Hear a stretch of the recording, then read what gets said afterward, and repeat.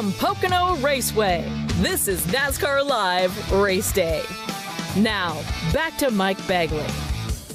We continue live from the Poconos, getting ready to go NASCAR Cup Series racing here shortly. You know, this 2.5-mile triangle oval asphalt, it's nestled in the Pocono Mountains of Pennsylvania. It's been nicknamed the Tricky Triangle. And to a lot of folks, that means challenge, and the challenge that comes along with that. This track has been giving drivers fits for over 5 decades. Austin Cindric was able to navigate his way around this unique racetrack back in 21. He went to victory lane then in the NASCAR Xfinity Series. Both Austin and Daniel Suarez join us now to provide the keys to winning today's race. Sponsored by Progressive. Looking for a career path with flexibility and great pay and benefits? Go to progressive.com/careers and apply online today. Yeah, one of the challenges Pocono, a lot of different strategies. So being able to kind of be ahead of the curve, get on the right strategy. You know, you don't go a lap down when you pit at Pocono. So being able to kind of stay ahead of the game on the pit box. But with that being said, there's a lot of times that you are always going to be behind the pack due to varying strategies. So being able to be good on restarts, the restarts are obviously super crazy. They're going down the front straightaway into turn 1, 5, 6, 7 wide into the corner, making the right decision on what lane to be in on the back straightaway in Long Pond, and being able to have the performance, you know, having all 3 corners very well connected. Really challenging to do at a place like Pocono with, you know, big bank turn in turn 1, a quick bumpy corner with turn 2, and then turn 3 being extremely flat and long and the slowest corner on the racetrack. So there's always kind of compromises you have to make there, but I guess that's right, why they call it the Tricky Triangle. I think one of the keys to be successful at Pocono is to be able to compromise something, because the 3 corners are so different from each other that you won't be able to get all 3 perfect. So you have to make a compromise and understand which corner is the priority, and then which corner is the second priority and which corner is the third priority. And based on that, understand what you're looking for in the car and be able to make a compromise to be able to go fast. You know, most of the time, corner 1 and 3, those are the big fight, because when you're great in one corner, then you are super losing the other one, or the other way around. So it has to be always a compromise and trying to find that balance. Both Austin and Daniel will start in the top 20 starting positions here today. Let's pause 10 seconds for station identification on the Motor Racing Network.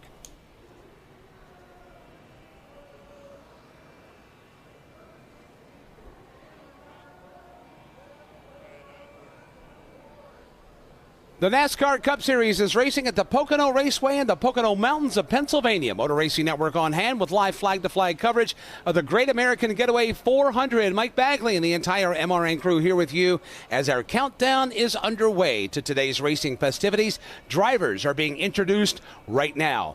We do have a breaking news story that is unfolding in the NASCAR Cup Series garage, and it involves a former NASCAR Cup Series champion. Steve Post is on the scene. Posty? Kyle Busch was slated to start in the 24th spot. They rolled the car through tech and out onto the grid, and they discovered an oil line had a leak. Richard Childress was just actually showing me the oil line that was leaking on the car. So they're changing the oil line. The challenge with this generation of race car is they've had to take the rear diffuser off, and now crew members, 2 on the right side, led by Randall Burnett on the left side, are working on the oil line, getting it replaced, and also making sure that there's not oil on all of the other parts and pieces. So a lot of work going on, a lot of sweating down here going on, and they are hoping that they can get this car not only fixed with the oil line, but then get the diffuser back on and all the parts and pieces back together before we go green here this afternoon. That's a story on Kyle Busch down here in the garage area in his car. And that was going to be my next question for the Kyle Busch fans tuned in at home. Posty,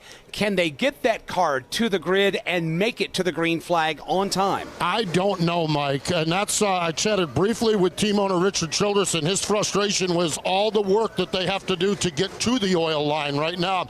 All of the rear end, all of the underskirting of the car, all of the aerodynamic pieces have got to come out. They've already started to work some of those aerodynamic pieces on the left side of the car, but the diffuser is still sitting here on a stack of tires, and I don't know if they're going to be able to get this thing buttoned up. There's got a lot of work going on down here, and not for lack of effort, but it's just a matter matter of can they get the puzzle put all back together again. Thank you for the update, Posty. We'll keep tabs on that. Let's bring in championship-winning crew chief and the co-host of Crew Call here on the Motor Racing Network, Todd Gordon. Todd, before we get into the nuts and bolts of the racing, if you're Randall Burnett right now, what is your stress level trying to undo what was done and get the car put back together on the grid and try to make the green flag? It's as high as it's going to be because you're sitting here with the single most important aerodynamic device on the race car, the diffuser, off the race car right now. And that will have to, it's not just bolting it back on, it's going to have to go back through inspection.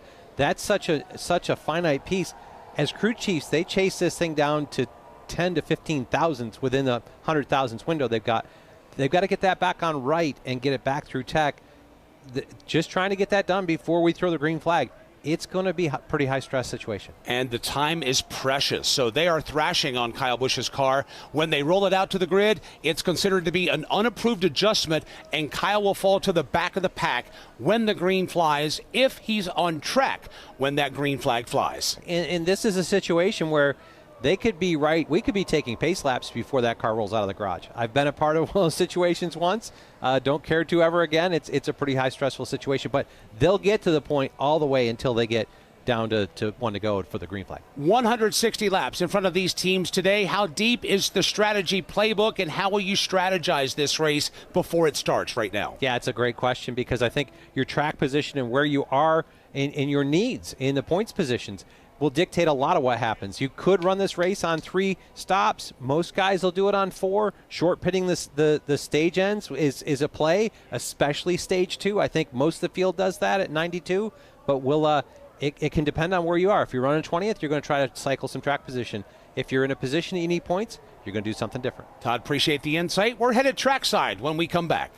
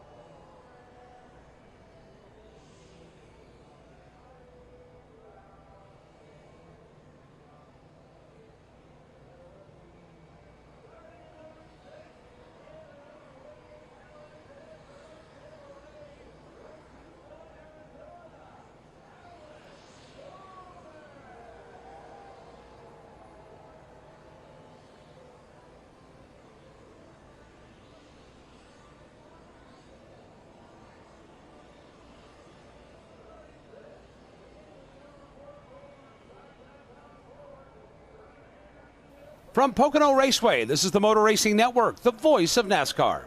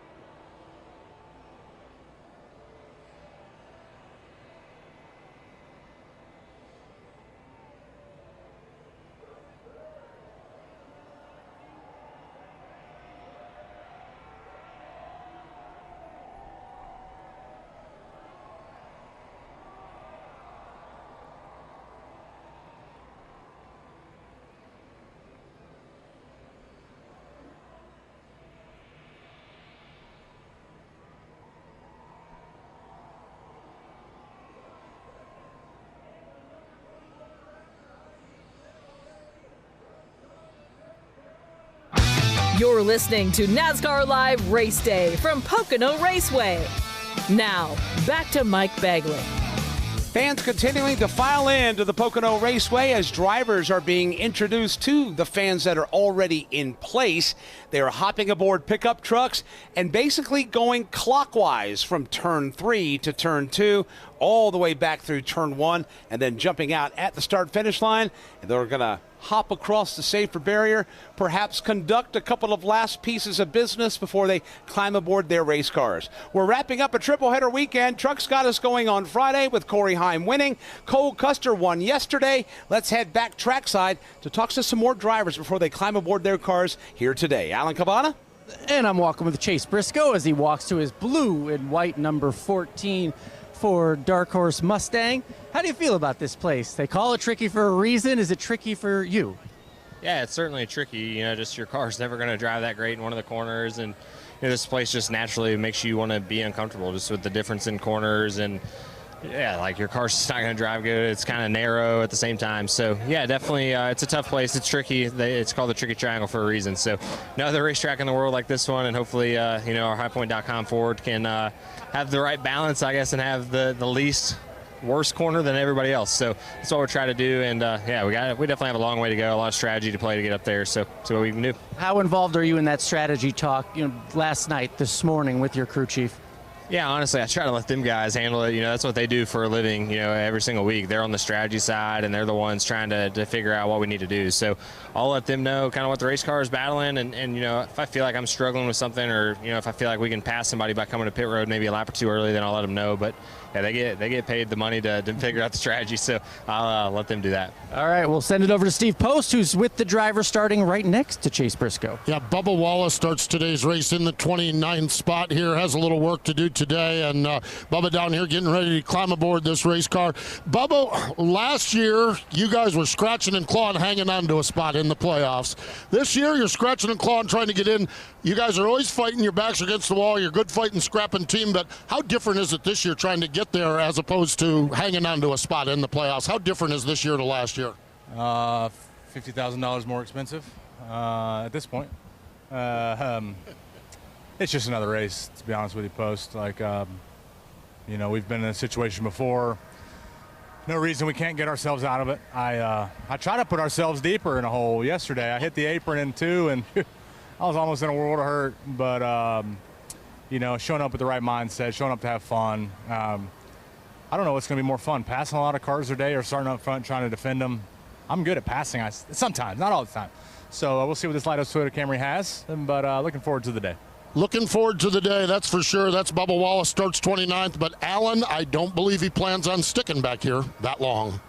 Nor does Michael McDowell, who I'm with now, in a wonderfully orange, blue, and white. I haven't really seen him in these colors. Looks good. Is it fast? Yeah, it was really fast yesterday.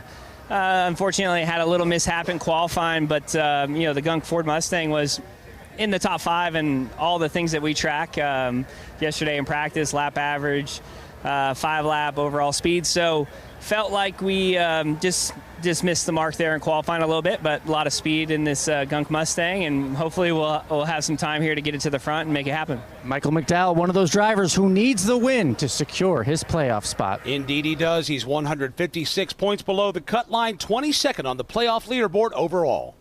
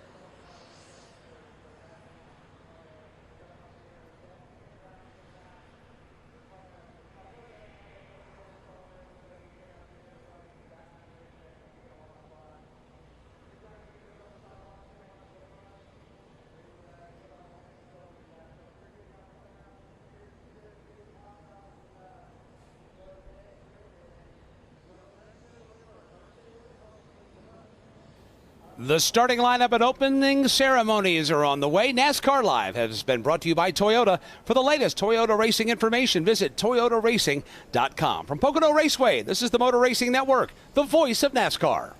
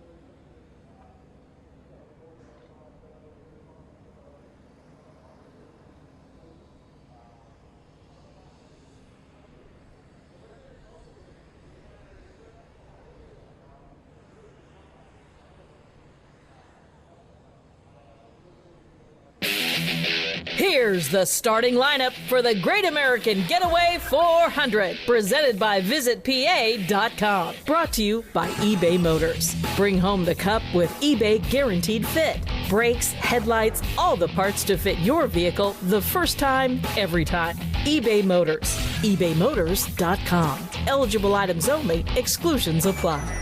Row 19. JJ Yaley, Phoenix, Arizona. Row 18. Ryan Priest, Berlin, Connecticut. Cody Ware, Greensboro, North Carolina. Row 17.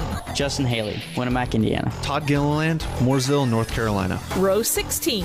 John Hunter Nemechek, Charlotte, North Carolina. Ricky Stenhouse Jr., Olive Branch, Mississippi. Row 15. Corey LaJoy, Kannapolis, North Carolina. Bubba Wallace, Concord, North Carolina. Row 14. Chase Briscoe, Mitchell, Indiana. Daniel Hemrick, Kannapolis, North Carolina. Row 13. AJ Allmendinger, San Jose, California. Noah Gregson, Las Vegas, Nevada. Row 12.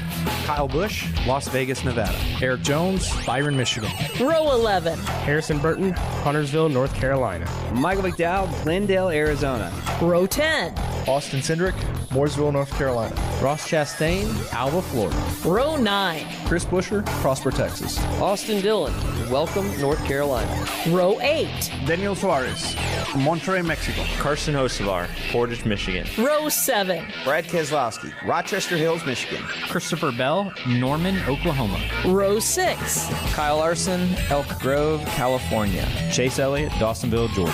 And now, the top 10 starters. Starting 10th. Joey Logano, Middletown, Connecticut. Starting 9th. Zane Smith, Huntington Beach, California. Starting 8th. Brian Blaney, Hartford, Ohio. Starting 7th. Tyler Reddick, Corning, California. Starting 6th. Alex Bowman, Tucson, Arizona. Starting 5th. Josh Berry, Hendersonville, Tennessee. Starting 4th. Denny Hamlin, Chesterfield, Virginia. Starting 3rd. Martin Truex Jr., Marietta, New Jersey. Starting 2nd. William Byron, Charlotte, North Carolina. And starting on the pole. Ty Gibbs, Washington, D.C. That's the starting lineup for the Great American Getaway 400, presented by VisitPA.com. All of those drivers have been introduced to the fans. They've been taken around the racetrack, and right now they are standing next to their vehicles as we await the commencement of pre-race ceremonies. It's going to be an interesting 2 months for the NASCAR Cup Series. Of course, they're racing here today at the Pocono Raceway. Next weekend, they return to the Oval at the Indianapolis Motor Speedway for the Brickyard 400. And then the entire sport is going to go on a 2-week hiatus as the Olympic Games are played in Paris. The Cup cars won't be back on the racetrack until the following week at Richmond, and that's the stretch run to the playoffs. They'll race at the short track at Richmond, the 2-miler at Michigan International Speedway, the Super Speedway at Daytona, the regular season finale at the legendary Darlington Raceway. So the tasks are still tall ahead of these Cup Series teams. However, they will get those 2 off weekends, their first off weekends since we threw the green flag to start the season at Daytona back in February. It's a triple header weekend that's getting set to be wrapped up today. Action got kicked off Friday with the NASCAR Craftsman Truck Series. Corey Heim winning for the 5th time of the season. And then, of course, yesterday, the NASCAR Xfinity Series doing their thing yesterday. And Cole Custer and Stuart Haas Racing and Ford getting their first win of 2024. They celebrated in victory lane as well. Now, all eyes are on the NASCAR Cup Series as Denny Hamlin prepares for his 8th win here. He's trying to score that win. He's got 7 in the books. He is locked into the playoffs through wins, but you've also got a lot of drivers trying to get in with a win. Some need it, some don't. Martin Truex Jr. is in the luxury of having points in his favor. He's winless. So is Ty Gibbs, Ross Chastain, and Chris Buescher. They are the 4 that are above the playoff cutoff line right now. 45 ahead is Chris Buescher, while position 17 belongs to Bubba Wallace. He is out by 45.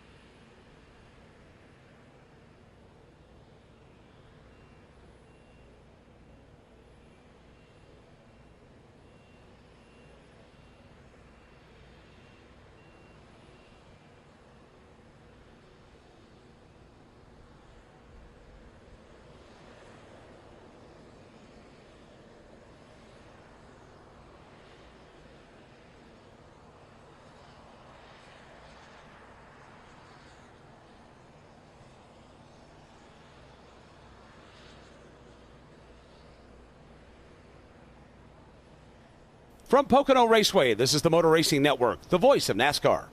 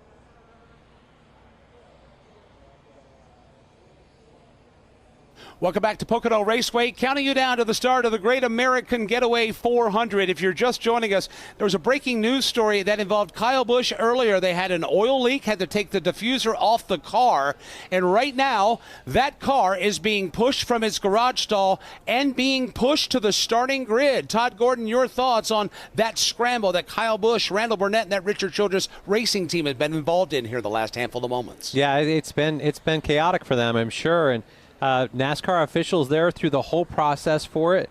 I'm surprised that they're rolling straight to pit road here. You can remove the diffuser. The adjusters are separate from what would unbolt them from it. So I guess as long as they haven't touched any of the adjusters, NASCAR was there for the whole process. Car got back together. They're rolling out to pit road. This is going to put them, they'll obviously have to go to tail end of the field, but puts Kyle Busch in a point where he can start the race. Yeah, but he'll have to start at the back of the field because of unimproved adjustments. Kyle Busch looking for his first win of the season. I know that's a lot of pressure on that team in what has been a very frustrating year, Alex, for that race team. It has, Mike. He's on his longest winless drought of his NASCAR Cup Series career, and this is something that just, at some point, you just have to say, okay, we've hit the bottom. Now we need to start refocusing. Let's get everybody rowing in the same direction at the same time and start climbing the points board and potentially getting back inside the top five and get yourself in position to win races. He was scheduled to start today's race, was Kyle Busch, in the 24th spot, so they will drop to the tail end of the field. Bottom line is, it's time to take a positive attitude. You can't go anywhere now but up. I would say so, but I can't imagine how frustrated they must be because they've been one of those teams that it doesn't matter how many steps they take forward, they're knocked back. That and more so. That has to wear, Todd, on a team. How do you keep a team motivated? How do you keep morale up when it just seems every weekend you come to the racetrack, you're getting punched in the nose with something? Well, the piece that you look at is you say, you know your challenges, you know your problems, the pieces you need to fix, the attention to detail, the not having issues when you come to the racetrack. Those pieces are back there. You've had challenges all along, but still, Kyle Busch has gotten you into the top five at the end of a lot of these races where we thought he was written out. So the potential's there. You know the driver's there. He's a championship-winning driver, and this is a team that can go compete. So it'll be – you've got a lot of positives you got to build off of and tell everybody you got to get the race shop and all the details covered so that you don't have these things pop up on race day. The car has been pushed onto the grid, and it is in position. Again, Kyle will fall to the tail end of the field. Let's talk to another driver downstairs that is having a great start to his weekend so far. C-Post, we're speaking of Zane Smith of Spire Motorsports. Zane Smith qualified in the non-spot. Stephen Doran, the crew chief down here,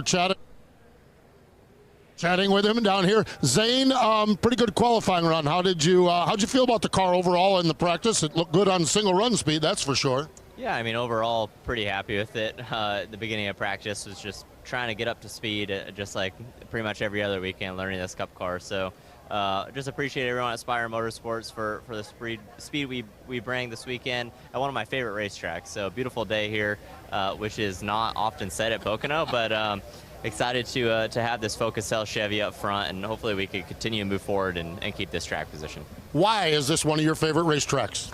I mean, it's unique in its own ways, but it honestly, you drive it similar you would a road course, and I love the road courses. So it's a mix of both worlds, oval, triangle, and a little road course action. So it's a lot of fun, no doubt. A lot of fun, no doubt. That's Zane Smith going to start in the 9th spot here today. Pre-race ceremonies coming up.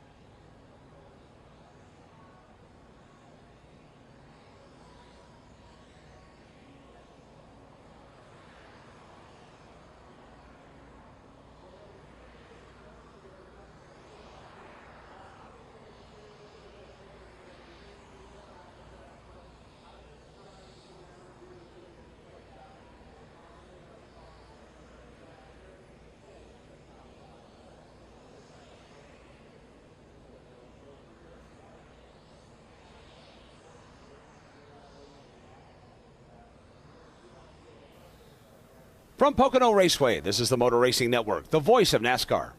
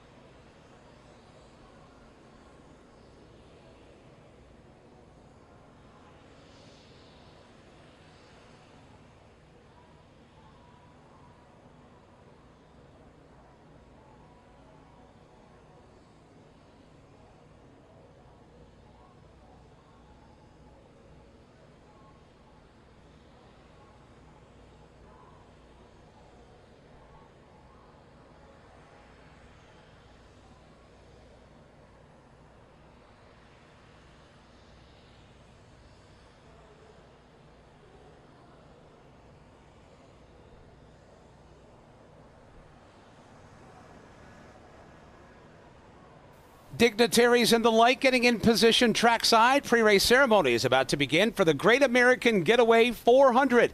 If you're just joining us, so glad you're spending your Sunday afternoon with us here on the Motor Racing Network. We have 400 laps of racing ahead.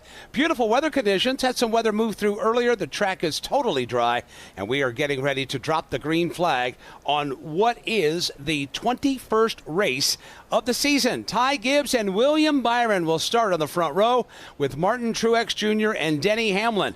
That JGR 1-2 punch there in row number 2. Josh Berry, Alex Bowman starting 5th and 6th with Tyler Reddick, Ryan Blaney, Zane Smith, and Joey Logano rounding out the top 10. There'll be some drivers that are going to try to come from the back of the pack, most notably Kyle Busch, who had to fall to the rear of the field after a last-minute unapproved adjustment on his Chevrolet. But you also thrown in drivers like Ryan Preece and Todd Gilliland, Ricky Stenhouse Jr., Bubba Wallace, Chase Briscoe. They've got to come from 25th plus on the starting grid to try to win today here in the Pocono Mountains of Pennsylvania. And now, please rise as you are able, remove your hats, and veterans render a hand salute as the Keystone State Challenge Academy and Ligonier Valley Junior ROTC Color Guard presents our nation's colors. Here to offer today's invocation, please welcome President and Senior Chaplain with Motor Racing Outreach, Billy Malden. Heavenly Father, as we rise up to recognize your presence in our lives, Lord, we thank you for your love that you have for each and every one of us. Lord, we pray for the drivers and the teams and officials, Lord. We ask everybody to have a safe day of racing. For the fans that are here, Lord, I pray for great memories, a great time today. Father, yesterday we witnessed a heartbreaking moment not far from us. Lord, at this moment, we want to remember the one who lost their life and those that may still be struggling. We ask you to be with them. Father, as always, we remember the men and women of our armed forces and first responders that are defending our freedom. We ask you to be with them, as well as the Gold Star families that are here with us today.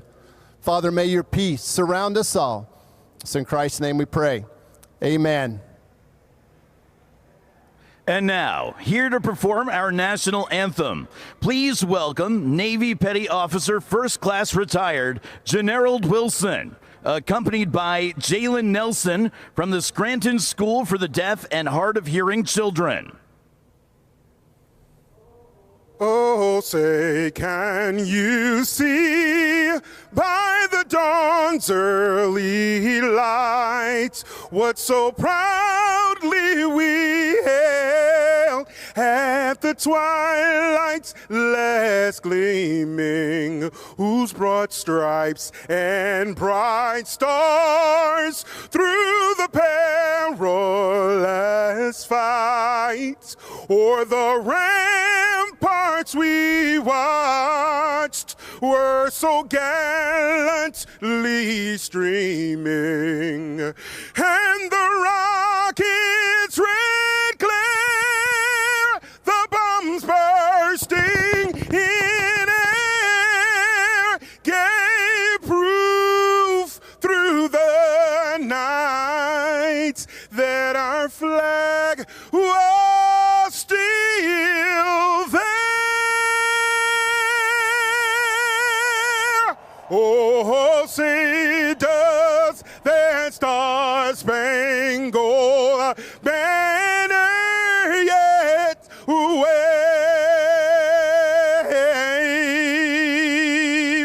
o'er the land of the free and the home of the brave. Every seat has been sold. Every infield camping site is sold. It's a sellout crowd ready for the Great American Getaway 400 at Pocono next.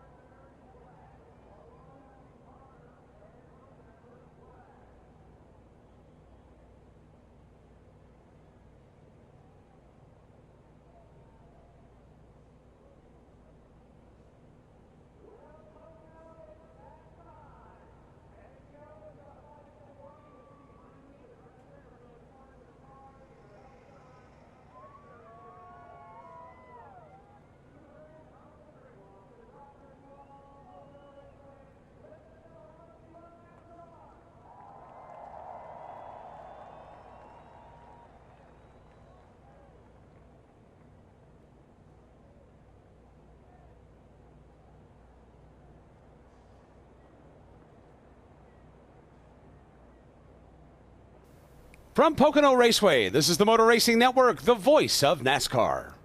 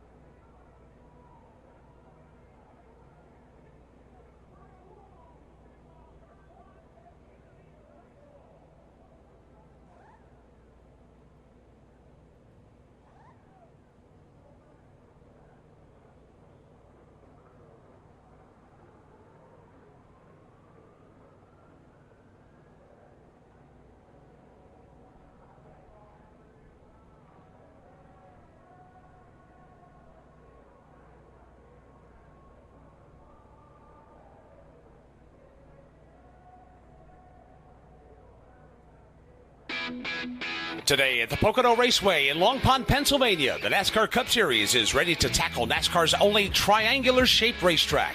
Pocono has 3 different corners connected by 3 different straightaways. There are no 2 ends of this track alike. Ross Chastain and his Trackhouse team are looking for win 1 of the season, and according to Ross, keeping mistakes to a minimum and finding the right mental balance will be key. Well, for me, I have a lot of straightaway time to think, and then I have a small corner time to execute, and then I have another long straightaway to think. So I tend to overthink and overdrive and trying to keep that corralled. I did a pretty good job yesterday, I feel like, and didn't have any major mistakes. That'll be important. With 6 races to go in the regular season, Cup Series drivers are ready to tackle and survive a 400-mile test in the Great American Getaway 400 from Pocono. Next. Live on the Motor Racing Network, it's the NASCAR Cup Series. Let's get a big thumbs up. Get ready to rock and roll past the race cars today, pal. Pull boys, let's execute. Have a good day. Today, the Great American Getaway 400, presented by VisitPA.com from Pocono Raceway. Brought to you by Geico. Geico's mobile app has 24/7 claim service and on-the-go policy info. Get more with Geico. By BetterHelp Online Therapy. Get 10% off your first month today at BetterHelp.com/racingradio. By Harbor Freight. Whatever you do, do it for less at Harbor Freight. By Napa. Elevate your engine performance with Napa Full Synthetic Engine Oil. By Powerball, the official lottery game of NASCAR and home to the NASCAR Powerball Playoff. By Wendy's new Saucy Nugs, a whole new way to nug. By Progressive Insurance. Protect the stuff you love with renter's insurance. Visit progressive.com. By Toyota. For the latest Toyota racing information, visit toyotaracing.com. And by Sunoco. From NASCAR to your car, Sunoco Fuel helps your car reach peak performance. On an 80-degree sunny day in the mountains of Pennsylvania, we welcome you to the Pocono Raceway here on the Motor Racing Network. Alex Hayden, Mike Bagley, and Todd Gordon, the championship-winning crew chief. And Todd, when you look at the way this season's played out here as of late, 5 of the last 8 races have been won by drivers who got their first win of the season, and 3 of those 5 have been the last driver above the cut line in the playoffs. We'll see how it plays out today. Now let's go trackside. Pocono Raceway, this is the moment you've all been waiting for. Please welcome Philadelphia Eagles Hall of Famer Jeremiah Trotter and Philadelphia Eagles linebacker Jeremiah Trotter Jr. E-A-G-L-E-S, Eagles! Drivers, start your engine!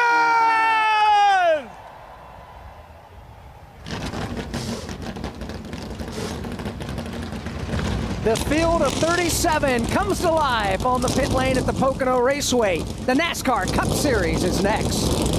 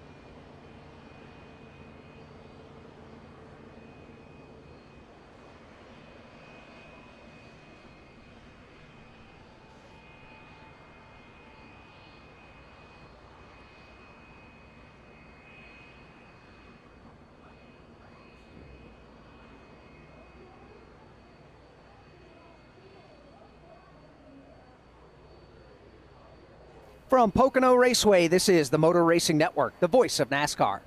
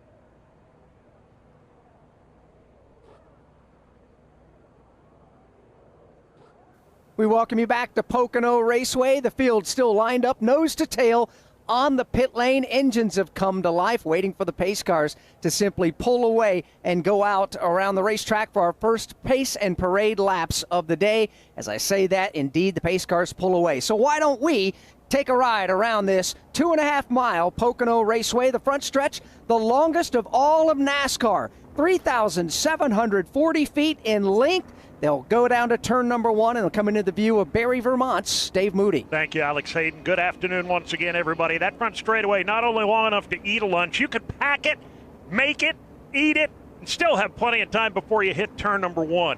This end of the tricky triangle, turn 1, 14 degrees of banking, the most banked of any of the 3 turns, and it's patterned off the old Trenton Speedway in Trenton, New Jersey, a near carbon copy. And that was done at the behest of the late great founder of Pocono Raceway, Dr. Joe Mattioli. When they come down that front straightaway, particularly on starts and restarts, they will be multiple cars wide, 3, 4, 5, 6. We've even seen 7 wide coming into turn 1.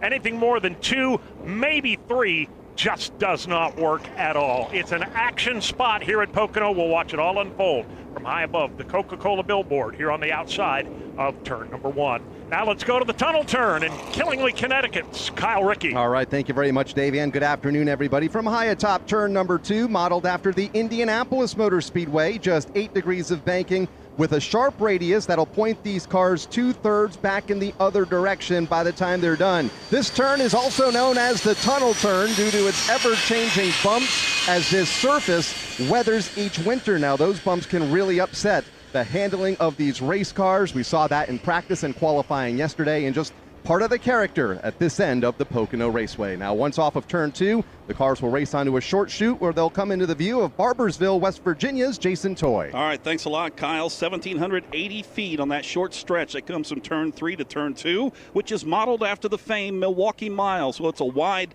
sweeping turn number 3, narrow on the entry point, narrow on the exit point, but wide through the middle where we can see as many as 4 to 5 wide, but it definitely will be that. Only 6 degrees of banking through here, and the biggest thing coming through this corner is to try to carry that momentum as you work your way off of turn number 3 to set up for that very long front stretch. And back into the view of Alex Hayden, Mike Bagley, and Todd Gordon. And that is a lap around the 2.5-mile Pocono Raceway.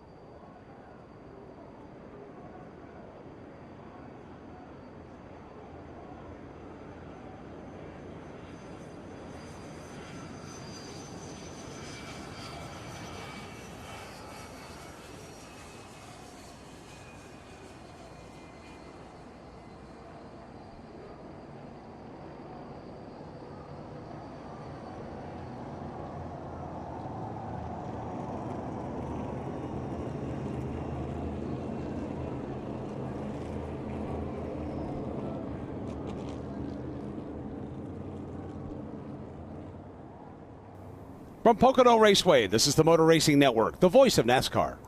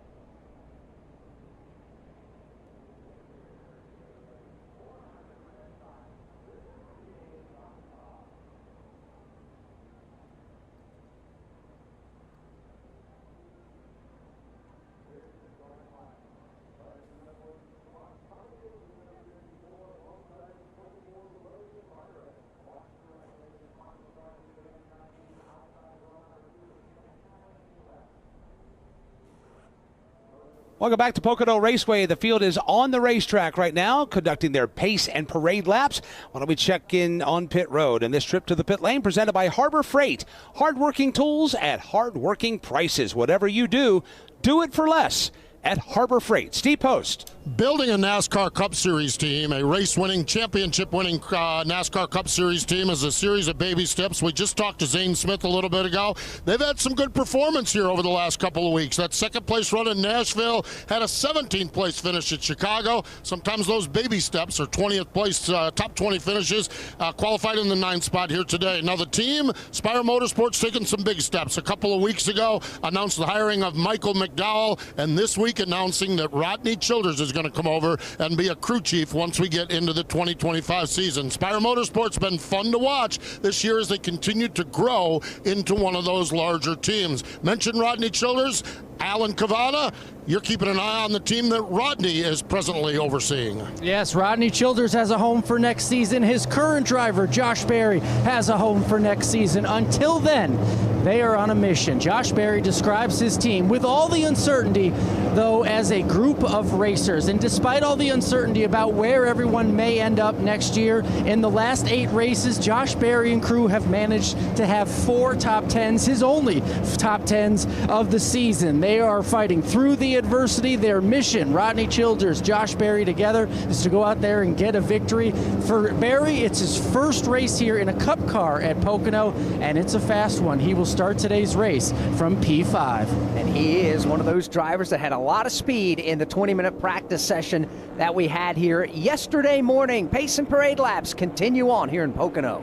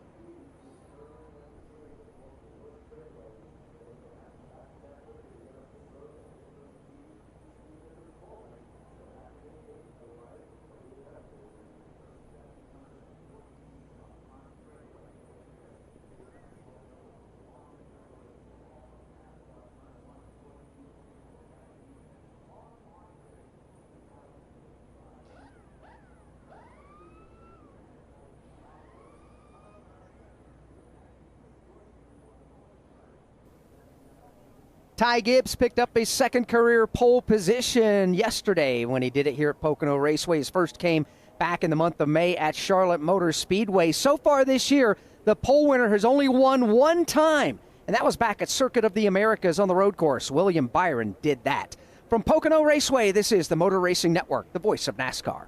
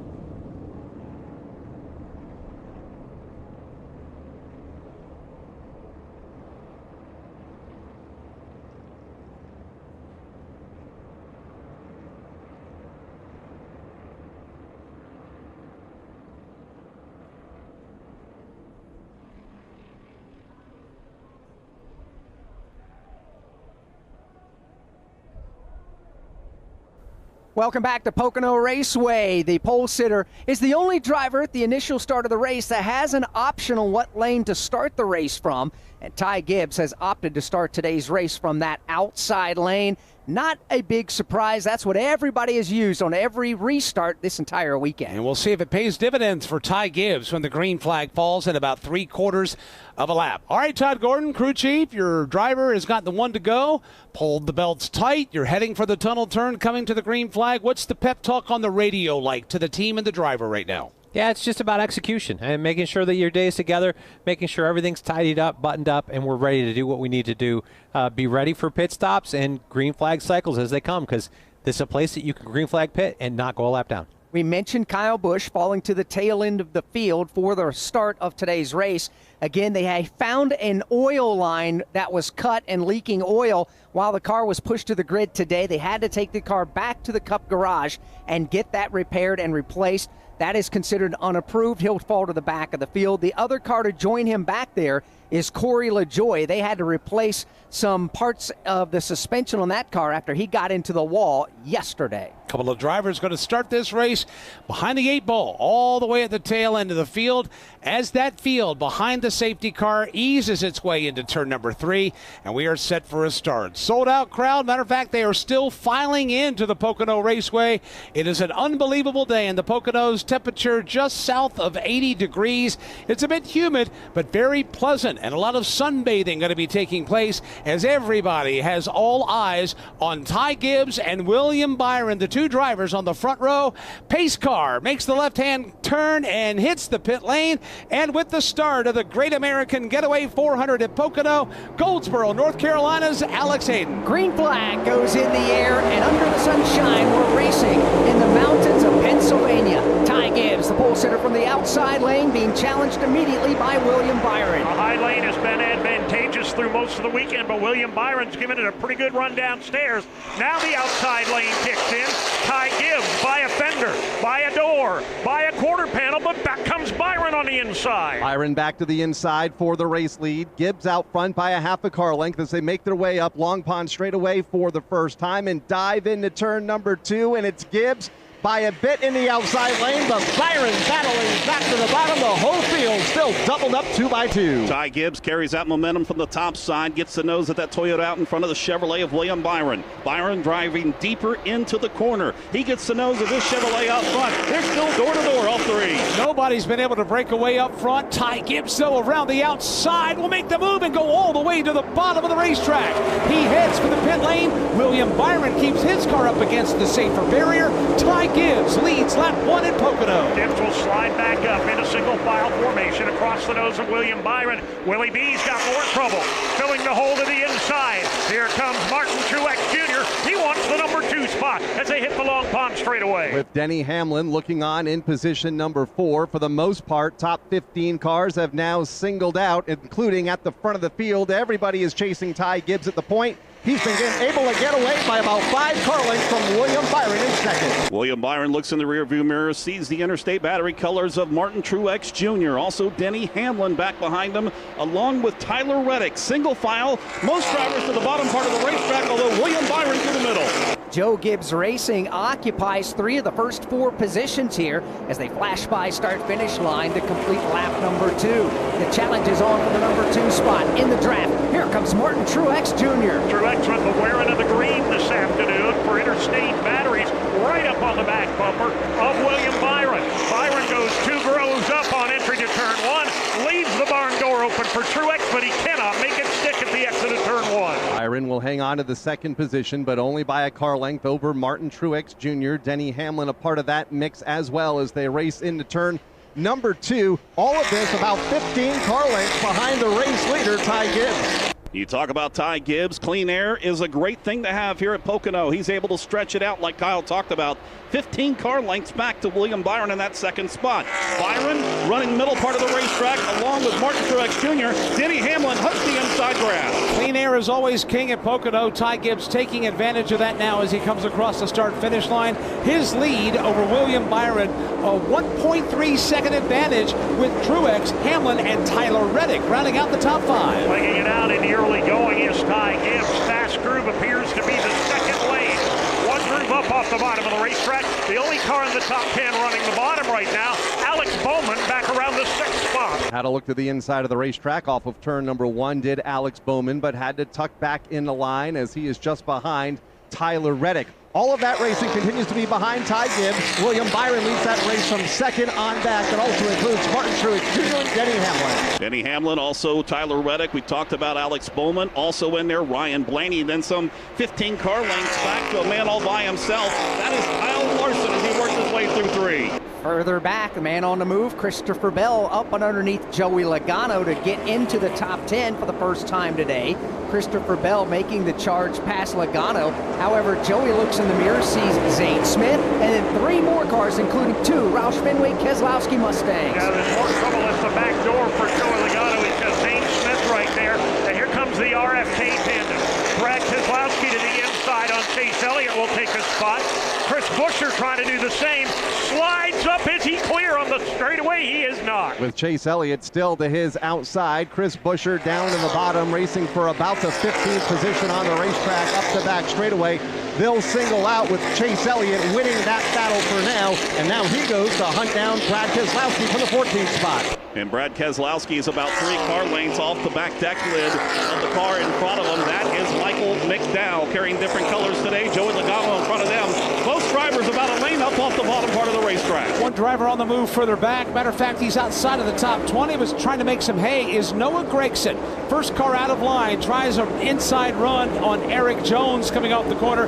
Couldn't make it work. Behind them, Bubba Wallace, one of many drivers trying to make his way to the front. The race side by side with Daniel Hemrick off the end of the front straightaway. Trying to get a little clean air across the nose of that Toyota. It will work. He powers under Daniel Hemrick. Hemrick now feels the heat from his colleague racing teammate, A.J. Allmendinger. A.J. Allmendinger beginning to close in that battle well outside of the top 15 as they single out toward the front of the field. The race leaders already turn 3. In fact, Ty Gibbs already to turn number 3 as this battle between Hemrick and Allmendinger exits turn 2. Allmendinger works his way up off the corner side by side now with them as they work their way back to turn number 3. Further back side by side racing Chase Briscoe inside of his teammate Noah Gragson as they work their way through the corner. After the heavy rains that came through the area earlier this morning, we've got 6 laps on the board now. So Todd Gordon, how much has the rubber been laid back down in these opening 6 laps? Yeah, I feel like we're starting to get there. I think by about lap 10 we'll have this place rubbered where they feel like it's kind of comfortable. We talked to Chris Gabehart this morning. He talked about practice B. The Group B drivers are the ones that actually saw the racetrack that we'll race on. That's having 20 minutes in. We'll get there with this number of cars, probably 10 laps in. Everybody just getting their sea legs under them now. We're only 6 laps in, and Ty Gibbs leads by 2 seconds.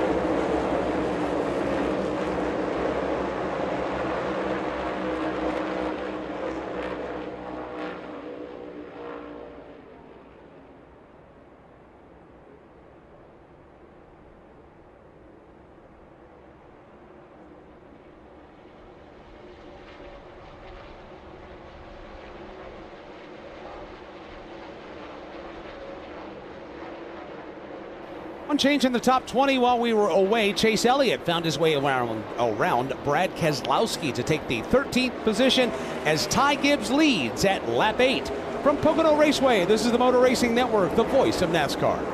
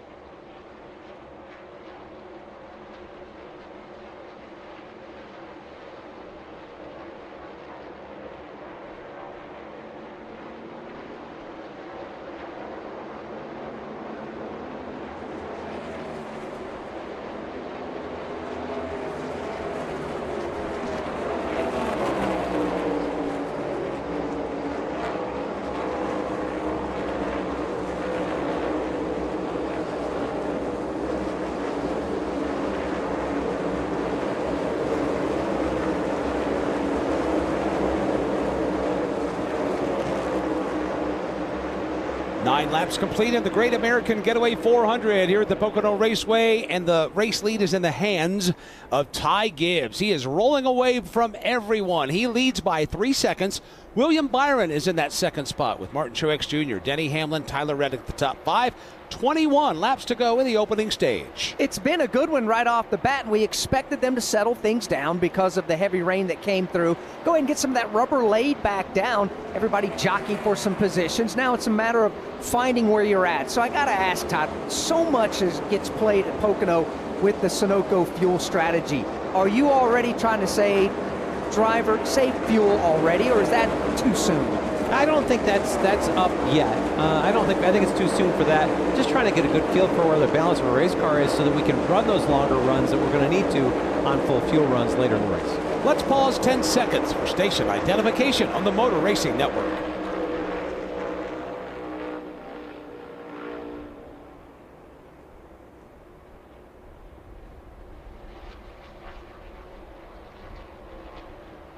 Motor Racing Network is with the NASCAR Cup Series today in the Pocono Mountains of Pennsylvania. The Great American Getaway 400, just 10 laps in. And we're so glad you're spending your Sunday afternoon here with us on the Motor Racing Network. Mike Bagley alongside Alex Hayden and Todd Gordon. Dave Mooney is in turn 1. Kyle Rickey is in the tunnel turn. Jason Toy is in turn 3. Pitting garage coverage today with Steve Post and Alan Cavana. 11 laps are complete. While we have the moment, let's take a look at the leaderboard presented by Napa. Elevate your engine's performance and help it run cleaner, longer with the advanced formulation and protection of Napa Full Synthetic Engine Oil. Available at Napa locations nationwide. Ty Gibbs is the race leader by 3.6 seconds already over second place William Byron. Martin Truex Jr. has settled in line in third. Denny Hamlin goes fourth and Tyler Reddick is fifth. Ryan Blaney sixth, Alex Bowman seventh. Kyle Larson is 8th, Josh Berry 9th, and Christopher Bell is up to 10th. Joey Logano is 11th, Chase Elliott is 12th, Zane Smith has fallen to 13th, Brad Keselowski 14th, and Chris Buescher 15th. Carson Hocevar is 16th with Daniel Suarez in 17th. Ross Chastain right now posted in 18th, Austin Dillon 19th, and Austin Cindric in 20th. Harrison Burton is 21st, Michael McDowell 22nd, Eric Jones goes 23rd, Noah Gragson is 24th, and Chase Briscoe 25th. A.J. Allmendinger is 26th, Bubba Wallace 27th, John Hunter Nemechek is 28th. Back in 29th is Daniel Hemrick, and 30th is Corey LaJoie. Todd Gilliland is 31st, Ricky Stenhouse Jr. is 32nd, Justin Haley is 33rd, Kyle Busch is 34th, Ryan Preece is 35th, Cody Ware is 36th, and J.J. Yaley is posted in 37th and last position as we've completed 12 of the 160 laps here today. Ty Gibbs is beginning to really stretch things out. When we started the full field rundown, it was at 3.4 seconds. In the matter of a lap and a half, he's gained 0.3 of a second more now on second place William Byron. Dave, who is yet to shake Martin Truex Jr. As they say, Alex, Elvis has left the building. Ty Gibbs all by himself, a country mile in front of the pack. That battle for second hasn't exactly raged on, but Martin Truex Jr. keeping the pressure on, just a car length or so behind the back bumper William Byron. Who hangs on to that second spot only by a car length in hand over Martin Truex Jr. A couple of car lengths back to Denny Hamlin, who is running in the third spot. Then it's Tyler Reddick, Ryan Blaney, Alex Bowman, and Kyle Larson. For the most part, they've all singled out. It looks like there's an issue at the exit of 1. Caution is on the speedway. It comes out for the first time of the afternoon for a problem that involves Noah Gragson in front of Dave Moody. Single car spin, at least in terms of cars gathered up in it. Noah has backed it down onto the apron on the inside at the exit of turn number 1, trying to refire the automobile, not having any success. Noah Gragson coming to grief on the inside of turn 1. Lap number 14 goes on the board, and we're under caution for the first time today.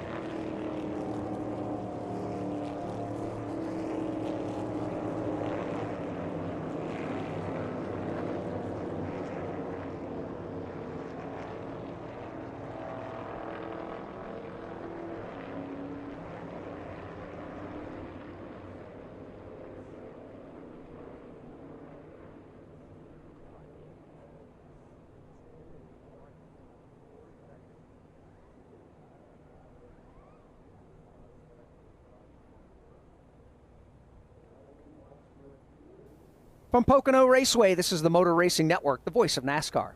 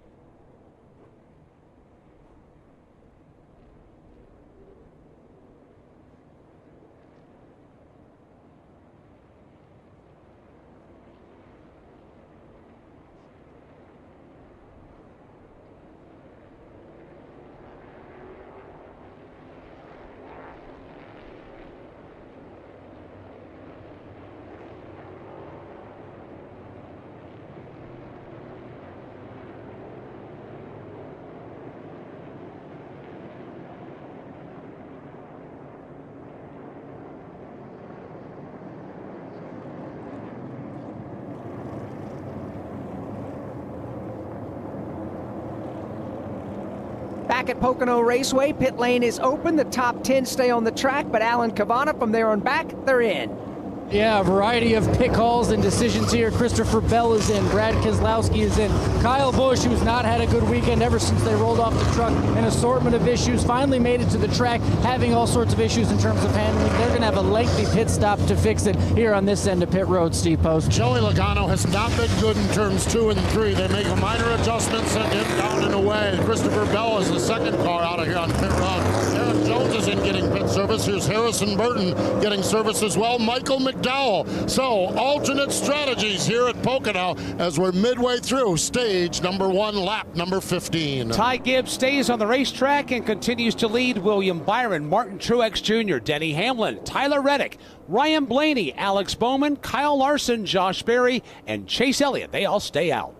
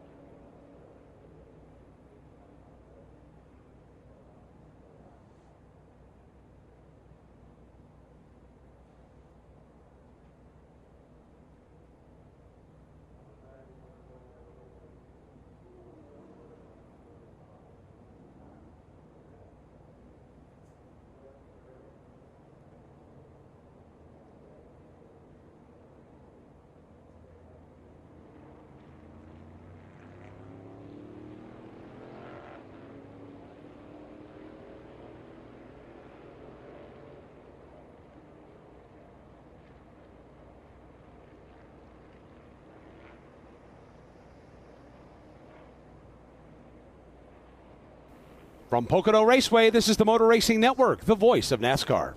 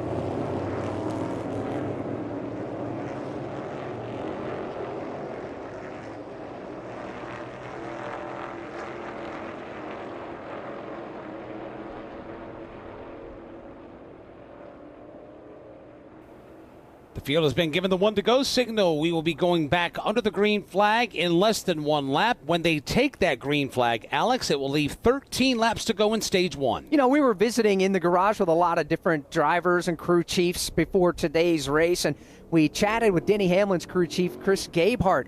A lot of questions, and he's very frank and very candid about the answers to some of the questions. And one of the questions asked to him was, is there such a thing as a bad caution? And if there is, what lap would that be strategically? And he said around lap 15, and here we are at lap 14 getting that caution. I think that's why we saw different strategies play out. Differing strategies playing out. The top 10 or so staying on the racetrack. Actually, the top 14 now is staying on the racetrack. The first driver that pitted under that last sequence and coming out the highest of them is Joey Logano back in the 15th position with Christopher Bell, Michael McDowell, Brad Keselowski. But, you know, between Gibbs and Byron and Truex and even Hamlin, who is obviously the driver for Chris Gabehart, they stayed on the racetrack, and they are coming off turn 3 right now, awaiting the green flag and awaiting their opportunity to slide into the Geico restart zone and get us back under the green flag here in the Poconos. Here we go as Brett Dalton on top of the flag stand puts the green in the air. Fans rise to their feet as one. Through the gearbox they go and they begin to, well, nobody's really fanning out as of yet, Dave. Everybody minding their manners so far, at least back through the top 10 or 15. That's fine by Ty Gibbs. He'll take the lead, roll around the outside. Oh, way up high goes Josh Berry. He keeps it out of the fence, but he's going all the way to the back of the pack. There may be a problem on the Josh Berry machine. And way up high goes Ty Gibbs to the exit of turn number 1, and he'll lose a couple of spots on the Long Pond straightaway. Martin Truex Jr. goes to the front of the field. By the time they get to turn number 2, Denny Hamlin to the outside of William Byron for second. That battle's 3 wide for position. Hamlin will take over that second spot. He'll slide down to block the advancement of Tyler Reddick. Reddick side by side in the third spot. 3 wide right behind him. Chase Elliott, Ryan Blaney, Ty Gibbs 3 wide to the corner. And that's from bottom to top with Elliott there in the inside lane. Things settle down to double wide. Elliott gives up 2 positions. Here comes Ryan Blaney as he works back to the inside, headed to 1. Chase Elliott just trying to stop the bleeding now as he runs down in that low groove. He will do so, at least for the moment. Able to slide into that low groove, put a wheel to the inside on Ryan Blaney. That's still a good 3-man battle for 5th position. And it's going to be Elliott's at the bottom of the racetrack. Former race leader Ty Gibbs now to Elliott's outside for 7th, just behind Ryan Blaney. All of this behind Martin Truex Jr., who is able to get away as the race leader. Denny Hamlin, Tyler Reddick, 2nd and 3rd. Martin Truex Jr. loving that clean air out in front. He's able to open the lead even more on Denny Hamlin as they head back to turn number 3. It is Truex Jr. to the bottom part of the racetrack. Hamlin staying right there with him along with Tyler Reddick. Single file through the top 8, double wide outside the top 10. Now it's Martin Truex Jr.'s turn to take the lead in the reins of this race. He's already pulled away by over a second. Let's go to the infield care center now in Cavalla.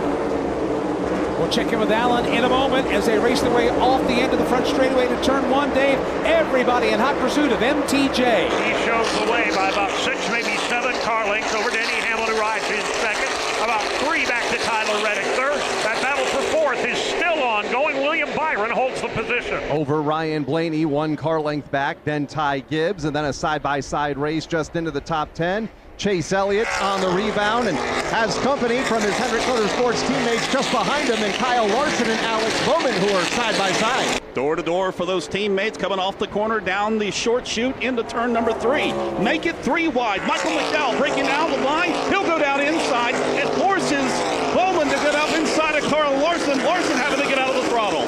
Michael McDowell, one of 3 drivers to take on only 2 fresh Goodyears on that pit stop. He and his teammate Todd Gilliland, along with Chase Briscoe, did right side tires only. The field goes back to Dave Moody. They come into turn number 1. Truex continuing to hold that 5 and 7 car length advantage. Hamlin now a good 7 or 8 up over Tyler Reddick. Ryan Blaney just will not lay off the back bumper of William Byron. William Byron hangs on to that 4th spot. Blaney in 5th. Less than a car length between those two as they exit 1 and race up the Long Pond straightaway. Nobody stepping out of line. Back to Ty Gibbs trying to close in on both of them from the 6th spot. One of those drivers we talked about that came down the pit lane with fresh tires, that is Joey Logano. He's advancing up through the field. He's all over the back bumper there of Kyle Larson, bringing Brad Keselowski with him as they work their way back through turn 3. Here they come off the corner, back to the line. That'll be 9 laps to go in this stage. Todd just looking at the drivers that took tires underneath that last caution period and those that did not. Those that did are not making much headway towards the front. Is that a surprise or no? I don't think it's a total surprise. As we watched some really good cars yesterday in practice, they didn't have lap time fall off. I didn't feel like tires would be a huge advantage here. The piece is their fuel window is different. They're not going to have to take as much fuel come later in the race. Let's pick up the leaders on the Long Pond straightaway. Things beginning to tighten up at the front of the field. Denny Hamlin, what was 10 car lengths between himself and Martin Truex Jr., the race leader, cut it down to about 5 now as they exit turn 2 and hit the short 2. About 8 back to Tyler Reddick in that 3rd spot, getting tighter for the 4th position, and Ryan Blaney is there. William Byron, Ty Gibbs staying single file with about 2 car lengths separation between the 3. They're going to ride right there. Here's Ty Gibbs, however, on exit of turn 3. About a half lane lower on the racetrack. Gets a great launch coming up off of turn 3. Closes in on the back bumper of the William Byron car. We're down to just 8 laps to go here in stage number 1. 3 Toyotas occupy the top 3 running spots. Martin Truex Jr., Denny Hamlin, and Tyler Reddick. And then 4th is the Ford of Ryan Blaney. Mike and 5th, the Chevrolet of William Byron. Ty Gibbs, after slipping on that restart, as Josh Berry slid up the racetrack, then Dave described it, Ty Gibbs is doing the same exact thing. But the problem is he gave up the lead. He's fallen all the way back to 6th. At one point, Ty Gibbs' lead was almost 4 seconds. And now he finds himself that same separation behind the leader, right now running in 6th. The leaders are in 3. Working their way back through the corner, and Mark Truex Jr. goes 2nd groove up off the bottom of the racetrack. Same groove for Denny Hamlin. Matter of fact, the top 4 running the same line. They are indeed. Further back, Joey Logano is working the outside lane as he comes up off the corner. Brad Keselowski took a look to his inside. This is for 11th and 12th on the racetrack. Logano hangs on to the position. As a matter of fact, he'll close on the back bumper of Kyle Larson. Closing in on Larson. Now that's good. 4-car battle for position, all in the single file. Leading that pack is the Zane Smith machine. Then Larson and Logano, a couple of more cars try to add themselves to the fray. Christopher Bell, part of that traffic as well, off of turn number 1 from about 9th on back. Single file formation up the Long Pond straightaway, led by Zane Smith. Car length in hand over Larson, then Logano, then Brad Keselowski and Christopher Bell. All of this just on the back end of the top 10, on the top end of the top 10 here now with Zane Smith working his way back into the corner with that Chevrolet. He'll go about 3 grooves off the bottom of the racetrack. Kyle Larson all the way down towards the grass. He almost puts her in the grass, coming off the corner, but then stays on the asphalt. Here are the biggest movers and losers to this point. Presented by Craftsman. Take advantage of special deals now at Ace Hardware during Craftsman Days. Visit craftsman.com. When you look at some of the biggest movers of this event, from the restart back on lap 16, the 2 Roush Fenway Keselowski Ford Mustang dark horses, and Brad Keselowski and Chris Buescher have gained multiple spots. Brad's gained 19, Buescher 16, Carson Hocevar is up 14 positions. With that all being said, somebody's got to be going the wrong way as Bubba Wallace makes a pit stop here on lap number 24. You've got Josh Berry after the unscheduled stop going way up the racetrack on the restart at a vibration. He's given up 27 positions. He is still, however, on the lead lap. And now with this pit stop, Bubba Wallace also falling way down the leaderboard. Unexpected trip down the pit lane for Bubba Wallace at lap 25 as Martin Truex Jr. continues to lead. Denny Hamlin, Tyler Reddick, Ryan Blaney, William Byron right now rounding out the top 5. Keeping tabs on Joey Logano, Dave. He's getting some friendly fire from a Ford teammate in Brad Keselowski. Yeah, maybe not so friendly. Bradley just kind of wedges it in underneath the Logano car. Joey puts the squeeze on him at the exit to turn number 1, and Brad will have to fall back in line. That is the race for the 10th position. Joey Logano has it. Brad Keselowski has looked to the inside, but unable to make a move while also trying to defend Christopher Bell, who is just behind Keselowski, and they're all behind Zane Smith and Kyle Larson, who will lead this pack of traffic to the short 2. Nose to tail up there, but further up, battle for the 4th position. Ryan Blaney's got a fast forward. He looks inside of Tyler Reddick. Making the move there as Blaney really putting the whip to the back of that Mustang dark horse. That blue Wabash Ford to the inside of that seafoam green Toyota. And how important is clean air? It took Ryan Blaney 4 or 5 laps to ruffle a position away from William Byron. He's driven away from him by 25 car lengths, and he just polishes off Tyler Reddick at the exit of turn 1. Here they come up the back straightaway, and it is about 5 or 6 car lengths between those 2. Chase Elliott soon to join them, talking about Byron and Gibbs. Here comes Chase Elliott and will bring Alex Bowman along with him. That's from 6th on back, Byron in 6th, then Gibbs in 7th, Elliott, and Bowman. All about separation, about 8 car lengths in between those drivers from Hendrick Motorsports behind Ty Gibbs. He continues to chase down William Byron, starting to pick up some ground as he looks towards his driver's left off turn 3. Let's go to pit road and actually the care center. Alan Cavana. Noah Gregson is out after he's been checked. You saw the replay now. Can you tell us what happened out there? One car spin. Yeah, I was all by myself. We were starting out the race super loose, and then it just kept getting worse and worse, and I was trying to limp it till the end of the first stage, and it just took off on me in turn 1. So definitely a bummer, but oh well. We know the track conditions were green. Does that affect the handling out there at all? Did that affect you today? No. All right, Noah Gregson checked out after a one-car spin today. Meanwhile, green flag pit stops before pits close for the 2 laps to go before the end of the stage. Ryan Blaney took on 4 fresh Goodyears and Sunoco fuel. Other cars in front of Steve Post. Ty Gibbs was in 4-tire Sunoco Racing fuel. Car got just a little bit loose toward the end of that run, really loose on that 1 lap. Zane Smith also brought his Chevy down. 4-tire Sunoco Racing fuel here just before the end of stage number 1. Pit road is now closed because Mark Truex Jr. has just crossed the start-finish line with less than 2 laps to go in stage 1. His lead now down to 1.1 seconds over Denny Hamlin. They're off turn 1 and on the Long Pond straightaway. And might be in some lap traffic before this one is all said and done. Bubba Wallace, who just hit it a couple of laps ago, just in front of Martin Truex Jr. That might be allowing Denny to close in ever so slowly. Still about 10 car lengths between them. Yeah, that's about 10 car lengths maintaining coming down the short chute, but behind him, don't have to worry about Tyler Reddick a country mile back behind Hamlin. Up front, it is Martin Truex Jr. sliding his way through 3. Very impressive run in the early going for Martin Truex Jr., that Interstate Batteries Joe Gibbs Racing team. 1 lap left in stage 1 of the Great American Getaway 400, and Truex's lead is starting to dwindle just a tad as he races to the corner. Denny Hamlin's getting closer, but he's still got a lot of real estate to gobble up if he's going to challenge NTJ for that green and white checkered flag.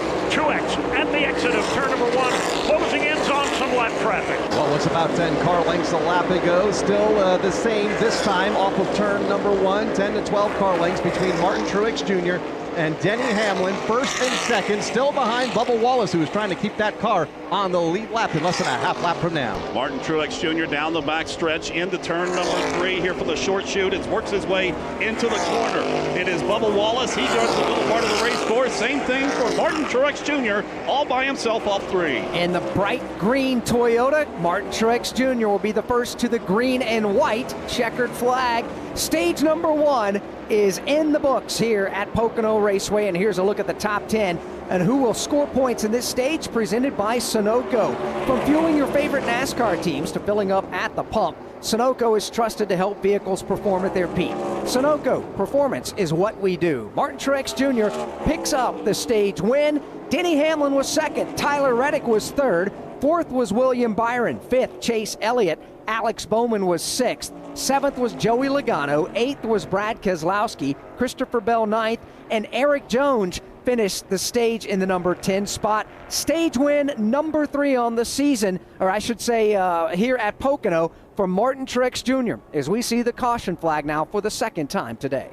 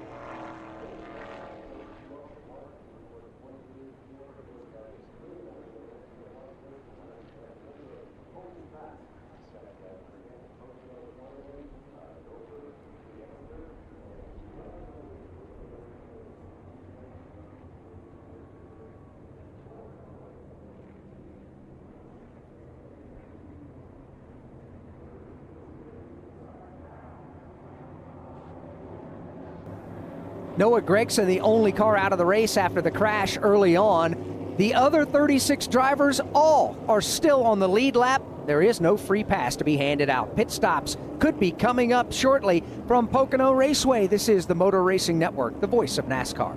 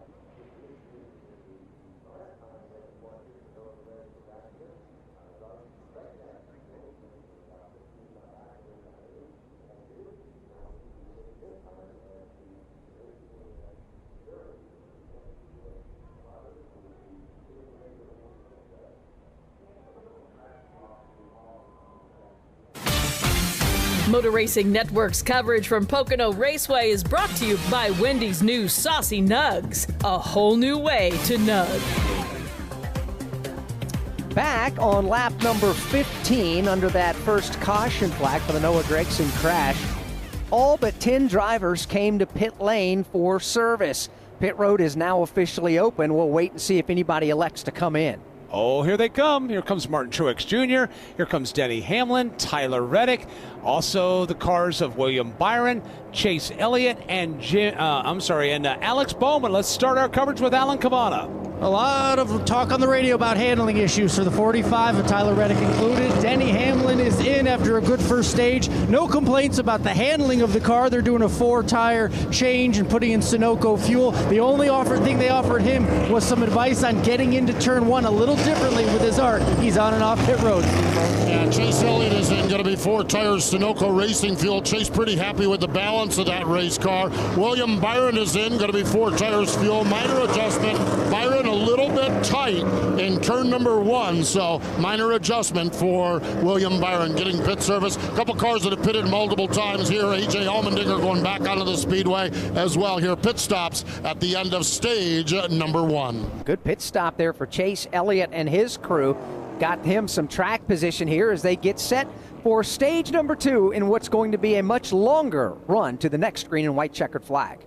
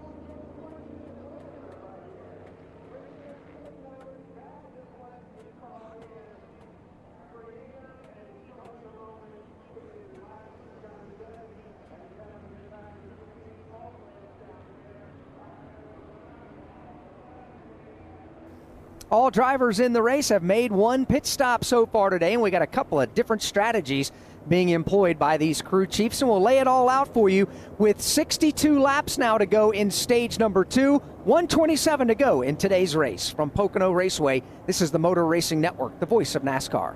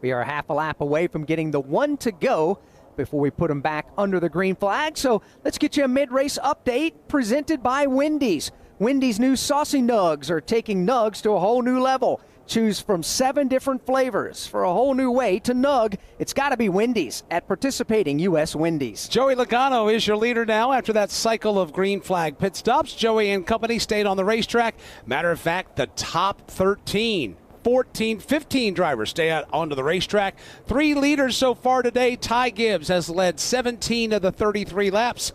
Martin Truex Jr. has led 14 laps. Joey Logano has now just led his 2nd lap of the afternoon. We've been slowed 2 times for caution, 5 laps in total, and we continue to work caution flag number 2 of this race today. They get the 1 to go signal. Joey Logano, the race leader, opts to restart on the outside lane. 2nd place Brad Keselowski will go inside, and essentially they'll zigzag inside and out. So crew chief Todd Gordon, a couple of different strategies are in play right now by the crew chiefs. Is there one that you favor more than another? No, it depends on how cautions play out, but I thought that caution was a great opportunity for the back half of the field. Kind of felt like it would be, break would be around 10th. It was, and that cycled, Joey Logano, Brad Keselowski at the front here. The guys that short pitted the stage, they're in a similar fuel window as the guys that came to stage N and got the stage points. So I think Ryan Blaney's the leader of that strategy. They'll have to spend less time on pit road for fuel to finish the race out. And that was going to be my next question. The first stage was 30 laps. Now we're entering a stage of 65 laps. When the green flies, it'll be 60 to go. So how do you play this stage now, trying to maximize performance with pitting or staying on the racetrack? Yeah, I think most of these guys, and I would expect most everybody to short pit stage 2. So I really think we're looking at 62 laps to get to that 3 to go. I think even the guys that pitted at 14, their fuel window will let them go to a long stop and a long run to get to 92. The field is coming to the Geico Restart Zone, presented by Geico. Is your insurance playbook lacking? Switch to Geico and get all your insurance coverage from one place. Go to geico.com today to get started. Top 10 as we get set for the restart. Joey Logano and Brad Keselowski go 1-2. Christopher Bell is 3rd and Eric Jones is 4th. Chris Buescher is 5th. Michael McDowell 6th. Carson Hocevar is 7th. Chase Briscoe 8th, Daniel Suarez 9th, Corey LaJoie is 10th. 11th is Ricky Stenhouse Jr., John Hunter Nemechek is 12th. You've got Harrison Burton in 13th. Kyle Busch stayed on the racetrack. He's 14th with Todd Gilliland in 15th. Justin Haley is 16th with Ryan Blaney in 17th. Ty Gibbs in 18th. Ross Chastain is 19th, and Kyle Larson is 20th. Ryan Blaney in 17th, the first off pit lane on this sequence as the green flag goes back in the air. Brad Keselowski gets a great restart on the inside lane. Let's see if he can hold that low line and come away with the lead. He is easily going to beat Joey Logano to turn 1. Keselowski to the point. Joey gets shoved 3 wide by Christopher Bell. Joey Logano, goodbye top 10 as he is plummeting in that 3 wide line. Fades to the outside lane as Joey Logano will fade from the top 5 as the battle at the front of the field ensues. Eric Jones now stepping out of line, looking to the inside for the top spot while fending off Christopher Bell. Just behind race leader Brad Keselowski, who leads to the tunnel turn and onto the short straight. Single file through the top 10, back through turn number 3 as they come back this way with Brad Keselowski out in front. Eric Jones in that 2nd spot. He looks down the bottom side, bringing Ryan Blaney and the rest of the crew with him. Everybody funnels off turn number 3 back to the main straightaway. Brad Keselowski has gotten the lead now. Eric Jones, Christopher Bell, Chris Buescher, and Carson Hocevar. They are the top 5 racing back to the corner. Joey Logano, I said a moment ago, goodbye top 10. Well, he made a liar out of me. He wedged it back in line just in time to hang on to the number 10 position. He may not hold it long, though. He's getting a pretty good massage on the back bumper from the Corey LaJoie machine on the Long Pond straightaway. Corey LaJoie within a car length of Joey Logano for that 10th position. A lot of double wide racing further back as drivers try to make their way back through the field, including Chase Elliott, Ross Chastain, Ty Gibbs, all part of this scramble just outside of the top 10. And they fall back single file coming off the tunnel turn, headed back to turn number 3. Brad Keselowski up front likes that clean air. He pulls out about 10 car lengths all the way back to the field. They're 3 wide. As they come up off of turn number 4, Jason just mentioned Brad Keselowski liking the clean air. For a new NASCAR fan, Todd Gordon, why is what we call clean air? First of all, what is clean air? And secondly, why is it so valuable? I love the analogy you used yesterday. It's like being behind a boat. So the water behind a boat, it gets turbulent. You see it all messed up. That's what happens with the air behind these race cars. So the guy that's out front, the air is still. It works and makes maximum downforce, especially that undercar area. It helps make a lot of downforce on the car. When you get behind him, the air gets more turbulent. It's not as organized. It doesn't make as much downforce. That every position back seems to be a little worse air, a little worse air, a little worse air. Brad Keselowski has the cleanest air of all. Oh, no doubt. And he's starting to pull away from everybody as they race their way off the corner. 0.6 of a second, Brad's lead as he comes out of turn number 3. Further back, Joey Logano is trying to regain some lost ground. He'll dive to the inside, off the corner, trying to get that run, trying to get that spot. He will get by Daniel Suarez and do that. He's checking on Chase Elliott right now. First car out of line, just outside of the top 10, trying to take the 12th spot away. Hustling the bottom of the racetrack, trying to make his way underneath now the Kyle Busch, or rather the Corey LaJoie automobile. He'll slide under him. Now he'll go after Kyle Busch on the Long Pond stretch. Kyle Busch in the outside lane swings wide to the exit of turn number 1. Chase Elliott a bit lower on the speedway, and a drag race between those two up the Long Pond straightaway. By the time they reach turn 2, it is Chase Elliott getting around Kyle Busch in that position. And to take over that spot and get away about 2 car lengths, single file all the way through the top 15. You got to go outside that top 15 before you get 2, even 3 wide.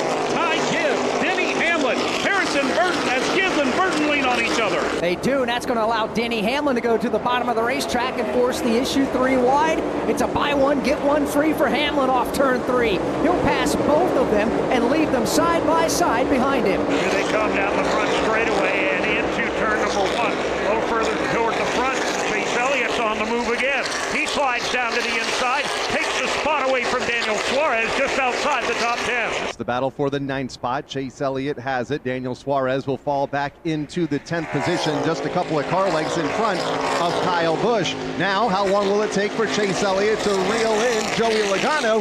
Next car in front of Elliott off turn 2. And in front of Logano, that is Ricky Stenhouse Jr. along with Michael McDowell as they work their way back in. Actually, check that. It is working their way back through the corner. That is McDowell. Check that. He got the way off of that orange and blue Clemson color throwing me off. McDowell and Stenhouse Jr. racing for the 7th position, 5.27 seconds behind race leading Brad Keselowski.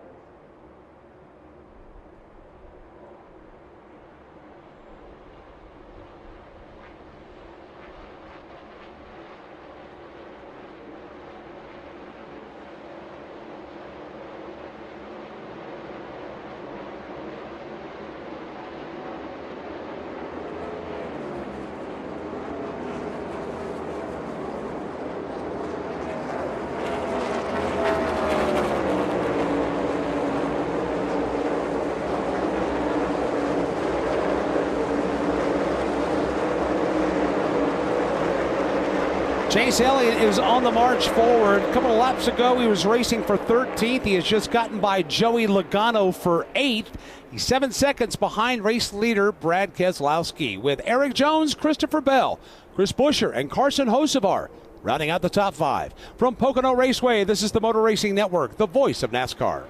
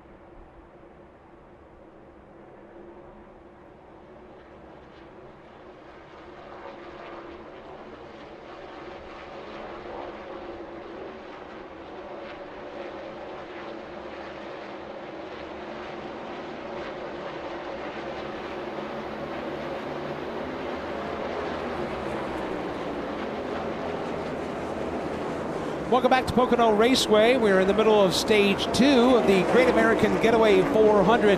Matter of fact, we're only 13 laps into the stage, 52 to go, and right now, Alex, everybody is in hot pursuit of Brad Keselowski. And his lead is 2.5 seconds now over Eric Jones.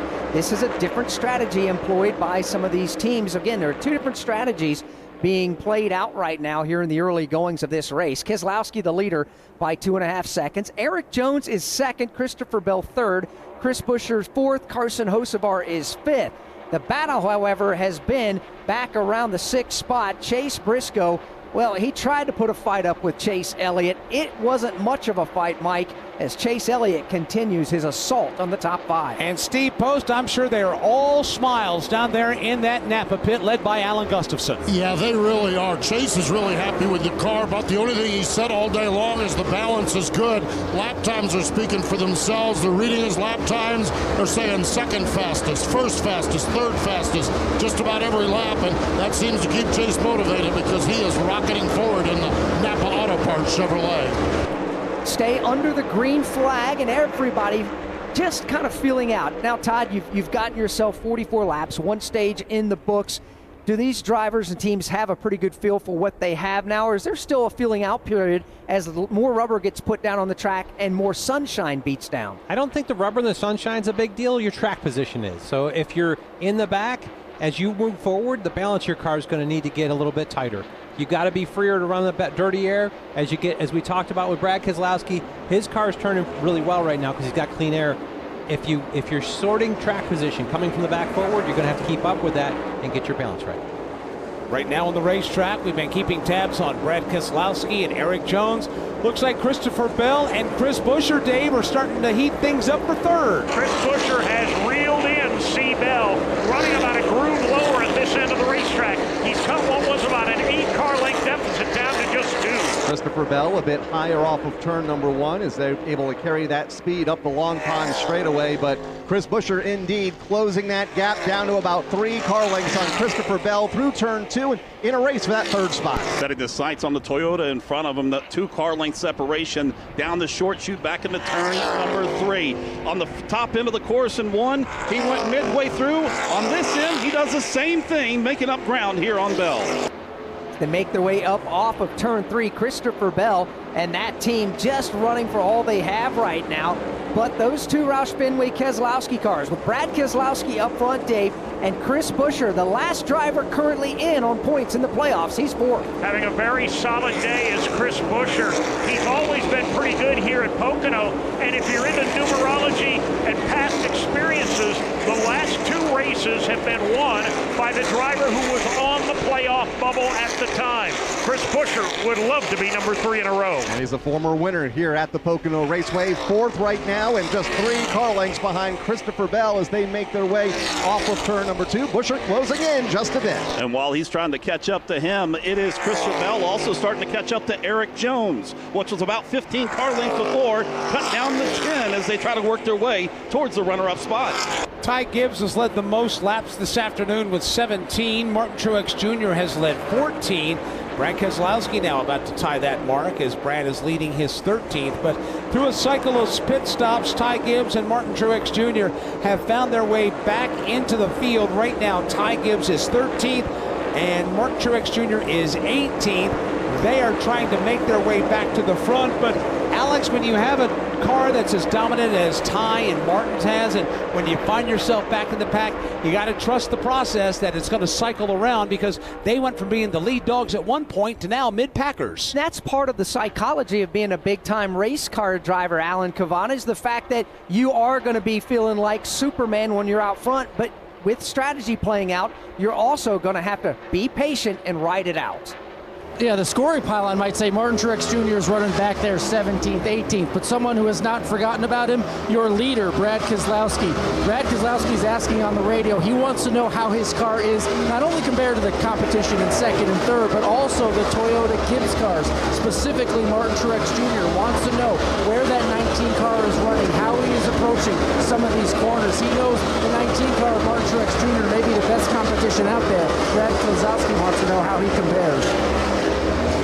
Right now on the racetrack, Chase Elliott continues his march to the front, opening the inside line, sliding under Carson Hocevar, and taking position number 5. Made it look easy off of turn number 1 and has since been able to break away by a couple of car lengths by the time they get to turn number 2. So move Chase Elliott back into the top 5. He's got a very fast Napa Chevrolet there for Chase Elliott. Worked his way easy around Hocevar, opened up about 5 car lengths to him. He's held the same line. That's been about a groove and a half off the grass line here through turn 3. Giving them plenty of room to drift to driver's right towards the outside. Safer barrier to maximize the speed, keep the RPMs wound up before they shift into high gear. And that's something worth talking about here, guys, is the amount of shifting and what gear you choose to run in. I know it varies from race team to race team, Todd, but you're going to be in 5th gear on these long straightaways. Sometimes you may stay in 5th through some of the turns, or do you go to 4th gear on every single turn? I would think, and I've not had raced this next-gen car here at Pocono, but I would think your 4th gear, as tight as the ratios are on these, you're probably using 4th gear on all 3 corners, unless you're in a fuel save mode, and at that point, you might leave it in 5th. Well, Brad Keselowski is maximizing all of his gears. His lead now, 5.1 seconds as we begin to reach the middle stages of this second stage.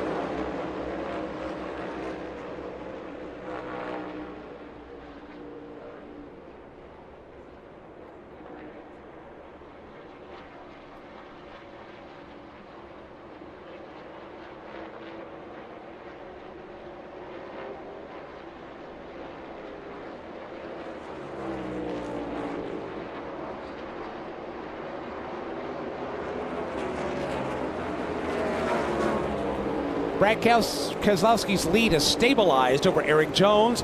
About 5.8 seconds with Christopher Bell, Chris Buescher, Chase Elliott, the top 5. Carson Hocevar has fallen to 6th. You've got Chase Briscoe, Denny Hamlin, Michael McDowell, and Joey Logano rounding out the top 10 from Pocono Raceway. This is the Motor Racing Network, the voice of NASCAR.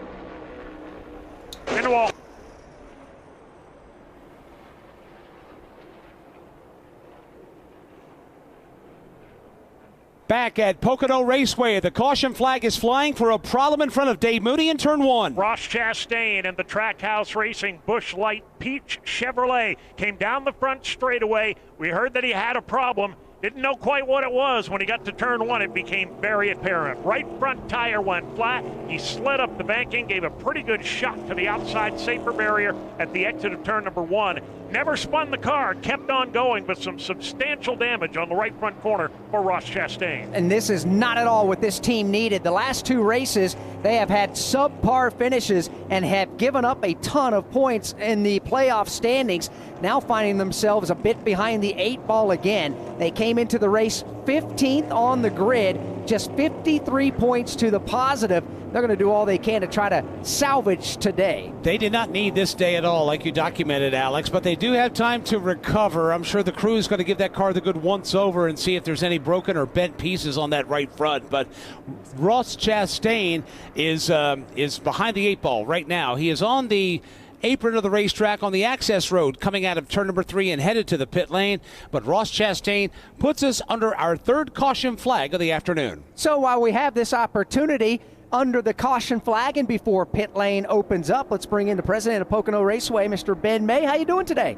Quite well. Appreciate y'all having me. Absolutely. Had a little rain shower this morning, got that out of the way. It's a perfect day to go racing today in front of a sellout crowd. You can't wedge another RV in the infield. Grandstands are jam-packed. Congratulations on that. Yeah, thank you. We're grateful for our fans and partners and everybody that's joined us here in Northeast Pennsylvania. Yeah, storm put a little damper on us, and so we do apologize for those folks that are struggling to get in, and we'll rectify that. But thank you all for being here and hyping the race. The name of the race is the Great American Getaway 400. For those that don't know, what does that mean? So state of Pennsylvania launched a new tourism brand about 6-8 weeks ago. So Pennsylvania, we believe, is the Great American Getaway. Huge state, Philadelphia to Pittsburgh and everything in between, mountains, lakes, state parks, really a great destination. So the Shapiro administration and everybody there at tourism has launched this new brand, and being that about 60% of Pocono Raceway fans come from out of state, spend their money in our hotels, our restaurants, shopping at our mom and pops, it's a big deal. What's interesting is that for a lot of folks, as a Delawarean, we view the Poconos as a place to go ski. We don't think of it more than that NASCAR racing, but there are destinations here. But that's the first thing that comes to mind in the winter. There's a lot to do in the spring, the summer, and the fall as well.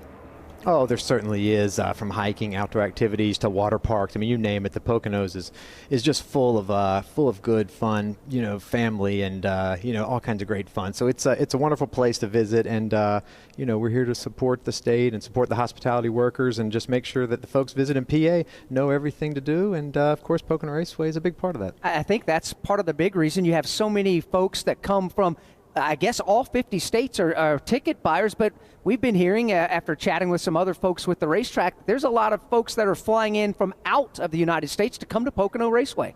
Yeah, I think it's neat. You hear the story at a lot of racetracks, right? Selling tickets to all 50 states, 13 countries, and we fall in that bucket as well. So, we get a lot of, we're 90 miles from New York City and Philadelphia. So, you go to New York, go to Philly, come to the Poconos for a few days, hit the race, and go back and do some sightseeing. Obviously, this is a very busy weekend for you and your team, your one and only race weekend of the season.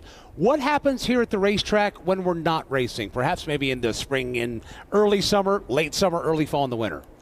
Yeah, for those sitting at home, you can pop on Google Earth and look down. So inside the 2.5 mile triangle, we have around 34 road course configurations. So we do over 300 events a year. Outside of our track activity, we have a music festival, mud runs, Tough Mudders, night lights. So we're really an entertainment facility. But today we're a racetrack. Well, we appreciate you and your entire team for putting on another spectacular race weekend, and that's truly what it is, a full weekend of a lot going on. So thank you so very much yet again. Thank you, gentlemen. Appreciate you. Absolutely right. Ben May, president of Pocono Raceway. 54 laps complete. Leaders are on pit road. We start with Steve Post. Down here, Eric Jones had a nice run there. He pitted early, got some track position, comes in from the second spot. Crew around the right side of the Family Dollar Toyota. The pit box in front of him. Joey Logano is in. Going to be 4 tires, Sunoco Racing Fuel. Zane Smith is in. Quickest off pit road, Denny Hamlin down and away. Martin Truex Jr. William Byron goes out. There goes Ryan Blaney. More cars in front of you, Alan. Down here on this end, the leader, Brad Keselowski, as soon as the caution came out, he asked, are we in a window? They said yes. He brought his 6 car down on pit road, and they had to wait a long time on fuel. No adjustments for Brad Keselowski, trying to do everything they can to get as much clean air on that nose as possible. So that is the pit stop coverage down there as Ross Chastain's team continues to work on that battered race car. 40 laps to go here in stage number 2.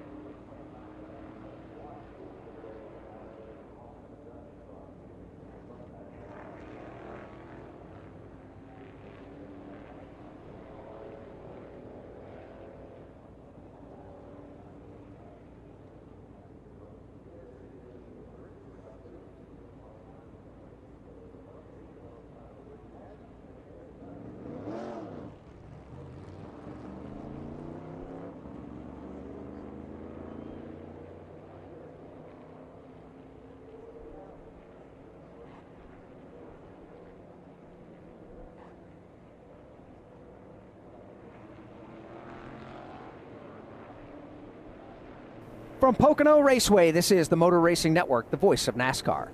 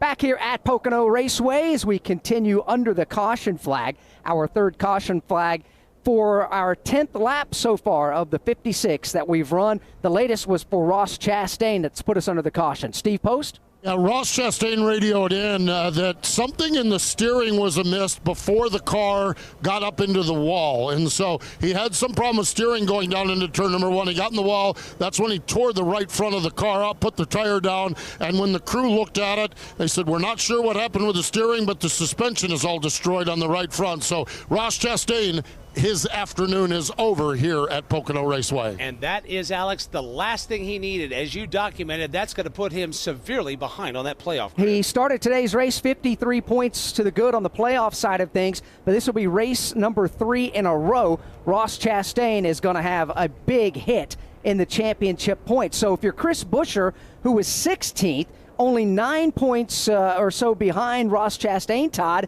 does this change the way you race?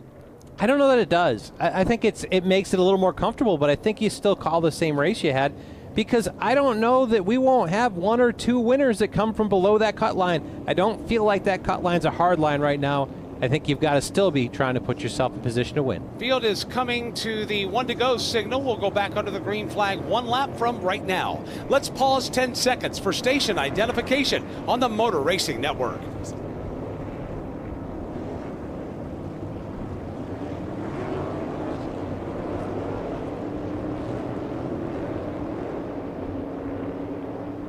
Motor Racing Network is with the NASCAR Cup Series today at the Pocono Raceway in Pennsylvania. Live coverage of the Great American Getaway 400. I'm Mike Bagley alongside Alex Hayden and Todd Gordon. Dave Moody's in turn 1. Kyle Rickey's in turn 2. Jason Toy is in turn 3. Pit and garage coverage is coming your way from Steve Post and Alan Cavana. We are wrapping up the third caution flag of the afternoon. Ty Gibbs has cycled back to the lead. Austin Cindric, Josh Berry, Denny Hamlin, and Martin Truex Jr. will restart in the top 5. Brad Keselowski and Ty Gibbs have led the most laps today with 20. Martin Truex Jr., Joey Logano have taken their turn atop the leaderboard as well. But Alex, it's like Ty Gibbs is picking up where he left off earlier when he dominated this race, leading the field to the green flag, which will fly in 1/2 lap. After picking up his second career pole position in qualifying here to lead the field to the green flag, getting that clean air back on the nose of the car. Now Austin Cindric, and Josh Berry, positions 1, 2, and 3, are on a different pit sequence than everybody else lined up from 4th on back. And we'll find out if those tires that these drivers took on just on this last pit stop on lap number 55 will pay dividends or not. Right now, everybody getting angled up, getting ready for the restart as the field comes to the Geico restart zone. This restart will happen 37 laps to go in the stage, 58 laps on the board of the 160 that we're running here this afternoon. This sold-out grandstand rises as one as the pace car hits the pit lane. Green flag is back out. Ty Gibbs wastes no time working his way up to the gearbox. But Josh Berry staying with him, stride for stride, with others looking on in double wide formation, headed to turn 1. Berry by a half a car length on the bottom into turn number 1, and he's going to take the lead, at least for the moment. Ty Gibbs trying to rally back on the outside, but he's got a door full of Denny Hamlin. Away with the lead is Josh Berry. By a car length off of turn number 1 and up the long pond straightaway for Josh Berry. Here comes Denny Hamlin to the inside. Further back, Martin Truex jumps out of line, looking to pick up a couple of spots, including one on William Byron for 5th. It's Berry out front. By the time they get to the tunnel turn, he looks to pull away at the front of the field. That battle for that 4th position is not done. It is William Byron to the inside, Austin Cindric to the outside. They're door to door as they head back into turn number 3. Give the advantage to William Byron as he takes over that 4th spot. Austin Cindric gives up the fight there, drifts back in line behind William Byron. They'll come to the line to complete lap number 59. 36 to go here in stage number 2. The battle now is for the 2nd spot. Denny Hamlin busts a move down to the inside of the racetrack, midway down the back straightaway. He'll win the drag race into turn number 1. Slides underneath Ty Dillon. Move Denny Hamlin to 2nd. Dillon back to 3rd. William Byron 4th. Martin Truex Jr. takes over 5th. That's the way they run, with Ty Gibbs in that 3rd spot. 1 car length behind Denny Hamlin in a race for 2nd. That's only a couple of lengths behind Josh Berry, the race leader, as they hit turn number 3. It's Berry, Hamlin, Gibbs, and William Byron. As Hamlin's gotten around Ty Gibbs, he's now setting his sights on Josh Berry, making up ground as he works his way down the short chute. It's about 5 car lengths, make it 3, as Denny Hamlin goes to the bottom part of the racetrack, looking for the top spot at Pocono. Further back, couple of teammates racing side by side. Ryan Blaney making short work of Austin Cindric. That is the race for the number 5 position. Ryan Blaney cracks his way into the top 5, but Dave, if Austin Cindric looks in the rearview mirror, Chase Elliott and about a half dozen others are stacked up in his back door. Long line of ill will behind the Austin Cindric machine. Here's Chase Elliott. He'll jump to the bottom, take a spot away from Cindric. Next in line come Alex Bowman and Brad Keselowski. They'll single out for now, though, off of turn number 1 behind Chase Elliott, and now Ryan Blaney, who leads that pack of traffic into turn number 2 from 6th on back. It's Blaney, Elliott, then you have Austin Cindric next in line, 1 car length back. That is 6 there behind the 5th place runner, Martin Truex Jr. He's got about 6 car length separation. Back up front, Denny Hamlin starting to put all kinds of pressure on Josh Berry. Here they come back to the start-finish line. Josh Berry, after having an unscheduled pit stop a little earlier in the race back on lap number 18, has got the field behind him. But Dave, how much longer is he going to keep Hamlin behind him? Well, maybe not much longer, because Denny's come from a few car lengths back to tuck it right up under the rear bumper of the Josh Berry machine. Looks to the bottom out of turn 1, but Berry gets a good run and actually pulls away by a car length. Well, it looked to be a fairly comfortable lead a couple laps ago for Josh Berry, is all but right now up the back straightaway, as Denny Hamlin is there within a car length and a half now of challenging for the top spot. Both of those drivers able to break away from Ty Gibbs in 3rd. 2 car length separation between the top 2 as they work their way back to turn number 3. And the biggest thing here for Denny Hamlin, he can drive deeper in the corner. But for Josh Berry, he does a better job getting off the corner. He maintains 2 car lengths. Denny Hamlin, though, is the fastest car on the racetrack, and he is tracking down Josh Berry across the line. Lap 62 on the board. Dave, it's only a matter of time. Denny Hamlin is there. The question is, when does he pull out of line and strike and take the lead? Right up under the rear spoilers, they make their way into turn 1. Josh Berry comes in about a half a groove off the bottom, a little lower than he had been before. Denny takes a wider exit further back to challenge now for 5th. Here comes Chase Elliott on the march. Get to the inside of Martin Truex Jr. for that position. They are side by side, so keeping an eye on that battle. Also the race for the lead. Josh Berry hangs on to it and, in fact, pulls away by about a car length from Denny Hamlin in 2. With Denny Hamlin there, but also Ty Gibbs starting to make up some ground along with William Byron. Those 4 have a separation back about 10, back to Chase Elliott. He has now gotten away from Martin Truex Jr., holding on to that 5th spot as he's looking towards the front. As they come up off the corner, lap 63 goes on the board. So let's take a look at the leaderboard presented by Napa. Elevate your engine's performance and help it run cleaner, longer, with the advanced formulation and protection of Napa full synthetic engine oil.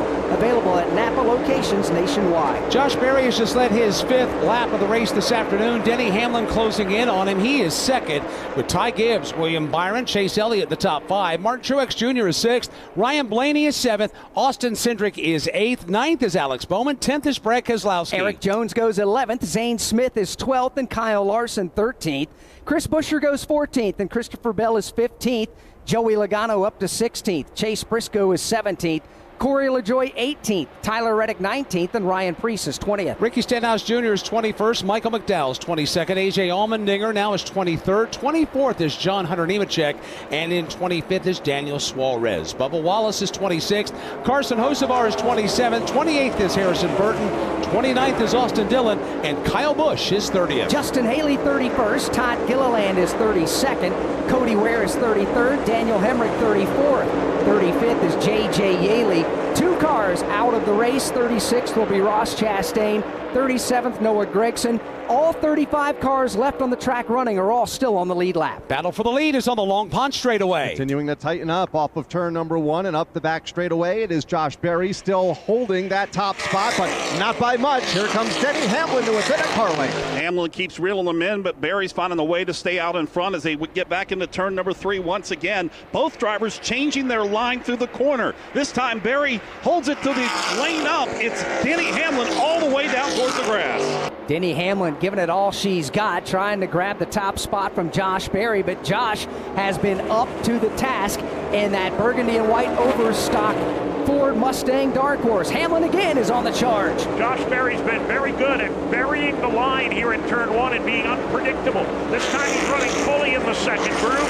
Last lap it was right on the bottom. The lap before that it was half a groove up, and he has kept Denny Hamlin so far in the rearview mirror. Denny Hamlin right in his tire tracks off of turn number 1 and up the back stretch. Hamlin keeps his car against the outside wall. Berry a little lower on that back straightaway. Both go right to the bottom of turn number 2. Still about 3 car lengths between them. Let's slide back to the 3rd spot. It's Ty Gibbs holding on to that position. William Byron, Chase Elliott has chased him down from the 5th spot. Chase Elliott cuts it down to 1 car length between the 2. Elliott goes to the middle part of the groove. William Byron to the bottom. Although Chase Elliott has yet to lead a lap today, it has to come at some point. That car has been gold today. They have been all smiles since the dropping of this green flag. They have made up a lot of ground. They have made their way into the top 5. And Dave, right now, Chase Elliott is 2.3 seconds behind the race leader. The Elliott Express continues to move. He is pulling up now on the back bumper of his Hendrick Motorsports teammate William Byron. Just a couple of more car lengths ahead to Ty Gibbs. It's the good battle from 3rd on back. 3 cars racing for that position, led by Gibbs over William Byron. Here's Chase Elliott peeking at a line, but unable to make a move. He'll remain in that 5th spot through turn 2. Ryan Blaney, next car in line, trying to make that a 4-way battle for position. Back up front, it is Denny Hamlin. He is back on the deck lid once again here for Josh Berry. Right there on the back bumper, sticks the nose to driver's left, going for the lead at Pocono. Side by side up off of turn number 3, Denny Hamlin to the inside of Josh Berry. He'll flash by at the start-finish line. Lap 67 belongs to Denny Hamlin. He'll pull the field behind him, Mike, as Josh Berry will settle in line. Right now on the racetrack, it's Denny Hamlin on the move taking the lead. Chase Elliott just took 4th with 28 laps to go in stage 2.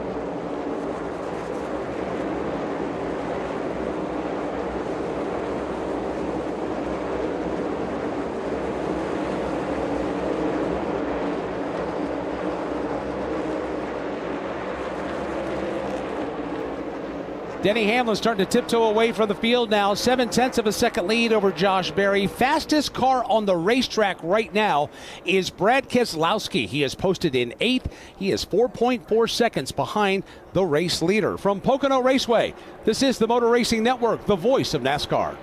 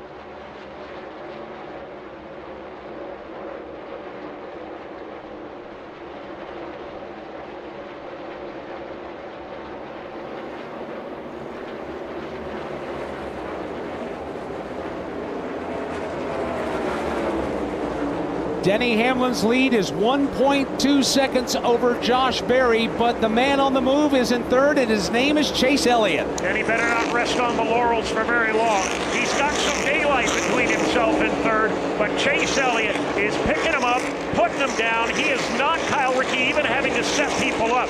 He just catches them and passes them. Moved around Ty Gibbs with ease just a lap and a half ago and is quickly closing in on Josh Berry in the second spot, although Jason Toy, there's still quite a gap between Berry in second and Elliott in third. Some 20 car lengths between second and third with Chase Elliott. He's opened up to that fourth spot, and Ty Gibbs by about 10 car lengths.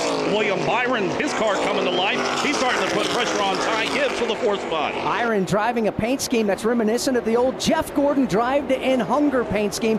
Mike, I know you and I have talked about a little bit this weekend. You see that car and you automatically think Jeff Gordon. Yeah, that paint scheme brings back so many memories for so many fans, and seeing a lot of Jeff Gordon memorabilia, hats, shirts, still to this very day in the grandstand, in between Hendrick Motorsport shirts and Napa shirts and whatnot. Jeff Gordon still represented quite well here in the Pocono Mountains of Pennsylvania. The leaders are headed for the tunnel turn. And that battle for fourth is best on the racetrack, involving William Byron, who is about to lose his spot to Ryan Blaney. Blaney goes to the inside and takes that fifth position away. Blaney's had a very fast forward here in this since we dropped the green flag on this run. He goes around William Byron, setting his sights on Ty Gibbs. Blaney has lived at the bottom part of the racetrack in turn 3. Gibbs runs that middle groove. He does, and we wait to see if anybody peels off the racetrack to come to pit road. Todd Gordon, the strategy continues to evolve. Are we getting, well, as a matter of fact, here's Austin Cindric. Todd, what is your thinking now, and what's Cindric's thinking? Well, I think these guys ran from like 27 or 32. This is the end of their fuel window. Just trying to find their way to stretch this to maybe one more stop to the end from here. I think it's a big stretch for the two car to make it from here. Let's cover the Austin Cindric stop. Todd Gordon is absolutely right. They were in last on lap 27, and they are off sequence. Austin Cindric crew around to the left side now. Sunoco Racing Fuel is in. They're holding the car, making sure he's got fuel.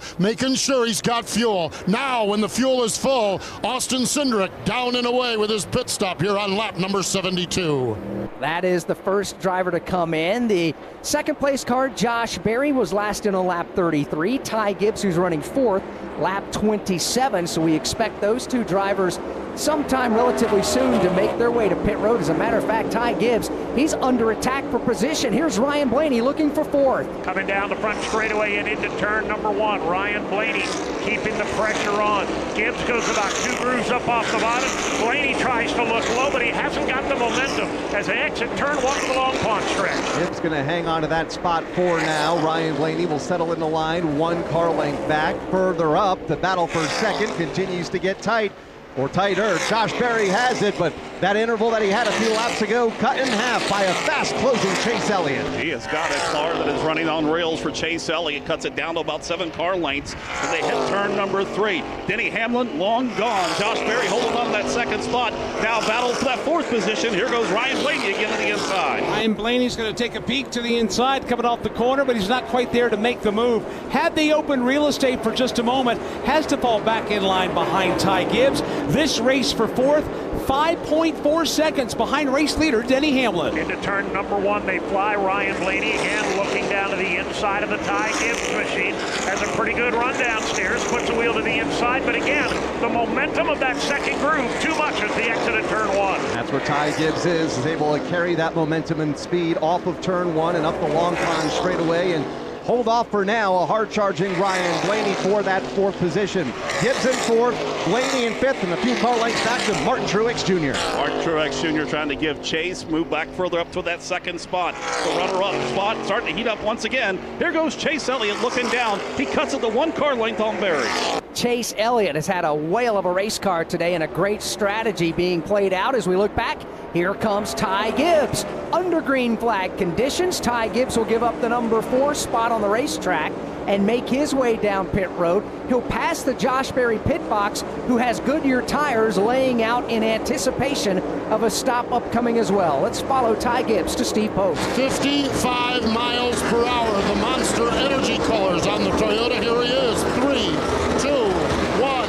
Ty Gibbs stops right on the sign. They've been preaching to him, run your race, your is don't worry about drivers passing you. Don't worry about getting past. Run your pace. Left side tires are off. Waiting on fuel again. Waiting on fuel. There he goes. Ty Gibbs is down and away. Ty Gibbs has had quite the up and down day. Started on pole, led early, pulled away. Through pit strategy, got to mid-pack, and then worked his way back up towards the front. Now comes back down pit road and will find his way through strategy deeper in the field. How difficult, Todd, is it to trust the process in a day of ups and downs and trust the strategies that when it all works out, if it works out the way you think, you'll be back in contention for the win? Yeah, that's one of those things. I think Ty Gibbs and Chris Gale, they have a great relationship. It goes back to their Xfinity days. They've got a lot of trust in each other. So I think Ty understands that Chris is on a different strategy here. In a good position, just have to see how this plays out. Time for a mid-race update brought to you by eBay Motors. Bring home the cup with eBay Guaranteed Fit. Brakes, headlights, all the parts to fit your vehicle the first time, every time. eBay Motors. ebaymotors.com. Eligible items only. Exclusions apply. 76 of the 160 laps have been run. That gives us 19 to go in stage number 2. Challenge and change for the number 2 spot a moment ago. Chase Elliott is up to second. He trails Denny Hamlin, who is the race leader. Third place, Josh Berry, is no longer going to be third. He heads for pit road.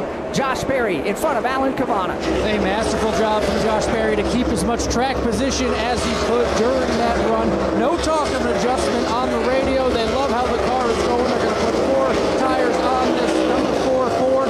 Waiting on the fuel again, waiting on the fuel. He is on and off. No issues for Josh Berry. So Josh Berry's pit stop wraps up with 18 to go here in the stage. We'll continue with our mid-race update. We've had 3 caution flags for just 12 laps so far. The lead has swapped hands 6 different times among 6 different drivers.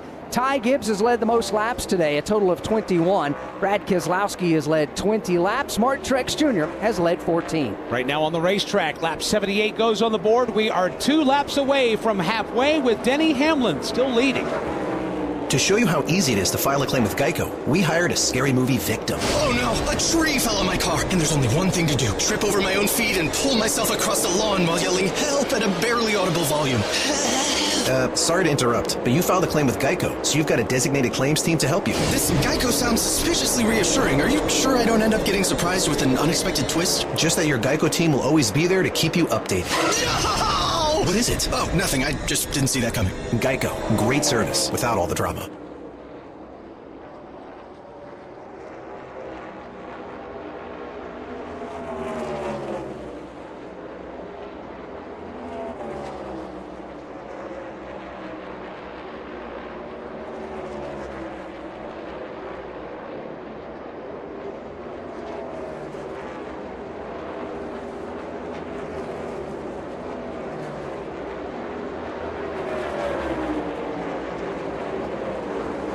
We are 1 lap away from halfway in today's Great American Getaway 400 with Denny Hamlin leading Chase Elliott, Ryan Blaney, Martin Truex Jr., and Brad Keselowski from Pocono Raceway. This is the Motor Racing Network, the voice of NASCAR.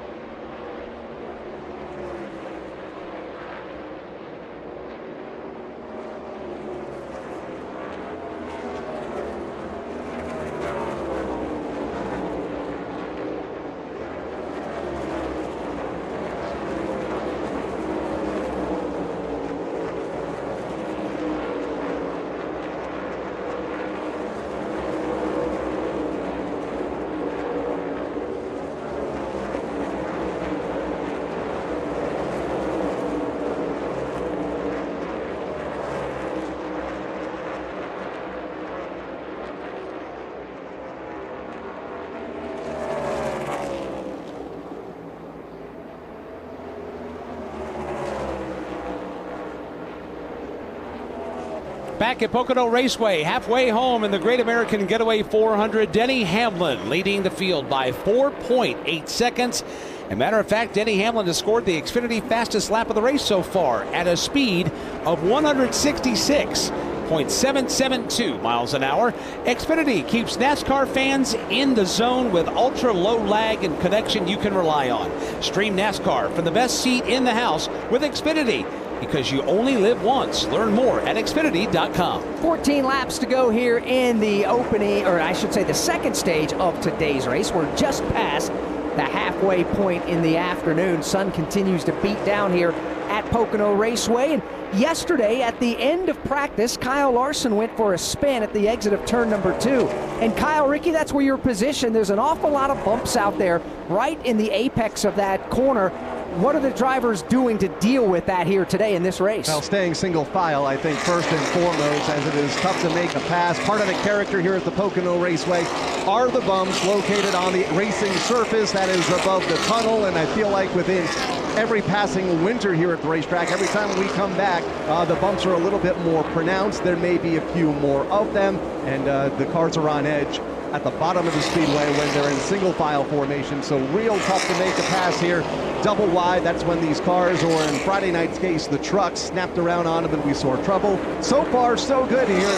So far in the first half of this NASCAR Cup Series race, but most of the cars right at the bottom of the racetrack. The tunnel turn is one of the most treacherous and sketchiest in all of NASCAR. It is a corner that turns you 2/3 the other way. It is the top of the Pocono Triangle, as it were. And as Kyle just described, with every passing race, with every passing summer and winter, with every passing freeze and thaw, the bumps become a little more pronounced. And is the crew chief's task to try to get the car as comfortable as possible over those bumps. And not to mention, you're carrying a lot of speed. Todd, what is it like trying to get a driver comfortable across the tunnel turn? Is that even possible? No, it's not.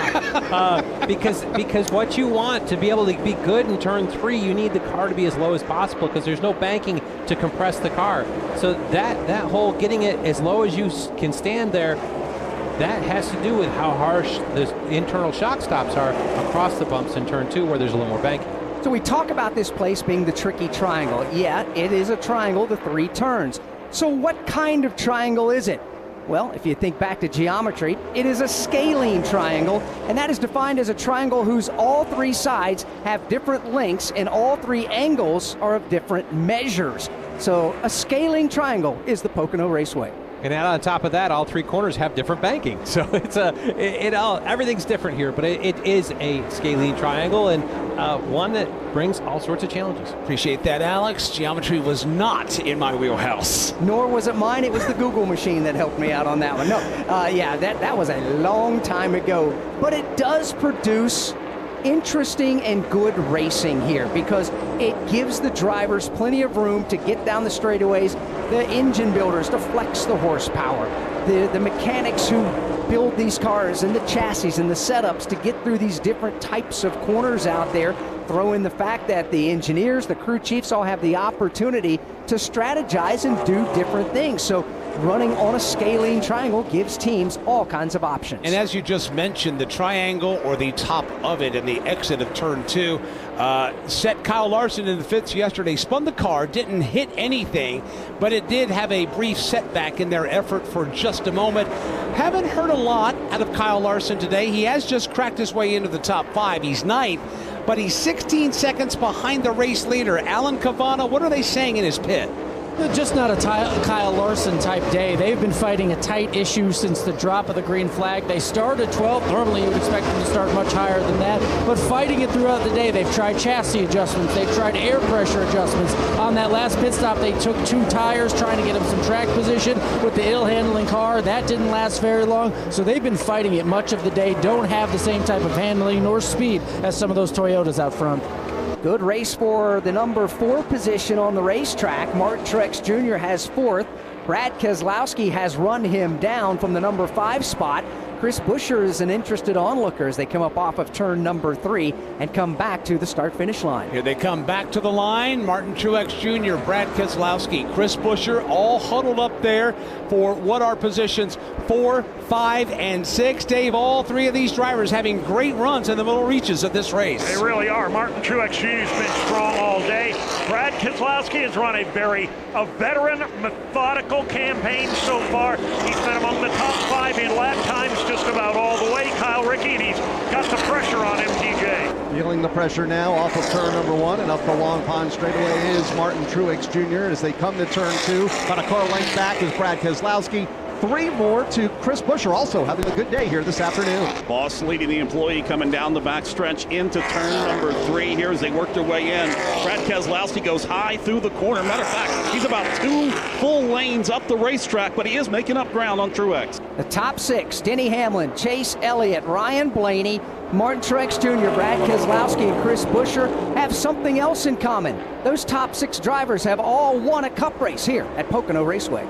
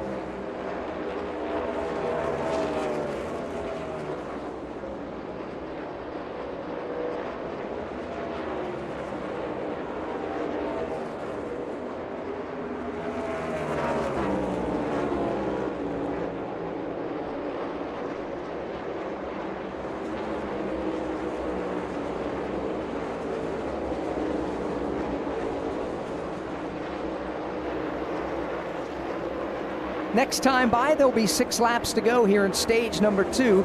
Martin Truex Jr. is running 4th at the moment. He won stage number 1. From Pocono Raceway, this is the Motor Racing Network, the voice of NASCAR.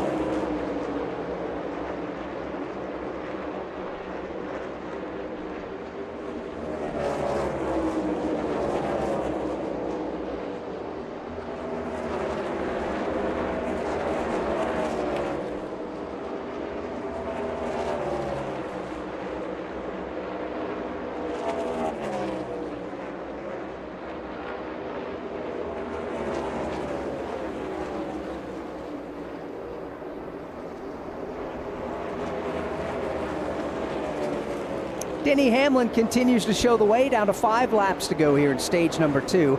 Hamlin's lead over second place Chase Elliott has stabilized right at 4 full seconds, but Hamlin and Elliott having a good run. Meanwhile, Chris Buescher, who was in position number 6, has come off the racetrack and come to pit lane with 5 to go in the stage. Alan Cabana.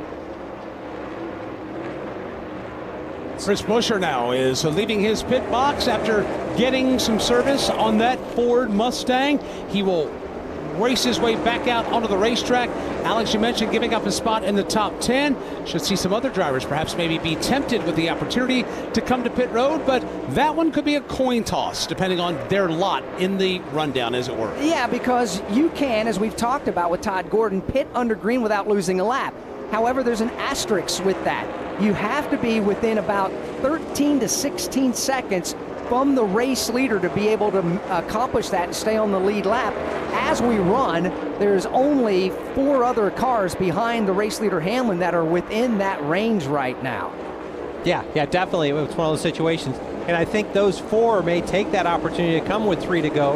And Denny Hamlin can still come at 2 to go because he's the leader and got such a lead on him that he can come at that point. But I don't think anybody behind him, they'll all be boxed in. He's made kind of their own strategy and kept people from short pitting. If you're new to NASCAR racing, we're talking about he can come with 2 to go. By rule, before the end of a stage, 2 laps prior to a stage end, pit road will close. You can still come to pit road, but you cannot do it without a penalty. So as the race leader, Denny Hamlin, as he's coming to the line to get us 2 laps within that window, he can still come to pit lane. So that's how it works. And here are some others coming down pit road. Ryan Blaney will make a pit stop with 3 laps to go in this stage. Martin Truex Jr. will also commit to the pit lane. Let's cover Ryan Blaney's stop. Ryan Blaney is in, says he needs to be tighter in turns 1 and 3. They're around the right side, moving over to the left, getting that second can of Sunoco fuel in there. They're waiting on it. The pit stop is good. Now they just got to wait for the jack to drop. The fuel's in. The 12 car is off. Steve Post. Martin Truex Jr., minor chassis adjustment on the Interstate Batteries Toyota. Car is done with tires, waiting on fuel. Seemed like waiting for an eternity. They finally got that thing gassed up. Martin Truex Jr. down and away.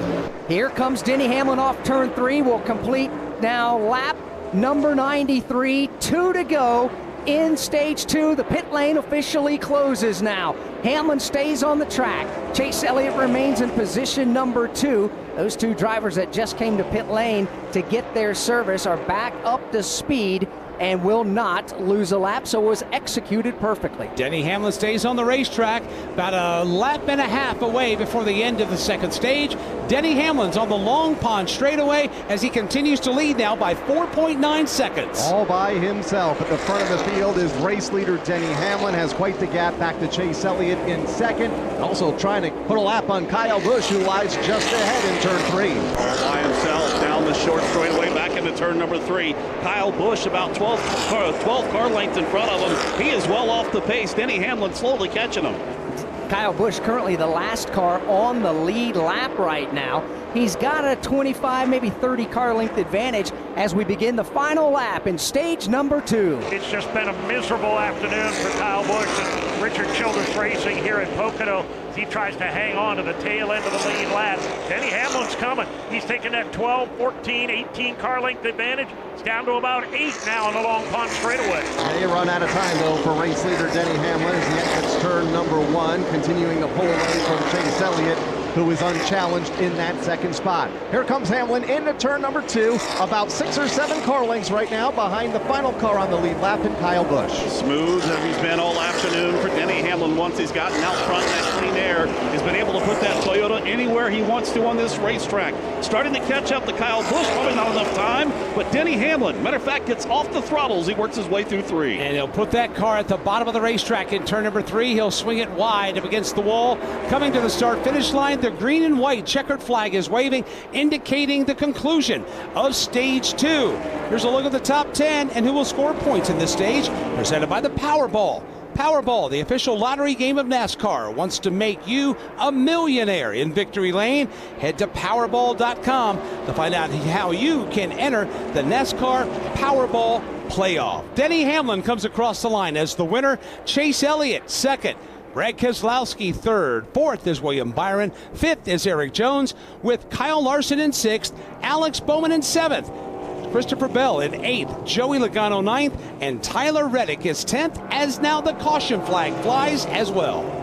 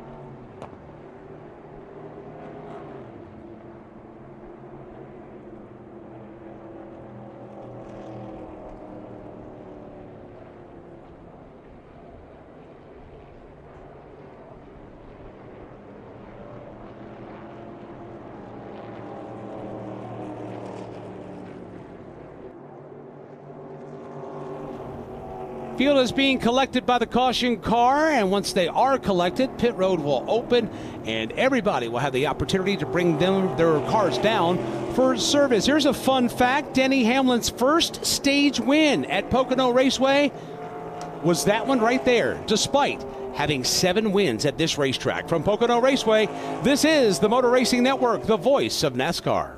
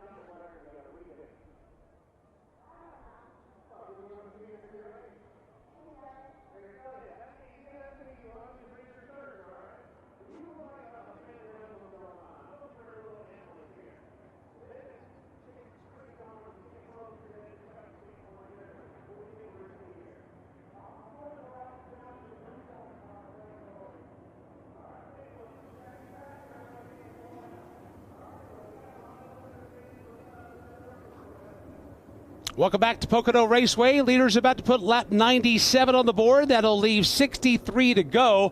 And as the field comes out of turn number 3, pit road is open. Caution car reaches the entrance to pit road. Here come Denny Hamlin and a lot of other drivers as well. These pit stops again take place at lap 97. While 3 cars stay on the racetrack, Denny Hamlin leads them all in. First, we'll start with Alan Cabana. I'm looking at the car, Brad Keselowski. They discussed 2 tires possibly on the radio, but didn't think it would be any good for that car, is what the driver said. So they're going around putting left sides on, having to wait 3 extra seconds for fuel once that jack drops, trying to get as much as they can. Denny Hamlin, as fast as he is, he says he's just a little losing too much grip in turn 3. They'll make an adjustment on the 11 car. Steve Post. Looks like everyone's doing 4 tires down here. Chase Elliott, really good race car. 4 tires, Sunoco Racing Field. Tyler Reddick going to be the first. Brad Keselowski goes out second. Looks like Todd Gilliland and Kyle Larson go out next in line with Eric Jones following in tow. Jones was in. Joey Logano was in getting pit service as we get these pit stops at the end of stage number 2. The big winner, Tyler Reddick and his team, gaining 9 positions on that exchange to be the first one off the pit lane on that particular sequence. We're down to 62 laps remaining.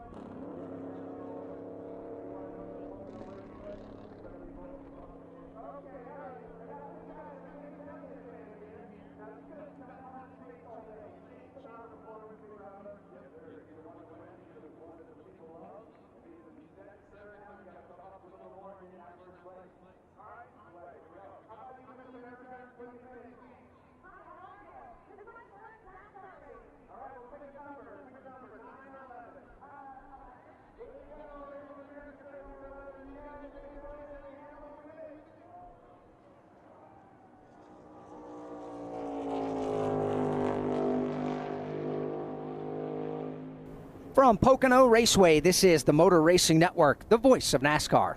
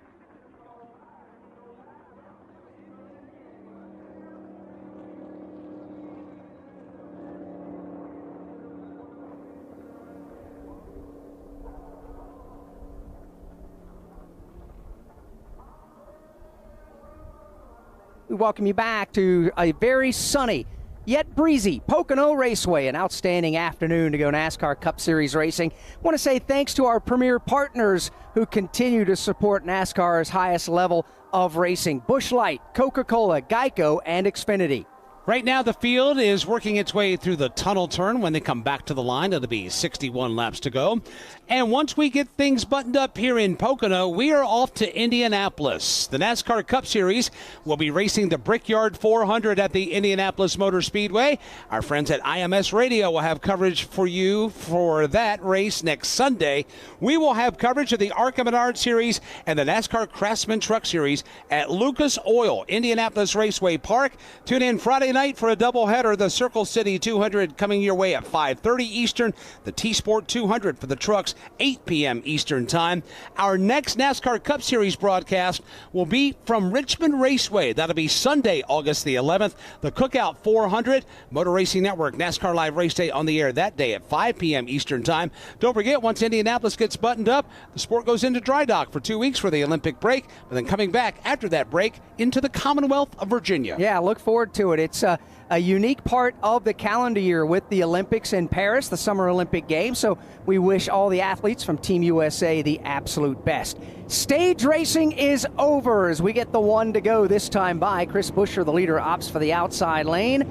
Josh Berry, second place, goes to the bottom. Stage racing being over, it's worth talking about. Only 2 times since we've been stage racing has the stage winner gone on to win this race, and only 5 of the last 16 stage winners at Pocono have even finished in the top 10. So, Todd Gordon, do you believe in those types of numerology facts? I do, but I thought today might be a little different before this pit cycle. As you looked at it, Denny had him pinned down, so really only 5 cars could come to pit road and short him. I thought he'd come off in a good position, came off 16th after being 8th or 9th off pit road. Puts him in a big hole from stage 2 to win this race. Now, none of the stage 2 winners have ever gone on to win here at Pocono Raceway. Denny Hamlin was the stage 2 winner. Martin Truex Jr. won stage 1. Here's how the lineup for the restart. Chris Buescher, your leader. Josh Berry, second.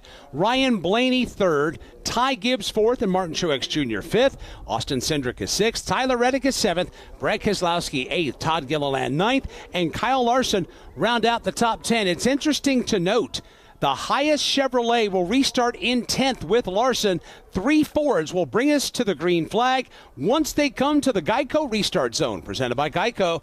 Is your insurance playbook lacking? Switch to Geico and get all of your insurance coverage from one place. Go to geico.com today to get started. It's interesting to talk about because it doesn't happen very often. The fact that Kyle Larson's name hasn't really been mentioned until right now, other than doing full field rundowns. So Larson being the highest running Chevy in the number 10 spot. Let's see what he and crew chief Cliff Daniels and that team can do. Toyotas have ruled the roost so far today as far as stage wins. Martin Truex Jr. won stage 1 back at lap 30. Denny Hamlin just won this stage that has just completed at lap 95. And this is going to set up a 60-lap run to the finish of the Great American Getaway 400. Pace car heads to pit road, and we are set for the restart. They hit the Geico restart zone. Chris Buescher waits till late in the zone to punch the button, and he does so. He has got a truck full of Ryan Blaney.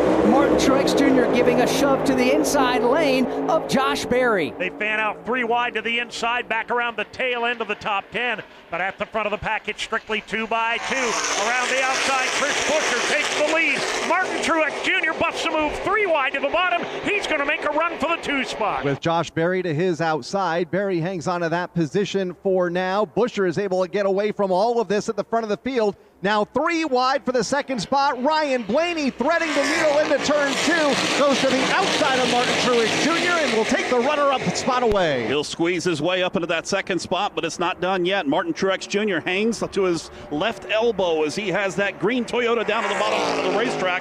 Welcome Kyle Larson into the top 5. Chris Buescher has checked out mightily over this mess from second on back. They are stacked up, led by Ryan Blaney in position 2. Truex, Larson now busts his way into the top 5 after some 3 wide heroics into 1 a lap ago. Based on the way they're running back toward the tail end of the top 10, Chris Buescher is wise to get as far away from it as he can.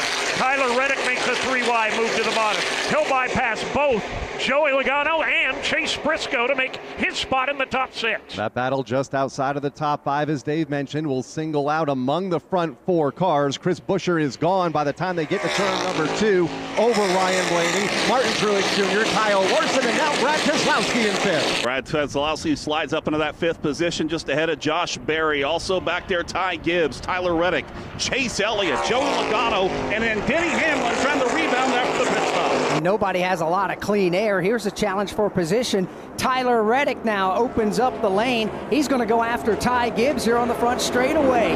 Reddick and Gibbs, a couple of Toyota Camrys doing battle inside the top 10. Reddick made a very aggressive move at the drop of the green flag, going 3 wide to the bottom and picking up a couple of spots. Try to get another one here.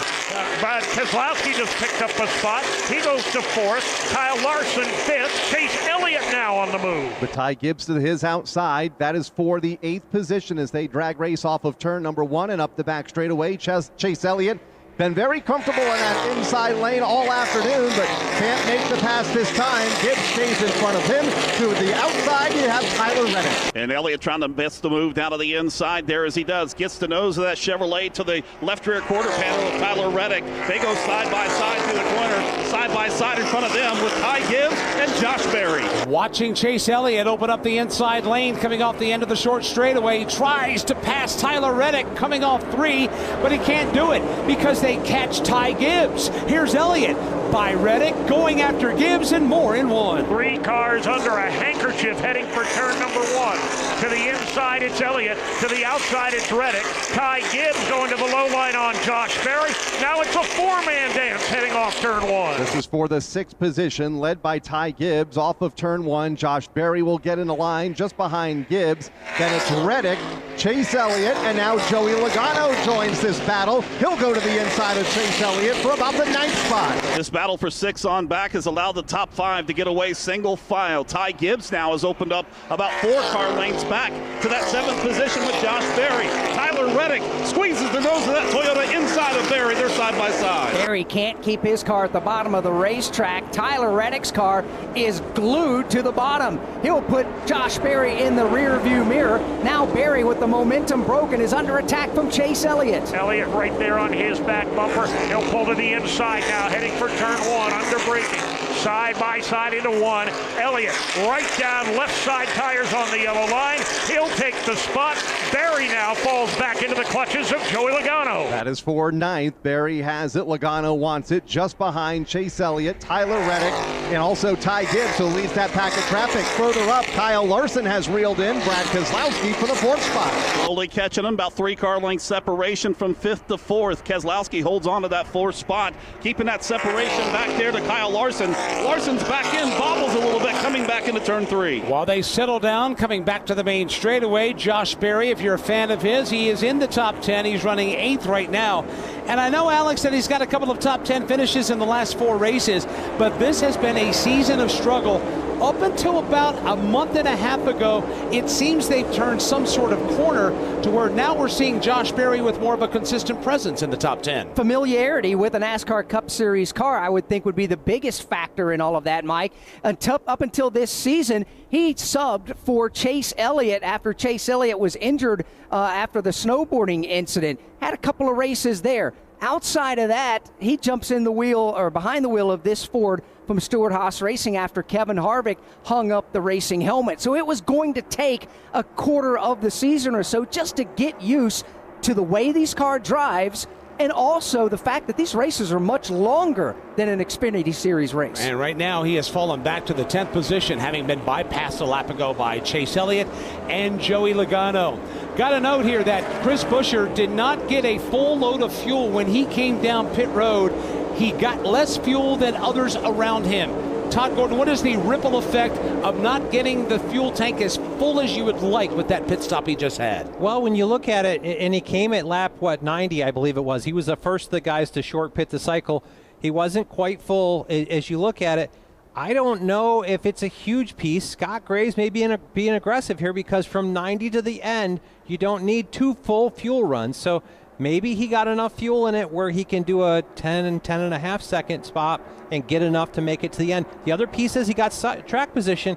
he stretched this out to a 1.6 second lead over Ryan Blaney. If you can build in enough of that in clean air, you can have that longer pit stop. When he also came to pit road last time, he had a 10.6 second deficit to the race leader. They didn't have a whole lot of time that they could stay there and fill that car up with fuel, or they would have gone a lap down.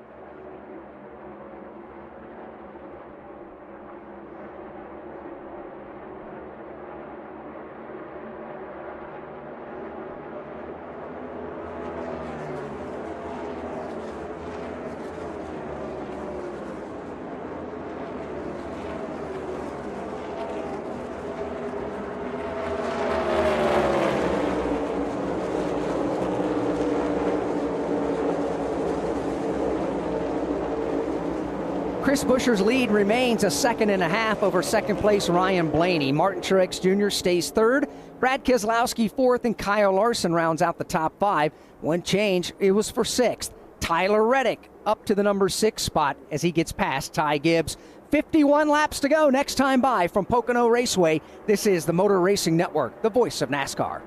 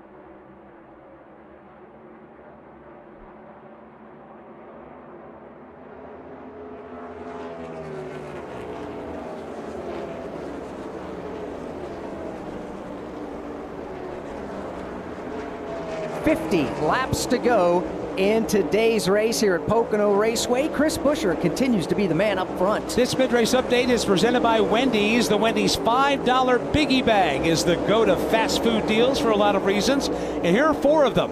A junior bacon cheeseburger, nuggies, fries, and a drink. It is also just $5.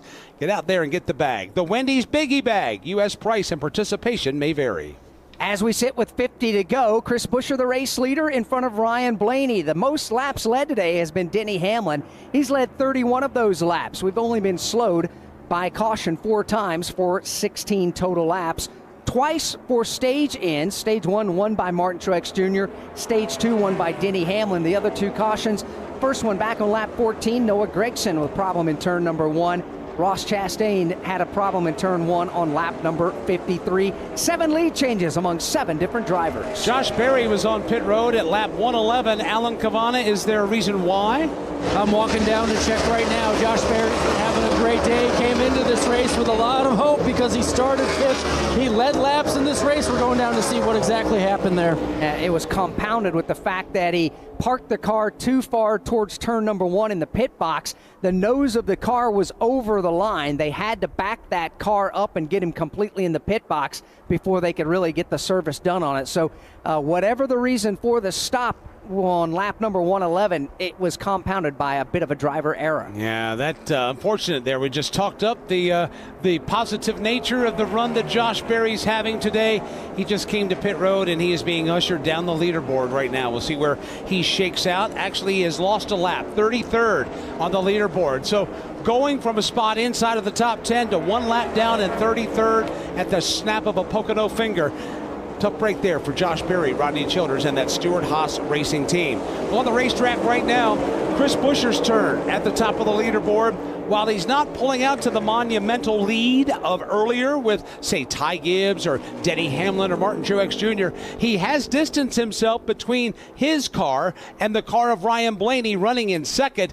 Chris Buescher right now is the man in command. The question is, how long can he hold on to it? And does he have the strategy needed to get a much-needed win that would propel him into the playoffs? So, Todd Gordon, do you tell Chris Buescher to go ahead and run qualifying-type laps right now, knowing that you got a little less Sunoco fuel in the tank? Yes, because I want him to pull out to as much of a lead as he can, so we've got that opportunity to put a little more fuel in the tank if we have a slower pit stop on the last stop.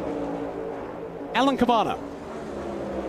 Just talked with crew chief Rodney Childers for Josh Berry. I asked him why they had to pit. He says they were getting dangerously close to being 16 seconds behind the leader.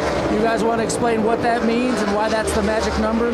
Absolutely, Alan, because when you do the math on a lap around Pocono Raceway is about 54.2 seconds or so on average to get around this racetrack as the leader goes. Now, if you are 16 seconds behind the race leader, given the fact that you got to slow down the pit road speed, make your pit stop, and run pit road speed the entire length of pit road before you exit out there and get back up to speed, 16 seconds or below that to the leader keeps you on the lead lap if you execute properly. Yes, and that's unfortunate for Josh Berry here is that he slid over his box. They had to push him back, used up extra time. He actually blended out behind fifth place car here, one lap down. So as that strategy unfolds on the racetrack, there'll be more strategies unfolding as well. We've got 46 laps to go in this race, and right now Chris Buescher, while not pulling away by a large margin, is slowly starting to creep away and keep the field at arm's length. Trouble, turn number one car is up into the outside retaining wall. A hard lick for Todd Gilliland. Something amiss as he entered turn number one, slid up and pancaked that outside safer barrier. Heavy damage on the 38 Ford for Todd Gilliland. The car is still running, but he is torn up on the right-hand side of that vehicle. Caution on the speedway now for the fifth time. Gilliland, as he came down the front straightaway, had some smoke billowing from behind the race car, and by the time he got to your feet, Dave Moody, it looked like potentially the right front went away. Yeah, that had all the indications of a right front tire failure as he just slid up the wall. I think the good news, Alex, was he felt it going and was able to kind of side saddle his way up to the outside wall instead of going in on the bottom of the racetrack, having it blow and then having a full run of the safer barrier. That impact puts us under the fifth caution flag. It happens with 45 laps to go.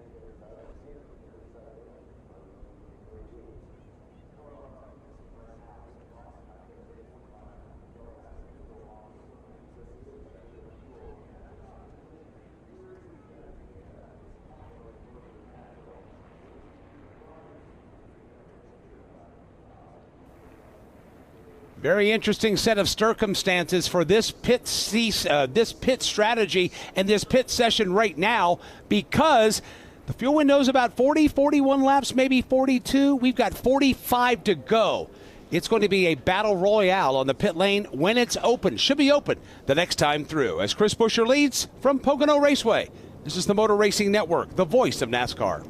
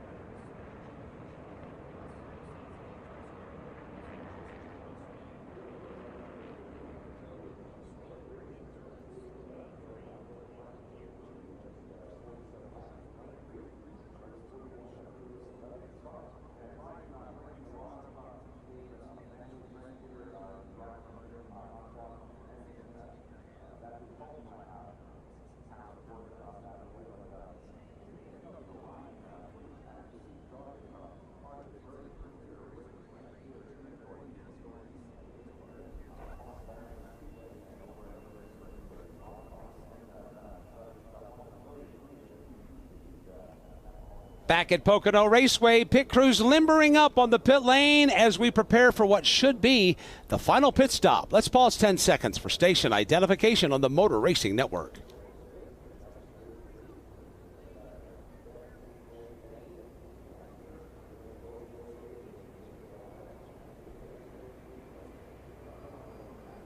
.44 laps remain in the Great American Getaway 400 at the Pocono Raceway for the NASCAR Cup Cars. Motor Racing Network on the air with live flag-to-flag coverage. Mike Bagley, Alex Hayden, Todd Gordon topside, Dave Moody, Kyle Rickey, Jason Toy in the corners, Alan Cavana and Steve Post on pit road. About to become busy pit reporters as the field exits turn 3. We have 43 laps to go.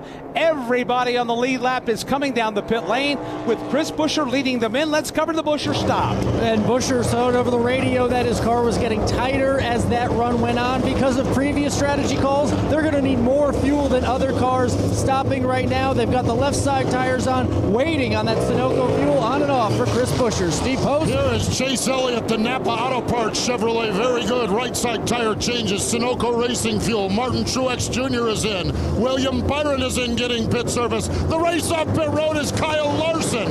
Larson goes out. Ryan Blaney, Chase Elliott, Denny Hamlin, and it looks like Alex Bowman, your front flag. All the other drivers rolling down off from pit road.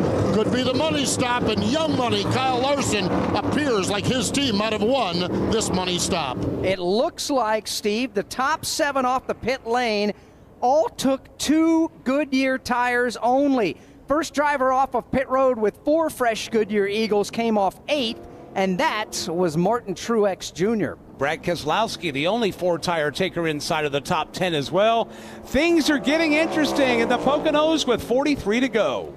To show you how easy it is to file a claim with Geico, we hired a Shakespearean actor. Oh, woe is me. Wherefore art thy claims help when I hadst a fender bender? Pardon the interruption, but when you file a claim with Geico, your claims team will be in touch right away. But willest they forget about me later when thou needest updates?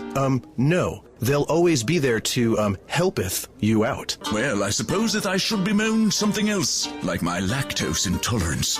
Oh, whyest must Derry disagree with me so savagely? Geico. Great service without all the drama.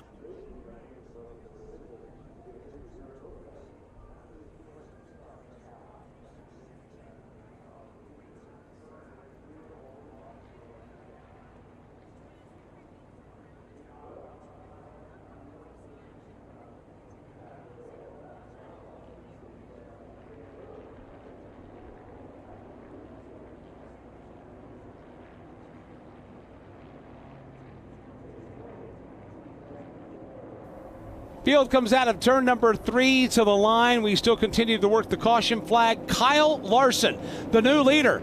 Ryan Blaney second, Chase Elliott third, Denny Hamlin fourth, Alex Bowman is fifth. We'll recap those. Whoa, hang on a second. Kyle Larson was busted for speeding. So was Chase Elliott. So was Ty Gibbs. So was Daniel Suarez. We'll recap it all for you in a moment from Pocono Raceway. This is the Motor Racing Network, the voice of NASCAR.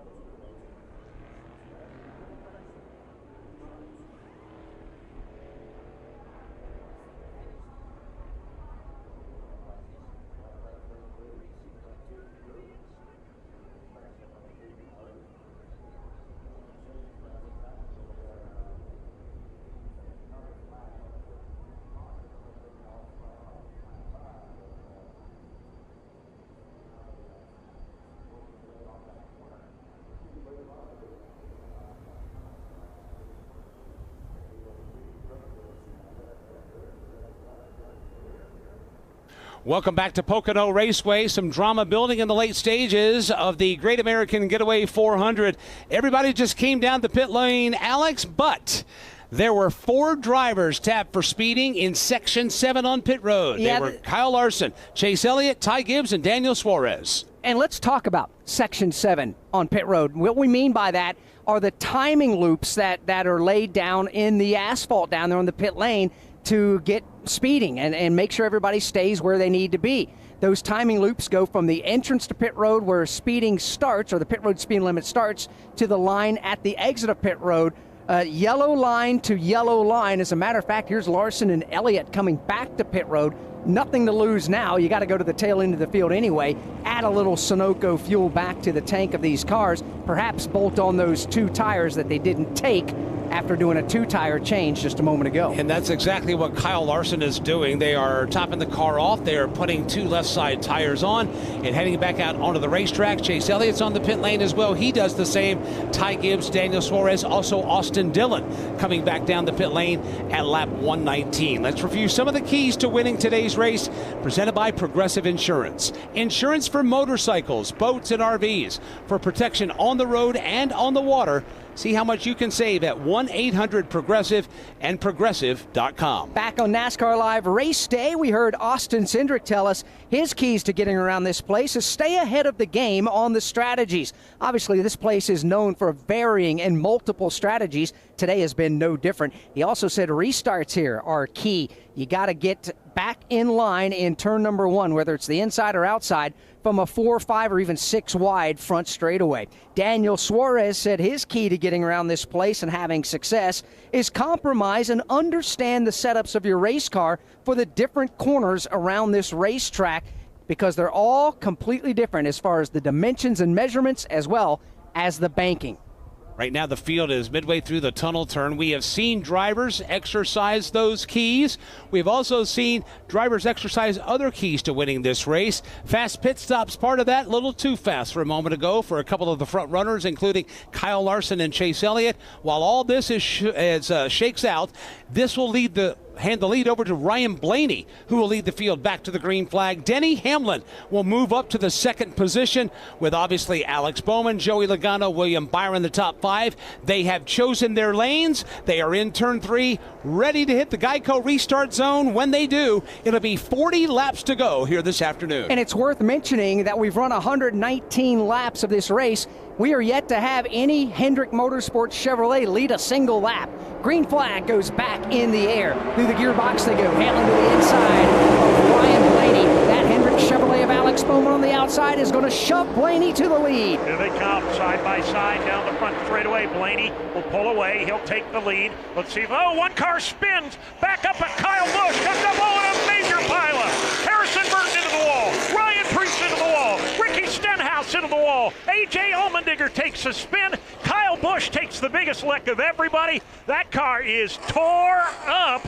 That's not going to stop him from gassing it up to the point of killing it maybe, but it is tore up as he finally slows down and rolls down to the apron. Caution on the speedway for the 6th time for a problem going off into turn 1, Dave. We've talked about it so many times. You fan out wide, but you got to get back to, at minimum, double wide by the time you get to turn 1. They were 3, 4, 5 wide coming into turn 1, Alex, and Kyle Busch just really got shoved all the way down to the apron. Not left side tires on the line or even a little bit below it, but really almost all 4 below the yellow line. He got turned sideways in the face of the field, came up and walloped the outside wall. Ricky Stenhouse Jr. is not going to pull away. Kyle Busch certainly not going to pull away. The rest of them, Harrison Burton at a very slow pace is limping away. The rest of them were able to refire and pull away here in turn 1. Ryan Preece also got a piece of that. If you're just joining us, Kyle Busch has had a miserable day from the get-go. They were ready to start the race, noticed an oil leak under the car. They had to replace an oil line. And to do that, they had to take the diffuser off the back of the car. It was done in the garage. They got that car pushed late to the grid, then had to go to the back of the pack because of an unapproved adjustment. They've been laboring around mid to back pack, and then on that restart gets turned to the bottom of the racetrack. Dave, what a move there that others made, but this is a day where Kyle Busch's day started bad, never got good, and just went worse from there. Yeah, started bad, got worse. I think that's the best way to describe it, Mike, no doubt about it. And you're exactly right. There were some amazing moves made further back in traffic to try and make their way through the melee. There's debris all over the racetrack here in turn number 1. Ricky Stenhouse Jr. has climbed out of his car. He'll get in and take the mandatory ride to the care center. Kyle Busch long ago climbed out of his vehicle. As you might expect, not a happy camper. No, not whatsoever. Todd Gordon, we have had the benefit of looking at multiple replays on NASCAR TV, and I don't believe it was a mistake by the driver that initially started spinning. No. Kyle Busch was down in a lane that should have entered the corner fine. Corey LaJoie looked like he was trying to get a lane lower, realized he was running out of room. He came up and was not clear of the back bumper, got the left rear and hooked the 8 car down on the apron. Now, this is going to benefit a handful of drivers. On that pit stop back on lap 117, we had 4 drivers, contenders even, to get busted for speeding on the pit lane. Kyle Larson, Chase Elliott, Ty Gibbs, and Daniel Suarez. They restarted 26th, 27th, 28th, and 29th. After this multi-car crash, they're now 21st, 22nd, 25th, and 26th. It's worth going back and visiting. We bring up Section 7, Zone 7, on the pit lane for speeding there. With those 4 drivers, add 2 others earlier today, we've had 6 drivers get busted for speeding in Section 7 of the pit lane. Todd, explain what the sections are and how NASCAR determines if you're speeding or not. So we don't have speedometers, we don't have radar guns down here. So what NASCAR does is down pit road, about every 100 to 200 feet, there's a timing loop that's cut into the ground. And that's the transponder that's on the car, runs across these. So here at Pocono, there's like 18 loops on pit road. And they're going to be somewhere, say, in the realm of 200 feet. So NASCAR knows that at 55 or 59.9 miles an hour, because that's actually the point at which you get a speeding penalty, in order to run that speed over that distance, there's a certain time that's associated with that. So any time that time ends up being less than that number, it triggers a flag up there and calculates their speed. And the up there that Todd Gordon is pointing to is race control to our right and the scores that sit above those that are calling the race. And we've seen this computer printout before. We've seen the computer screen. It will highlight red and it will stick out and immediately trigger a response by the sanctioning body. Yes, and this is the same run out down that they get on their pace lap when they get to run down pit road. That same computer screen is shown to all the crew chiefs so they can see all of their pieces and what's there. So it's just part of how they do this pit road speeding. Let's check in with Alan Cavana at the Infield Care Center. Never a place we want to talk to a driver. Todd Gilliland, tell us about your day and how it ended before then. Yeah, our day was not going very good in general, but we had a little bit of brake shake, from the first lap on practice. Kind of interesting, that's not something we've really ever fought before. So, we contemplate changing, brakes today, and I guess hindsight, right? 2020, and we probably should have. So, that's part of racing, right? We've been really lucky. We've put together some really well-built cars over the last 3 years. I've barely ever had any mechanical issues. So, can't make this, every weekend type of thing, but definitely wish we were a little bit better to begin with. Todd Gilliland out of the race, but out of the care center, doing all right. Todd Gilliland, one of 5 drivers that are out of the race. He joins Ricky Stenhouse Jr., J.J. Yaley, Ross Chastain, and Noah Gragson as early departured drivers with 38 laps remaining.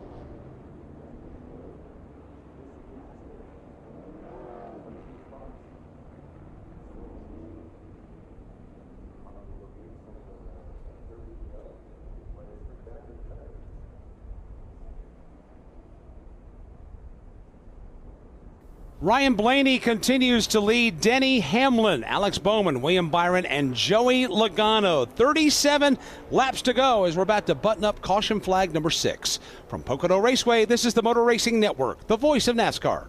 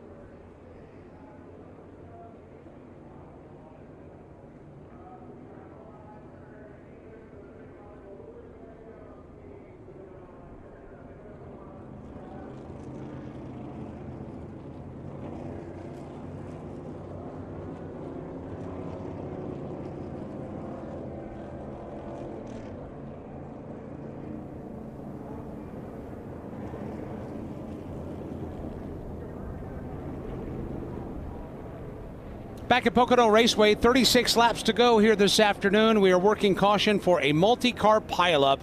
Kyle Busch, A.J. Allmendinger, Ricky Stenhouse Jr., Harrison Burton, Ryan Preece, and Carson Hocevar all getting tangled up off the end of the front straightaway after Corey LaJoie turned Kyle Busch towards the infield. Kyle sliding back up across the racetrack, taking several cars along for the ride as well. Dave, what's the status of cleanup down in turn 1? All done here, Mike, but testimonial to the impact of the crash. I don't know where it came from, but I've got a suspicion.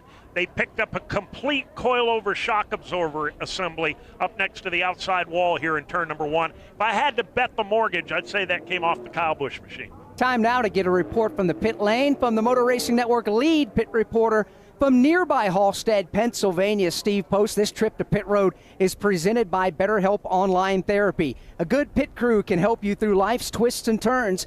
Get 10% off your first month today at betterhelp.com/racingradio. Steve Post, let's just go ahead and confirm right now with these couple of caution flags and these numerous caution flag laps. Is everybody now good to go for sure on Sunoco fuel? Yes, they are. There were some teams getting better fuel mileage than others, and those teams might have been a little concerned, but these caution laps put everybody in the window. So now it's a matter of we're not on fuel savings. We're a matter of going out in my fast race car versus your fast race car and see who can do what here this afternoon in the waning laps. We have waning laps upon us. We're getting to the end. Still lots of racing left to go, but these laps will click off in short order with Ryan Blaney and Denny Hamlin right now 1 and 2 on the racetrack. As the field comes off turn 3, they'll get the 1 to go signal, and they will make the choose of which lane to restart in, and they will do that now with 35 to go. As they come up off of turn 3, I don't think it would be a big surprise at all for race leader Ryan Blaney to choose the outside lane. After all, after the NASCAR Craftsman Truck Series race on Friday and the Xfinity race yesterday, leaders have taken the outside lane. He does so, does Ryan Blaney. Second place, Denny Hamlin will go to the inside. Looks like they're going to alternate every position throughout the top 10 here, so no real big shakeup in the choose. We mentioned we're wrapping up caution flag number 6. The first one came out at lap 13 when Noah Gragson spun, made contact with the wall in turn 1. Caution flag number 2, lap 30. That was the end of the first stage. Lap 52 brought out caution flag number 3 when Ross Chastain had a right front let loose and he made contact with the wall in 1. End of stage 2 came at lap 95. That was caution flag number 4. The 5th caution was when Todd Gilliland crashed at lap 114. And of course, the multi-car crash that we're buttoning up right now that came out some 5 laps ago. Let's go to the Care Center and Alan Cavana. Kyle Busch is checked and out of the Care Center. You've seen the replay now. What happened?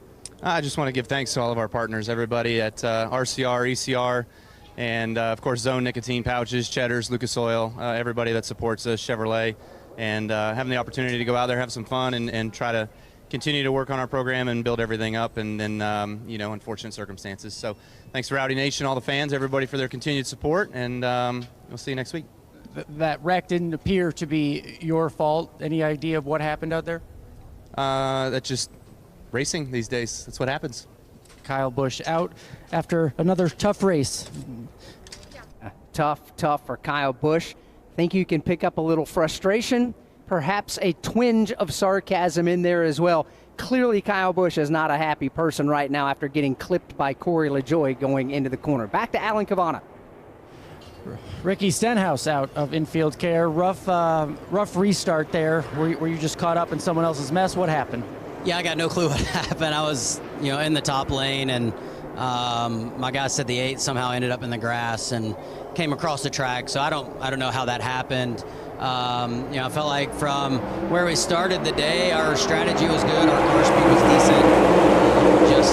It was inside the top 20 really the whole second half of that race, and thought we were in good position. We were on 4 tires there, a lot of guys on 2, and was hoping that that was going to pay off later on in that run, but we didn't really get a chance to see how that worked out.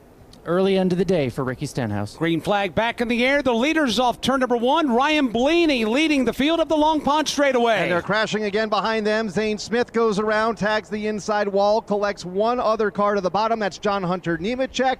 2 cars break out, go spinning to the bottom of the racetrack toward the tail end of the field on the restart on the Long Pond straightaway. And that'll put us immediately under the caution for the 7th time.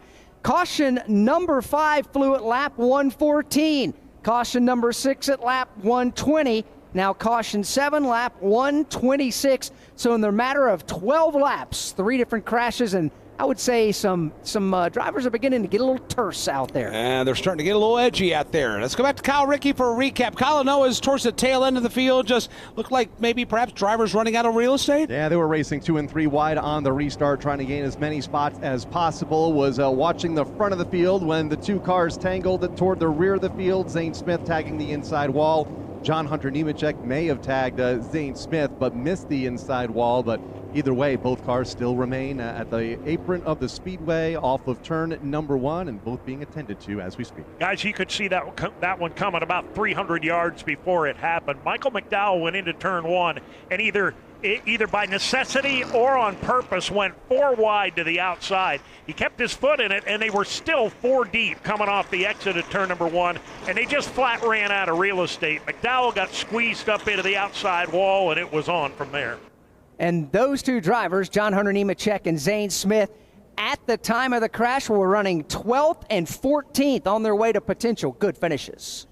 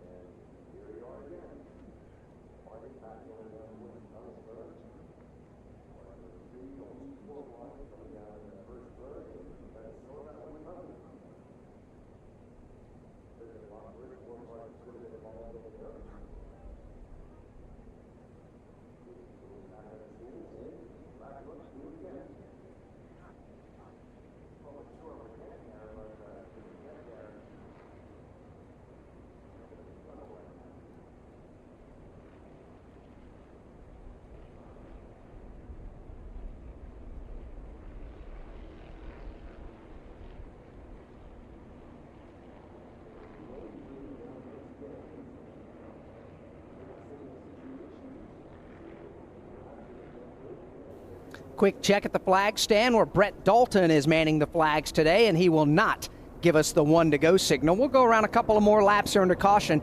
Pit lane is open up if anybody chooses to come in. A couple of the cars deep in the field are going to take advantage. From Pocono Raceway, this is the Motor Racing Network, the voice of NASCAR.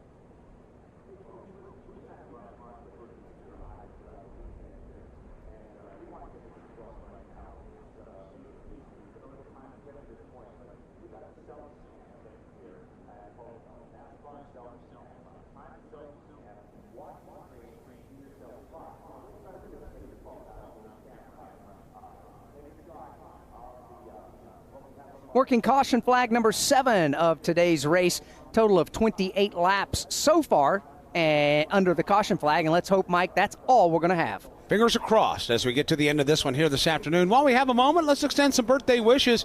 Motor Racing Network alumnus Tyler Burnett, celebrating a birthday today. Also, our engineer Steve Fridley, racking up another birthday candle on the birthday cake. Perfect day for a nap to celebrate, obviously. Absolutely right. And while we're on the birthday wishes, this past Thursday, happy birthday to Mr. H, Rick Hendrick, celebrating a birthday this past Thursday. So salute to everyone celebrating. And if you're celebrating a birthday out there, we wish you a happy birthday as well, as we're continuing our race coverage from Pocono. And what a better place to celebrate than the Pocono Mountains of Pennsylvania. Kyle, what's the status of cleanup over there at the exit of turn number 1? Cleanup is wrapping up. Zane Smith's car has just gone by my position on the back of the wrecker, and the same now can be said for John Hunter Nemechek, who is approaching turn 2. The rest of the cleanup team beginning to head back behind the wall at the exit of turn number 1. Racing today has been furious for the most part from the front towards the back. There's been some times with strategy where things have gotten separated just a bit. So why don't we visit with all 3 of our turn announcers and get an idea with these 3 highly unique corners what it's been like so far in the opening 129 laps of racing. Dave Moody? It's been very interesting to watch, Alex, today because half a lane difference up and down can really make a difference in how your car is handling. We've seen some drivers that, when given the choice, would run right down with the left side tires on the yellow line at the bottom of the banking. Some run about a half a groove up. Some run a full groove up. Some even a little bit more. And then, of course, the restarts, which have spoken for themselves, especially lately. Kyle, Ricky? We didn't have that big of a variance here in turn number 2, or have not had that variance here at this end of the racetrack at the tunnel turn. The only time we've really seen the second, third, and fourth lanes used on starts and restarts when they're side by side coming up the Long Pond straightaway. For the most part, everybody wants to get right to the bottom of the racetrack, right on that yellow line, because we talked earlier about the bumps here on the tunnel turn and how they can really upset the handling of these race cars when single file, never mind double file. So for the most part, everyone has been right at the bottom. Jason Toy in turn 3? Well, the biggest problem they have over here on this side is coming off of turn 2 towards 3 as the sun sets on the west side of the race course here. It is directly going in through the windshield of these drivers, so they're going to have to contend with that here in the latter part of this race. But in the turn 3, it's basically been where you're comfortable the most. We've seen a lot of drivers stick it down to the bottom, still keep it on the yellow line or the grass line. We've seen some go 2, maybe 2.5 lanes up. Wherever that car is making that transition and rolling through the corner a little bit better, haven't seen a ton of changes. Now, the one thing we have noticed is the entry into 3. Drivers are starting to get a little more brave and dropping that left side towards the bottom part of the track. Well, they're clipping that grass, and it's really disrupting those race cars. We'll see if that becomes even more of a factor here later on. 3 totally different ends to this Pocono Raceway, testing everybody that remains on track. While we have a moment and we get the 1 to go signal, let's give you a full field rundown, let you know where your favorite driver's running. Now 30 laps remain. Ryan Blaney is your leader. Last week's winner, Alex Bowman, he's second. Denny Hamlin's third, Joey Logano's fourth, and William Byron's fifth. Christopher Bell is sixth, with Martin Truex Jr. in seventh. Chris Buescher is eighth, Brad Keselowski ninth, and Chase Briscoe is 10th. Eric Jones is 11th, Tyler Reddick is 12th, and 13th is Corey LaJoie. 14th is Bubba Wallace. 15th is Carson Hocevar. 16th is Chase Elliott. 17th, Michael McDowell. 18th, Kyle Larson. 19th, Austin Cindric. And 20th is Daniel Suarez. Josh Berry is 21st. Ty Gibbs is 22nd. Austin Dillon is posted 23rd. A.J. Allmendinger is 24th, even after being involved in the most recent caution flag, or the caution flag 2 cautions ago. Justin Haley is 25th. Daniel Hemrick is 26th, with John Hunter Nemechek out of the event in 27th. And these drivers and the remaining drivers are out of the event. Zane Smith in 28th. Cody Ware in 29th, and Ryan Preece in 30th. Harrison Burton 31st. Kyle Busch 32nd. Ricky Stenhouse Jr. 33rd. Todd Gilliland 34th. J.J. Yaley 35th. Ross Chastain 36th. Noah Gragson 37th. The attrition rate is beginning to build quite a bit. If you look back on the speeding penalties back on lap 117 for Kyle Larson, Chase Elliott, Ty Gibbs, and Daniel Suarez, after a couple of caution flags and some cars being eliminated, they're now up to 16th, 18th, 20th, and 22nd. So they're happy to get caution after caution here. Now, Todd, let's do a reset as the field crosses the tunnel turn. For those that may be just joining us, I know we've had cars on pit road the last time, lap 117. Will we see any more pitting today? Are we done? Is this a straight heads-up race all the way to the end? I think the guys that are contenders to win this race, definitely, it's a straight-up race to the end. We've had enough cautions to stretch the fuel mileage. We've got room for green-white checkers if we got multiples at this point with all these caution laps. They've got plenty there. The only guys that might come to pit road, guys in the back half of the field that want to continue to work on their car and try to make some forward progress. Field is lined up 2 by 2 behind that pace car over in turn number 3. Pace car driver Jesse Delavote, get ready to take that machine back behind the wall, and we'll get set to head back to the Geico restart zone. Here they come off the corner as John Hunter Nemechek's car is being towed by the wrecker down the pit lane, getting ready to make its way into the garage. The pace car makes its way to pit road. Field is in the Geico restart zone. 29 laps to go at Pocono. Ryan Blaney is gone. He's trying to leave Alex Bowman in the dust, and will mid-pack. They're all the way to the pit wall as they flare out in fighter formation. Back to one. And they're making contact toward the rear end of the field as well. One car badly off the pace. Front of the field is Ryan Blaney, Alex Bowman, Denny Hamlin, as Ty Gibbs has blown up the 54 Toyota. He is off the pace and to the tail end of the field and at the bottom of the racetrack off turn 2 as everybody else comes up the speed up the Long Pond straightaway. It is Ryan Blaney at the front of the pack by a car length over Alex Bowman. 2 more back to Denny Hamlin and Joey Logano. They filter off turn 2, headed toward turn number 3. It is Alex Bowman just right off the back deck lid right there of Ryan Blaney. He drives deep into the corner. He will slide up a little bit. Blaney holds the bottom part of the racetrack. Ryan Blaney's going to be the race leader, clear by 2 car lengths now on exit of turn number 3. Steve Post, what's the radio chatter on the Ty Gibbs radio? Yeah, the radio chatter is it is an engine failure. Chris Gale said when he looked at a monitor he saw smoke coming out of the header pipes, and smoke coming out of the header pipes is never a good sign. Caution is on the speedway. There is fluid on the short straightaway, actually down the Long Pond straightaway through the tunnel turn for Ty Gibbs, whose engine has gone south after Ty led the field to the green flag earlier today, led 21 laps, had a dominating early performance. The late performance is not what they're going to look back on fondly of their trip to the Poconos this weekend. No, this one's going to be a bitter pill to swallow, knowing how good of a race car that they've had here all afternoon long, and up and down the leaderboard with the different strategies being played by all the teams, including themselves. And now they're going to have to go park that car on the back of the hauler and take it on back to Huntersville, North Carolina. Ty Gibbs will finish this race 26th. The attrition rate grows again by 1. We're down to just 25 cars remaining in this race. And that's unfortunate for Ty Gibbs because they did finish 3rd in the streets of Chicago last week. But, Alex, when you back up and you look at their last month and a half, it has been fraught with peril. Their last DNF came at Sonoma when they had a challenge there. But they've been finishing in the red, so to speak. But they did have a glimmer of hope last week in Chicago, and right now it's back to adversity for that Joe Gibbs Racing Monster Energy Toyota, who find themselves, as we run right now, 14th on the playoff grid, 69 points to the good. They, at worst, are going to, the bad thing is they're out of the race, obviously. The good thing is there's a ton of cars that were already out of today's race. They're going to finish 26, so it could have been a heck of a lot worse for Ty Gibbs and that team. Down to 27 to go, Ryan Blaney, the race leader.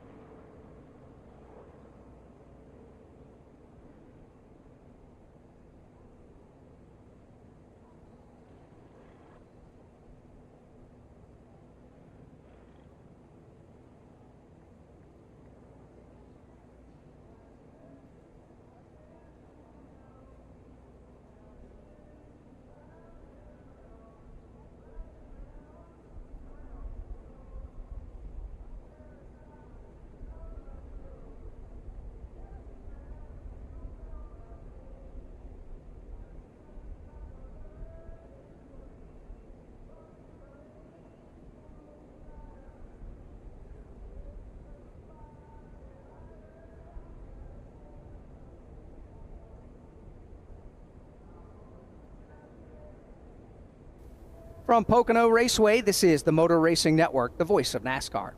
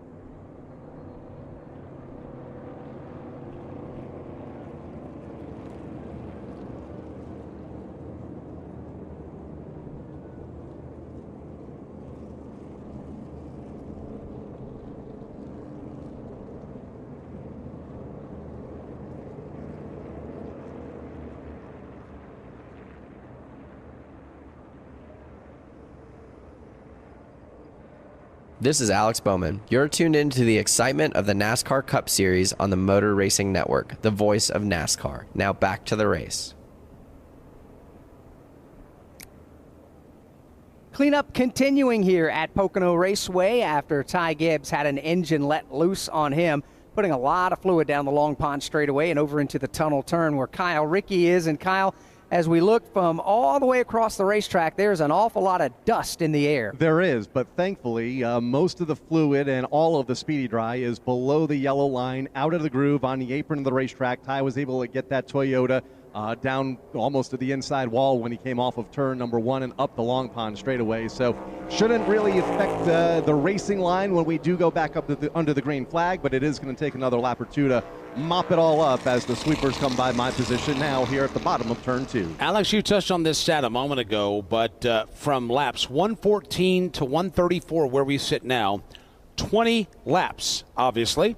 4 caution flags in that span, so an average give or take of maybe a half a lap of green flag racing here, half a lap of green flag racing there.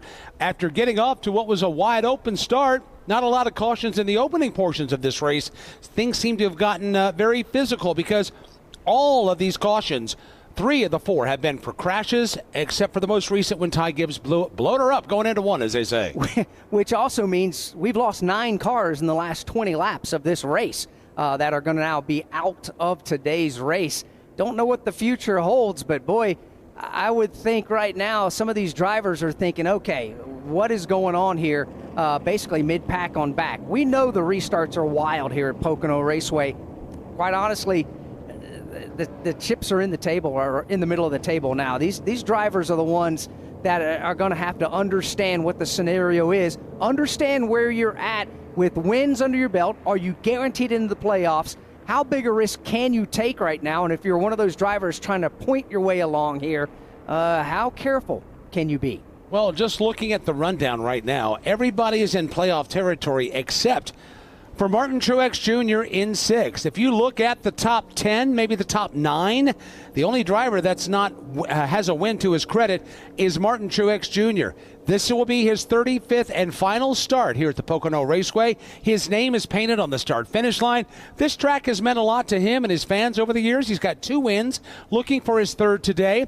He's been hovering all day long, and I know that all the Martin Truex Jr. fans are hoping he's able to pull one out. Never know. He may be able to, but I know that right now they are firmly inside of the top 10, which is obviously something that puts a smile on MTJ's face and his crew chief James Small's face as well. These remaining 25, now 24 laps to go next time by are 100% in his hands and every driver's hands. Pit crews are done working for the day unless they have some sort of a problem. We do not have any more scheduled pit stops. Everybody's good to go on Sunoco fuel. So it's up to the drivers right now what they're going to do. And I think it's worth mentioning all of the spotters, which are lined up high above the grandstands underneath the spires here, the twin spires at Pocono Raceway.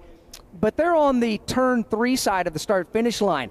How big of a challenge is it for them to look all the way down towards turn number 1 to try to clear their drivers? It's amazing how this plays out. Todd, you've been on top of the war wagon. You've obviously interacted with the spotter here. I would say this is one of the most challenging tracks to spot a driver. Would you agree? We would actually put a second spotter down in turn 1 on top of somebody's motorhome, just so that you could see turn 1 and figure those things out, because it's almost a mile away, and the cars are driving away from you. The depth perception, we're trying to clear cars at 6 inches, and you can't tell that over 3/4 of a mile from behind. It's very blind for these spotters into turn 1.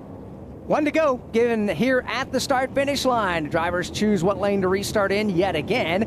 And one more time, Ryan Blaney chooses the outside. Alex Bowman goes to the bottom. Then Denny Hamlin will go topside along with Joey Logano. William Byron will go now to the bottom side of the racetrack and move up to the inside of the second row. We're wrapping up a fun weekend here in the Pocono Mountains of Pennsylvania. We got going Friday with the NASCAR Craftsman Truck Series. Corey Heim took the checker flag in that one. Heim time for the 5th time this season. Yesterday, Cole Custer got his first win in the NASCAR Xfinity Series, his first win of the year. He is now playoff eligible, and now today we're trying to settle this one to see who will drive into victory lane. We always have a blast when we come up to the Pocono Raceway. Track takes care of us, takes care of all the fans. Met with a lot of fans. We've had fun this weekend, and we always love coming up to the Lehigh Valley and Points North here in the Commonwealth of Pennsylvania. Yeah, we absolutely do, and it really is an outstanding event. A complete sellout here. Every seat sold, every luxury suite has been sold, every premium ticket. The infield completely sold out. This is one of the top infields on the entire tour. These fans out here know how to have a good time. Well, there are several infields that crack the top 5 list of whatever category, whether it be the partying infields or the fun infields. This one will give every infield a run for their money. We talk about Talladega, we talk about Michigan, may even throw Kansas in there.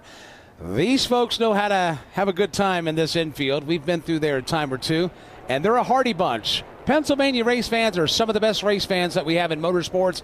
Always fun to come spend time with them and spend time in their state as they're actually all rising to their feet right now, waving their hats as we get set for a restart. 23 laps to go. Pace car is about to hit pit road, and we'll get this race back underway. Got to get to the Geico restart zone, and the green flag will come out when Ryan Blaney, the race leader, gets on the gas. Here we go as we race off into corner number 1 yet again through the gearbox. Blaney getting a big shove from Denny Hamlin, headed to Dave Moody. We'll see what he can do with it as he tries to take the lead in that outside lane. He's up by about a car length as they enter turn number 1. It's Alex Bowman on the bottom of the racetrack. Bowman still got a wheel to the inside. Blaney, though, will get away with the lead. Bowman slides up, or tries to, across the nose of Hamlin. Has that high side momentum for Ryan Blaney off of turn number 1 and is able to retake the top spot and pull away from a side-by-side battle for second. Denny Hamlin to the outside, Alex Bowman to the bottom, just in front of William Byron and Joey Logano. That teal and black Toyota on the outside, the multicolored purple and white down on the inside there of Alex Bowman. But right behind them is William Byron. He's trying to figure out which one to follow to the middle of turn 3. Good side-by-side battle for second. It's behind race leader Ryan Blaney. That's where Alex Bowman and Denny Hamlin stack it up there. Here's Bowman on the inside of the racetrack. Hamlin gets a fender out in front. William Byron waiting to see how this is going to turn out in this battle for second. And the longer this battle continues, the more the leader likes it as Blaney tries to get away. His lead is up to about 7 car lengths. Bowman's got the advantage in turn 1. He'll slide up across the nose of Denny Hamlin. Hamlin falls into the 3rd spot behind them. Martin Truex Jr. stepping out of line for 5th on Joey Logano. Logano to the outside, Truex to the inside lane, and Joey's going to hang on to that spot for now as the top 4 begin to drive away, led by Ryan Blaney. But Truex now has to worry about Tyler Reddick coming up on his right elbow, further back, breaking out 3 wide. It is Brad Keselowski. He goes down on the bottom side. He puts Bubba Wallace in the middle of that sandwich there with Christopher Bell. Wow. Brad Keselowski, what a run coming off the tunnel turn. He and Chase Elliott just making a lot of hay at the bottom of the racetrack. Let's check in the garage. And I found Ty down here in the garage. We're ready for that interview. He's coming out. He didn't have to go to the infield care center, went straight to the garage with his engine. Ty, not the way you wanted to end the day, I know. What happened? Was there any warning? That was a big ending. Yeah, I didn't really have any warning, but it was really good, and our car was really well. Just kind of got on the weird side of the strategy, but it was a fun day. I had a great time racing and very thankful. All right, Ty Gibbs, he's okay. Not the end of the day he wanted. Yeah, he is one of 11 cars out of this race. He is posted in the 26th position. On the racetrack right now, Ryan Blaney is being caught by Alex Bowman. They are separated by maybe 4 car lengths. It's about 5 or 6 back to Denny Hamlin in 3rd. Then you get back to William Byron in 4th. And running in 5th right now, it is Joey Logano. A solid day for the Shell Pennzoil Ford Mustang. Logano and company breaking their way into the top 5. Got the 5th spot right now as he races his way into turn 1. Right behind him, a pretty good battle for 6th. Tyler Reddick feeling some big time heat from Martin Truex Jr. They nearly touch Truex at the exit of turn 1. Tyler Reddick will hang on to that position for now. Truex looking to the inside, but can't make a move. Gets back single file behind Reddick. At the front of the field, here's Alex Bowman pulling in on race leader Ryan Blaney off turn 2.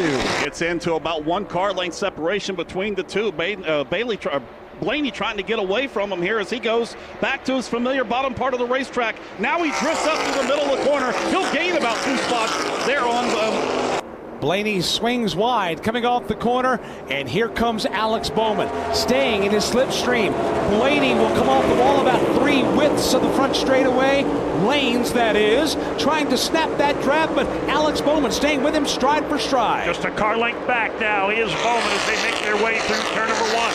Blaney running 2 grooves up off the bottom. Bowman running half a groove lower.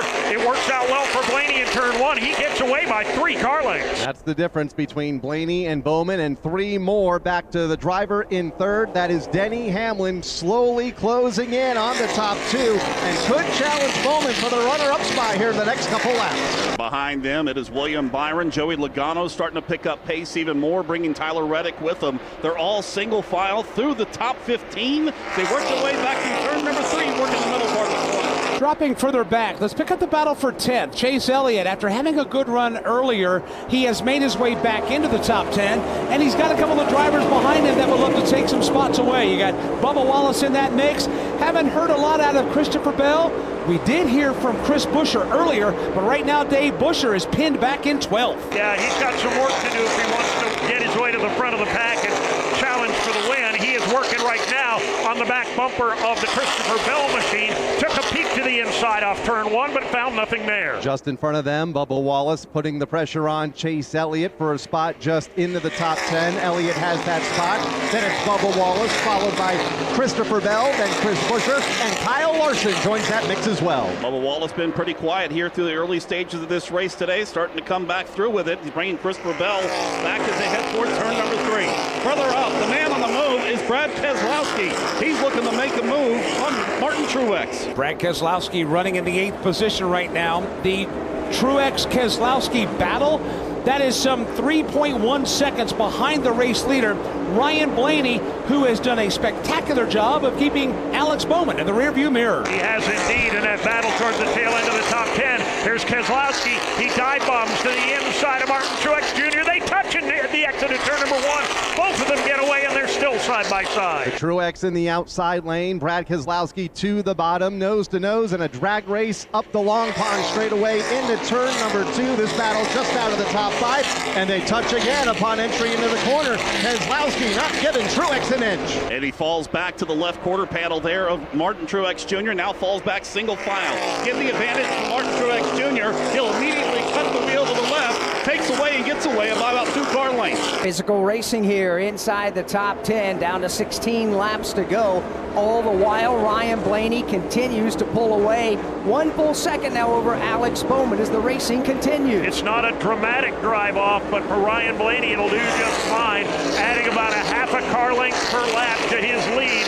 Now Bowman has got about a 5, maybe 6 car length lead over the 3rd place machine of Denny Hamlin. Hamlin all by himself in 3rd, but beginning to reel in Alex Bowman for 2nd. Then it's several more car lengths back to the battle from 4th on back, and again side by side for 8th for the 2nd time by Keselowski to the inside of Martin Truex Jr. to take that spot away. Move Brad up into just outside the top 5 in that 7th position, but now Martin Truex Jr. has to worry about Chase Elliott. He looks to the driver's left all the way to the bottom part of the racetrack. They're side by side off the corner. Elliott's going to try to wedge his way right up underneath the Martin Truex Jr. Toyota off turn number 3. Successful in that endeavor. Here's Chase Elliott on the march yet again. He'll go wheel to wheel with Truex. Elliott on the inside, Truex on the outside as they steam down into the entrance of turn number 1. Elliott drives it all the way down to the yellow line. Truex letting it ride on the outside. Nobody able to get advantage. They're side by side off 1. This is the battle for 8th. Truex in the outside lane. Elliott to the bottom, and they're side by side up the long pond straightaway. Just a couple of car lengths behind the cars that are running from 5th on back. Joey Logano, Tyler Reddick, and Brad Keselowski. Here comes Elliott back to the bottom. Truex hung up on the outside. Elliott will lose a little bit of ground coming off the corner. Now regains it, driving back toward turn number 3. Nose to nose back into the corner as Elliott tries to cut to the bottom part of the course, still side by side. Good racing here up off of turn number 3. These drivers really getting after it here in the closing laps. But Steve Post, Martin Truex Jr. has unfortunately given up a couple of positions here as of late. What's going on? He just jumped on the radio and said this car just will not go down the straightaway. He's lacking straightaway speed, and that's what's allowed Brad Keselowski and now Chase Elliott to chase him here and pass him and lose a couple of spots for Martin Truex Jr. Yeah, Martin Truex Jr. on the backslide, rolling right now in the 8th position. It's going to be a full field rundown. 13.5 laps remain. Ryan Blaney out in front by 1.2 seconds. Alex Bowman now in second. Denny Hamlin in third. William Byron in fourth. Joey Logano is fifth. Tyler Reddick is sixth. Brad Keselowski is 7th. Martin Truex Jr. is 8th. Chase Elliott 9th, and Bubba Wallace is 10th. 11th is Chris Buescher. 12th is Christopher Bell. 13th is Kyle Larson. Eric Jones is 14th, and Chase Briscoe 15th.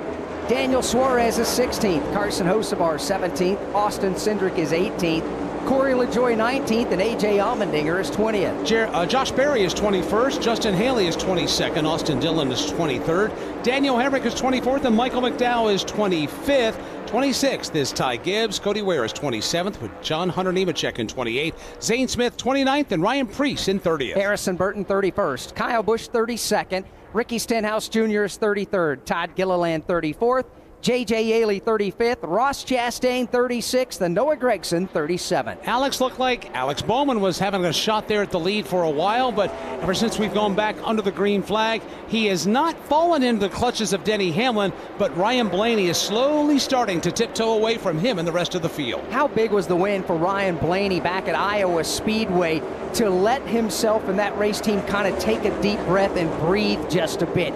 Settle in, now run the summer stretch and get ready for these playoffs. Yeah, it was fun to see him win on a short track. It looks like that a win is within his reach on this 2.5 mile expansive racetrack, showing the versatility of that race team and Ryan Blaney. And right now, he has gotten the pit strategy that he's needed. He's gotten the track position to come along with that. And right now, this race is Ryan Blaney's to lose. Let's just hope he can keep the fenders on it and keep it mechanically intact. Crew Chief Todd Gordon, you've had the opportunity to work with Ryan Blaney as his crew chief. How much has this young race car driver grown and come into his own? Yeah, he's done a phenomenal job. Obviously, our champion from last year put a whole run together.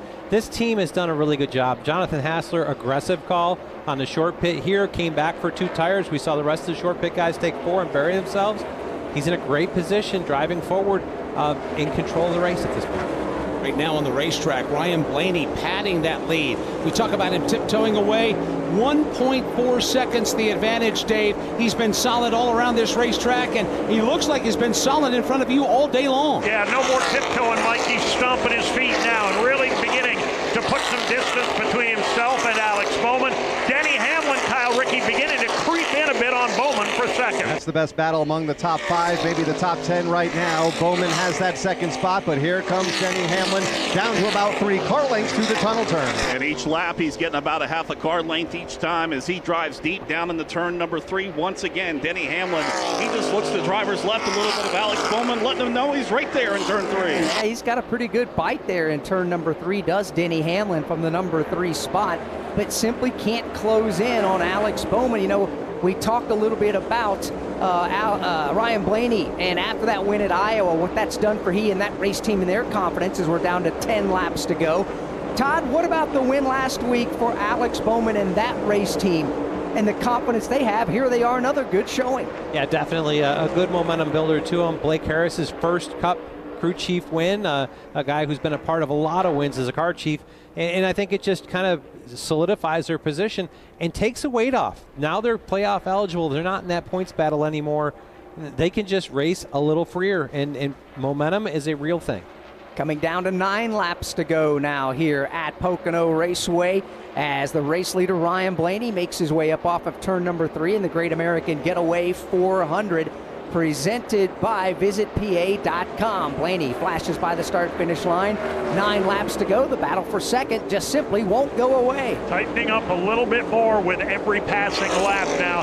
Denny Hamlin is definitely on the charge, but doing a pretty good job of taking the air off the nose of his car is Alex Bowman, despite this time running a full groove higher through turn 1. Interval has stabilized to about 3 car lengths between those two. Bowman in second, Hamlin in the third spot. They are about 20 behind the race leader Ryan Blaney, who is all by himself right now at the front of the field. Then it's Bowman and Hamlin, and a large gap back to William Byron in fourth. And Kyle Rickey, you're right. Nothing lost, nothing gained here for Alex Bowman as he continues to maintain that 4 car length separation back to Denny Hamlin. Hamlin, though, changing up his line. He goes to the bottom part of the racetrack, trying to pick it up. Got a couple of battles brewing inside of the top 10 now with 8 laps to go. This ongoing battle between Alex Bowman and Denny Hamlin, that's tightening up.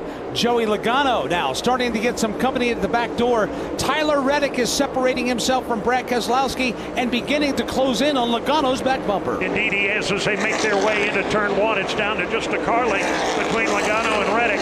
Decidedly different lines. Logano 2.5 crews up. Reddick right on the bottom. Right there within a car length is Tyler Reddick on Joey Logano in a battle for 5th, battle for 2nd. Also continuing to tighten up. Here comes Denny Hamlin right on the back bumper of Alex Bowman for that runner-up spot. Making up a little bit of ground on him as they work their way off of turn number 2. Down the short chute back to 3. It's cut down to 2 car lengths once again here for Denny Hamlin. He stays right there. Now Bowman goes bottom side. Here goes Hamlin looking to the outside. Trying to do it around the outside lane. Denny Hamlin, what a bite he got there off turn 3. Pulls even with Alex Bowman. The battle for second is over that quickly. Hamlin around the outside of Alex Bowman goes to second, but Davey's got 2.5 seconds to make up. Yeah, now comes the real challenge. He's got to reel in Ryan Blaney from a country mile back. He's also got the lapped automobile of Michael McDowell that he'll have to deal with in the next lap or so.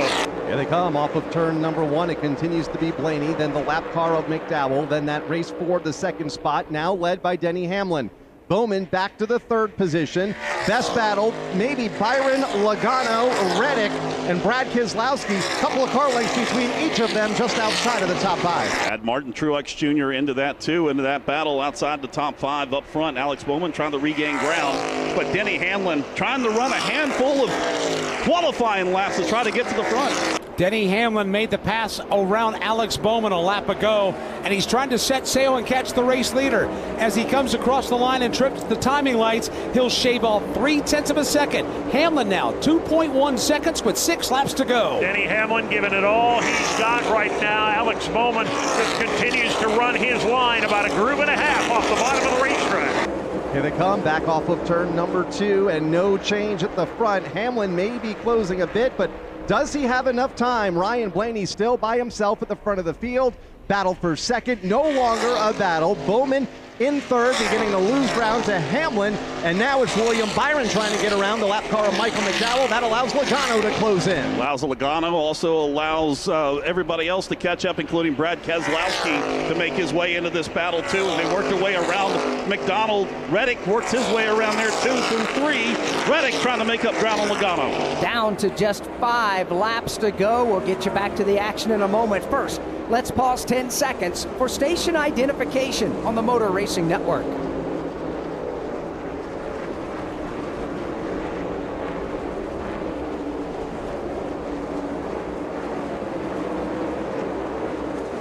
Motor Racing Network live at Pocono Raceway in Pocono, Pennsylvania. The NASCAR Cup Series racing the Great American Getaway 400. Along with Todd Gordon and Mike Bagley, I'm Alex Hayden. We're topside here at Pocono Raceway with Dave Moody, Kyle Rickey, and Jason Toy out in the turns. Steve Post, Alan Cavana on the pit lane. Right now we are counting down. We are less than 5 laps to go. Ryan Blaney leading Denny Hamlin by 2.2 seconds.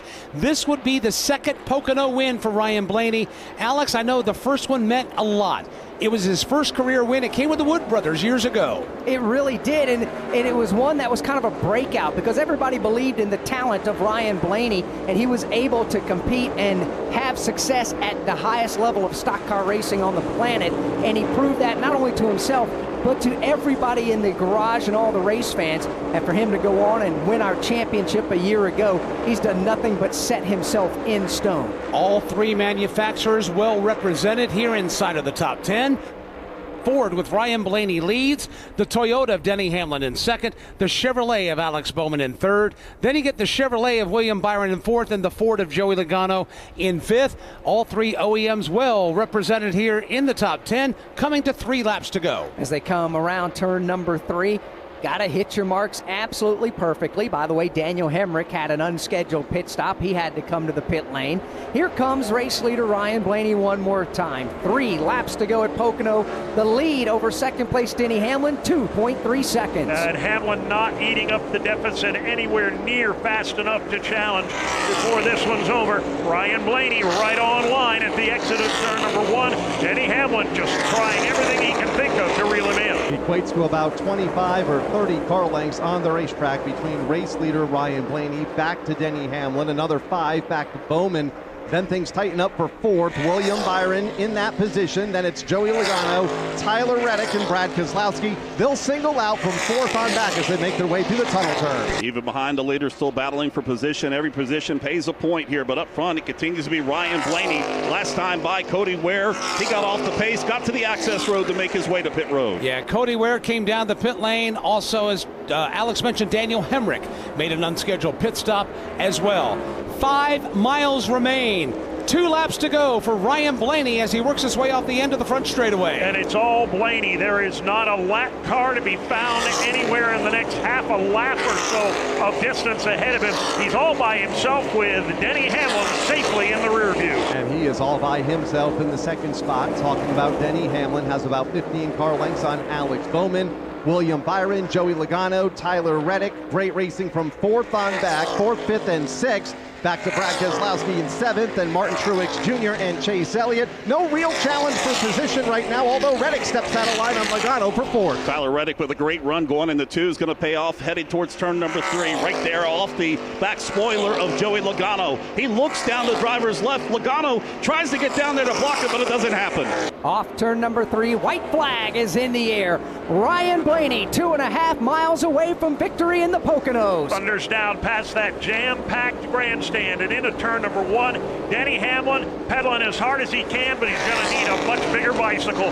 Ryan Blaney, the man in charge for the final time, off turn 1 to the long pond straightaway. The long straightaway, still 20 car lengths back to Denny Hamlin in second. He's closing, but is going to run out of time. Bowman even a distant further back in the 3rd spot. It's all Ryan Blaney through turn 2 for the final time here in Pocono. Once Ryan Blaney got out in that great Pocono mountain air, he has been able to pull away and maintain it. He comes down to turn number 3 for the final time, puts it down to the bottom part of the racetrack, drifts wide through the middle of the corner. Ryan Blaney off 3 for the win. Here comes Ryan Blaney. He'll swing his Ford Mustang wide up against the wall. The checkered flag is waving. Ryan Blaney will go to victory lane at the Pocono Raceway. He wins the Great American Getaway 400. Denny Hamlin crosses the line in second with Alex Bowman in third. William Byron finishes 4th, and Joey Logano will round out the top 5. Let's go to pit road. And I'm up on the 12's pit box with crew chief Jonathan Hassler. High fives all around. What's a win like this mean to you? I can't hear everything you're saying, but Ryan did a great job all day. Victory did a good job, executed, had a fast car, and had track position at the end. So proud of the whole team. What is a race like this when it comes to strategy and everything that goes into it? How tough is that for you? Yeah, it's definitely one of the tougher ones for sure. There are a lot of different scenarios that could play out, and you got to be as ready as you can for whatever comes ahead. Jonathan Hassler, we'll see you in victory lane. 12th career NASCAR Cup Series win for Ryan Blaney. He and that team are going to head to victory lane.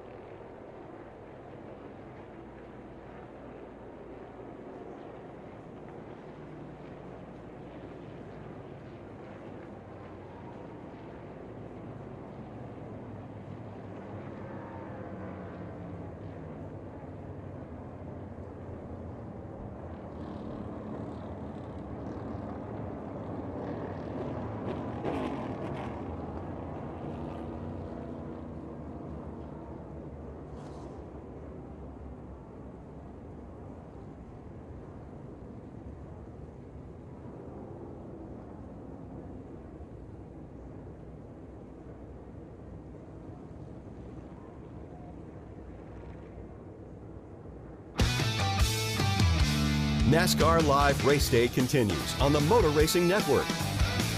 It's all over in Pocono, Pennsylvania, and Ryan Blaney picks up the win for Team Penske. And boy, it has been a while since Team Penske has won here at the Pocono Raceway. 4,725 days. The last time they won at Penske, Team Penske won it here at Pocono, 2011. And Ryan Blaney changes that here today. Well, the last time Team Penske won, Todd, you were just talking about it. Last time they won a cup race here at Pocono Raceway was Brad Keselowski in a unique circumstance. Yeah, definitely. This was had been to Road Atlanta the week prior to this event and got in a pretty bad wreck. Banged up his feet pretty badly, swollen up pretty badly, but Brad still came here, put on a clinic and fuel savings and putting it forward, got himself to victory lane. You know, the interesting thing is after getting off to a slow start, Alex, in 2024, Team Penske has come to life here in the mid-portion of this season.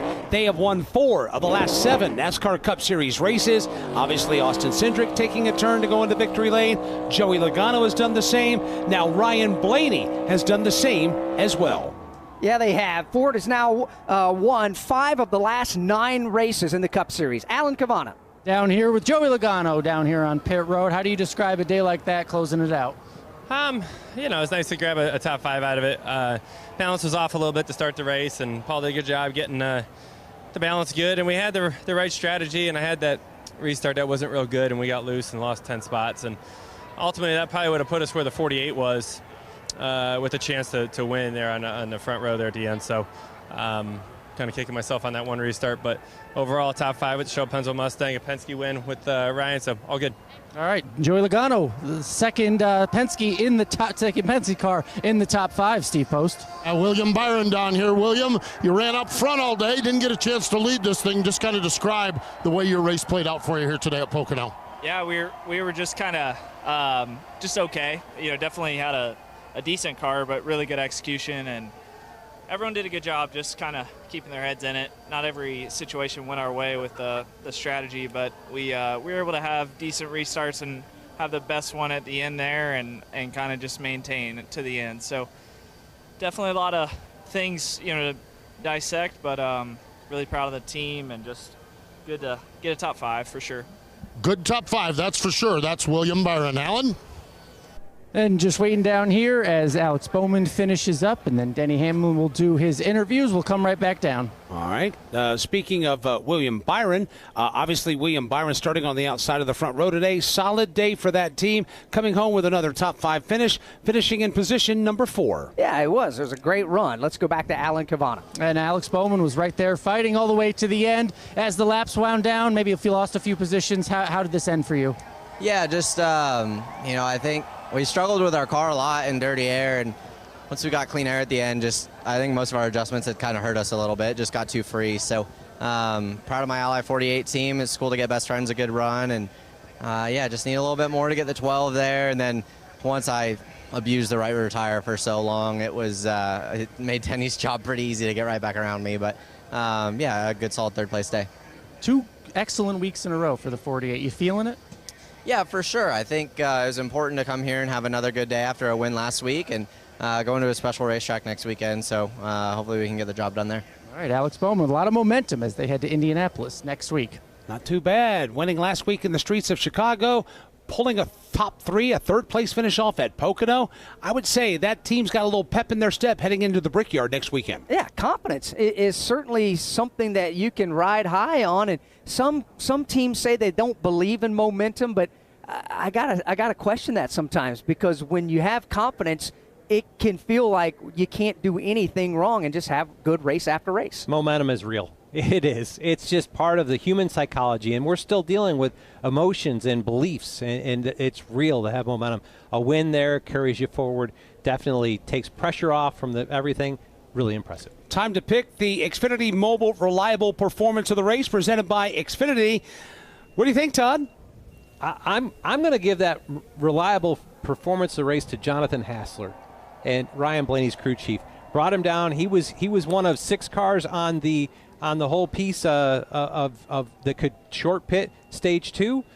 They came and got it, and then they came, and when we got to caution, he made the aggressive call to take 2 tires and get himself forward. So Ryan Blaney, the 12 team, Jonathan Hassler, aggressive calls. All right. Well, the Xfinity reliable performance goes to Jonathan Hassler. And just like Jonathan, Xfinity Mobile's got you covered with a reliable nationwide network. Learn more at xfinity.com/mobile. Alan Cavana. Down here with Denny Hamlin. A great day. Fast car. Felt like you just ran out of laps at the end. Yeah, always. It's you never lose one. You always just run out of laps, or you run out of time, right? So, no, hats off to this whole Mavis Tires and Brakes team. They, Dave, the CEO, and 100 associates here today. So proud to host them, and wish we could have got them a victory, but second's close, and at least gets us back on the right track. We certainly have had some slides over the last month and a half, and this feels good to get a good finish. So much strategy goes into this race. What ultimately made the difference there? It was when the 12 jumped the stage that we won. So when we stayed out there to win the stage, that was the moment where he was able to jump in front of us. And from that point on, just not enough laps to reel him back in. That's a tough call. Go for the stage win or go for the overall win, isn't it? Yeah, I mean, that's one of the things that Chris and this whole team has to weigh is, how's the end of the race going to play out? And we stayed and made sure our tank was full. Others did not, so 6 or 7 cars jumped us that were behind us. The 12 jumped the stage, and it's just one of those things where, it's easy to second guess now that we know how it plays out, but regardless, we were still able to charge back up there. Oh, so close for Denny Hamlin in win number 8 at Pocono, but he gets second today. Yeah, Denny Hamlin coming so very close. And Alex, for a moment, I thought he had a shot. Led 31 laps today and flexed muscle at a part of this race, but just coming up just a little bit short. Ryan Blaney rising to the occasion when it mattered the most. He did, and this is a unique track, obviously. We've talked about it since NASCAR Live Race Day when we came on the air. Some drivers just take to it and understand that the 3 different corners require 3 different disciplines from behind the steering wheel of the race car. Now this is Blaney's second win here at Pocono Raceway. Denny Hamlin, the all-time Pocono winner, certainly knows how to get around here. Let's go to victory lane and hear from Ryan Blaney. Ryan Blaney down here. They're getting things set up down here in victory lane. There are a whole bunch of Wabash people here. That's the sponsor on the car. They're ready to celebrate. Jonathan Hassler walks in, sticks his head in the window, gives his driver a big shake of the hand here. Ryan Blaney, the second time in victory lane here. It's been since 2011. Penske Racing has been here, but they are back, and they are strong with the second win this season, and he is getting ready to climb out of this race car. Ryan Blaney eases up. He sits on the door of the car. He moves to the top of the car. Ryan Blaney gets the cold water bath. The confetti is flying. They are celebrating here at Pocono Raceway. Ryan Blaney is a winner again. And yeah, that water was cold, that's for sure. Ryan Blaney down here. Bubba Wallace coming in, offering congratulations. One of his best friends in the garage area. Ryan, congratulations. The satisfaction of winning here at Pocono, a tough racetrack. What is that like? Means a lot. I got my first Cup win here, 7 years ago. So, there's these tracks that have a special meaning in your heart, and this is definitely one of them. And it's such a tough racetrack to kind of figure out, and get right. So, just really cool to, have it all come together. Appreciate all the 12 boys for sticking with it all day and having a plan in mind and that plan working out, and our car was fast enough to be able to hold everybody off. So, yeah, very cool to get our second one of the season, and hopefully we can keep this momentum going. You mentioned a plan, the strategy. What's that like being off sequence with people riding in the middle of the pack and just trusting the process? What is that like as a race car driver? Well, I just, I just try to keep like the end goal in mind, and Jonathan and I talked before the race, of kind of, hey, there's these situations to where we might, have this plan or this plan, and I feel like our car was a winning car, so we just kind of took wherever we'd cycle back to closest to the front. We kind of sacrificed stage points and things like that. That's great when it works out for you. So Jonathan had a great plan, and the car was fast enough, and all worked out. So yeah, just trying to keep that end goal in mind. Big picture here this season. We've talked about the Penske team. We knew the short flat track. We're going to let Gianna come in here. She was not at Iowa. His fiance getting a big hug and a kiss down here. She is here at Pocono celebrating. We talked about the short flat tracks and how they were going to be good. This is a flat track, but nothing short about it. How do you feel about overall Penske and the way you guys are proceeding this season? Yeah, I think we're in a great spot right now.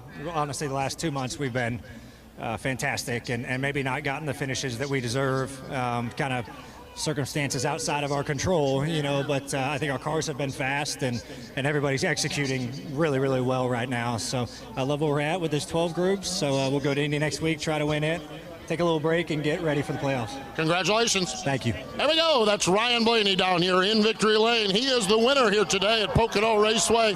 What a run, what a race, and what a popular win. Crowd here in victory lane is going wild because they're right in and amongst victory lane here at Pocono. Ryan Blaney is celebrating the win today. From fueling your favorite NASCAR teams to filling up at the pump, Sunoco is trusted to help vehicles perform at their peak. Sunoco, performance is what we do. Finishing behind Ryan Blaney was Denny Hamlin in second, Alex Bowman third, William Byron fourth, and Joey Logano fifth. Tyler Reddick finished in sixth. It was Brad Keselowski in seventh, Martin Truex Jr. in eighth, Chase Elliott ninth, and Bubba Wallace finished in 10th. Chris Buescher 11th, Christopher Bell 12th, Kyle Larson was 13th, Eric Jones 14th, Chase Briscoe 15th, and Daniel Suarez 16th. 17th, Carson Hocevar, 18th, Austin Cindric, 19th, Corey LaJoie, and 20th, Josh Berry. A.J. Allmendinger finished in 21st. It was Justin Haley in 22nd. Austin Dillon was 23rd. Michael McDowell 24th. Daniel Hemrick was 25th. Cody Ware was 26th. Ty Gibbs 27th. John Hunter Nemechek 28th. Zane Smith was 29th. And 30th went to Ryan Preece. Harrison Burton 31st. Kyle Busch 32nd. Ricky Stenhouse Jr. 33rd. Todd Gilliland 34th. 35th was J.J. Yaley, 36th, Ross Chastain, 37th, Noah Gragson. Todd Gordon, your thoughts on today's 400 miles? Yeah, it was strategy races. It's what Pocono is built around. We saw different things and cautions played at different times. Crazy racing into turn one, but we saw really good cars come back. Denny Hamlin really close to pulling a win out from winning stage 2. Didn't quite get there. That's Todd Gordon. Mike Bagley in the broadcast booth with me today as well. My name is Alex Hayden. We had Dave Moody, you had Kyle Rickey, and of course Jason Toy in turn number 3. And on the pit lane, Steve Post and Alan Cavana. Ryan Horn was our director and producer today. On behalf of Craig Moore and Steve Fridley, our engineering team, we all at the Motor Racing Network congratulate Ryan Blaney. He's the winner at the Pocono Raceway. Motor Racing Network's coverage of the Great American Getaway 400, presented by VisitPA.com, has come to you from Pocono Raceway. Brought to you by Geico. Geico's mobile app has 24/7 claim service and on-the-go policy info. Get more with Geico. By Powerball, the official lottery game of NASCAR and home to the NASCAR Powerball Playoff. By Wendy's, home of the $5 Biggie Bag. By eBay Motors. Burn rubber, not cash. By shopping on eBay Motors. ebaymotors.com. By BetterHelp Online Therapy. Get 10% off your first month today at BetterHelp.com/racingradio. By Craftsman. Shop for special deals at Ace Hardware. Visit craftsman.com/deal of the race. By Harbor Freight. Whatever you do, do it for less at Harbor Freight. By Napa. Elevate your engine performance with Napa Full Synthetic Engine Oil. By Progressive. Save when you bundle motorcycle, RV, and boat insurance. Visit Progressive.com. By Toyota. For the latest Toyota racing information, visit ToyotaRacing.com. And by Sunoco. From NASCAR to your car, Sunoco Fuel helps your car reach peak performance. Our coverage has come to you under an exclusive radio license granted by Pocono Raceway to the Motor Racing Network, solely for the non-commercial use of our listening audience. Any use of the descriptions and accounts of this event without the express written permission of the Motor Racing Network is prohibited. Today's broadcast was directed by Ryan Horn, associate producer Julian Council, broadcast engineer Steve Fridley, studio engineer Andy Pachenik, audio engineer Craig Moore. The president of MRN is Chris Schwartz. Follow NASCAR every day at MRN.com. This broadcast was a production of the Motor Racing Network.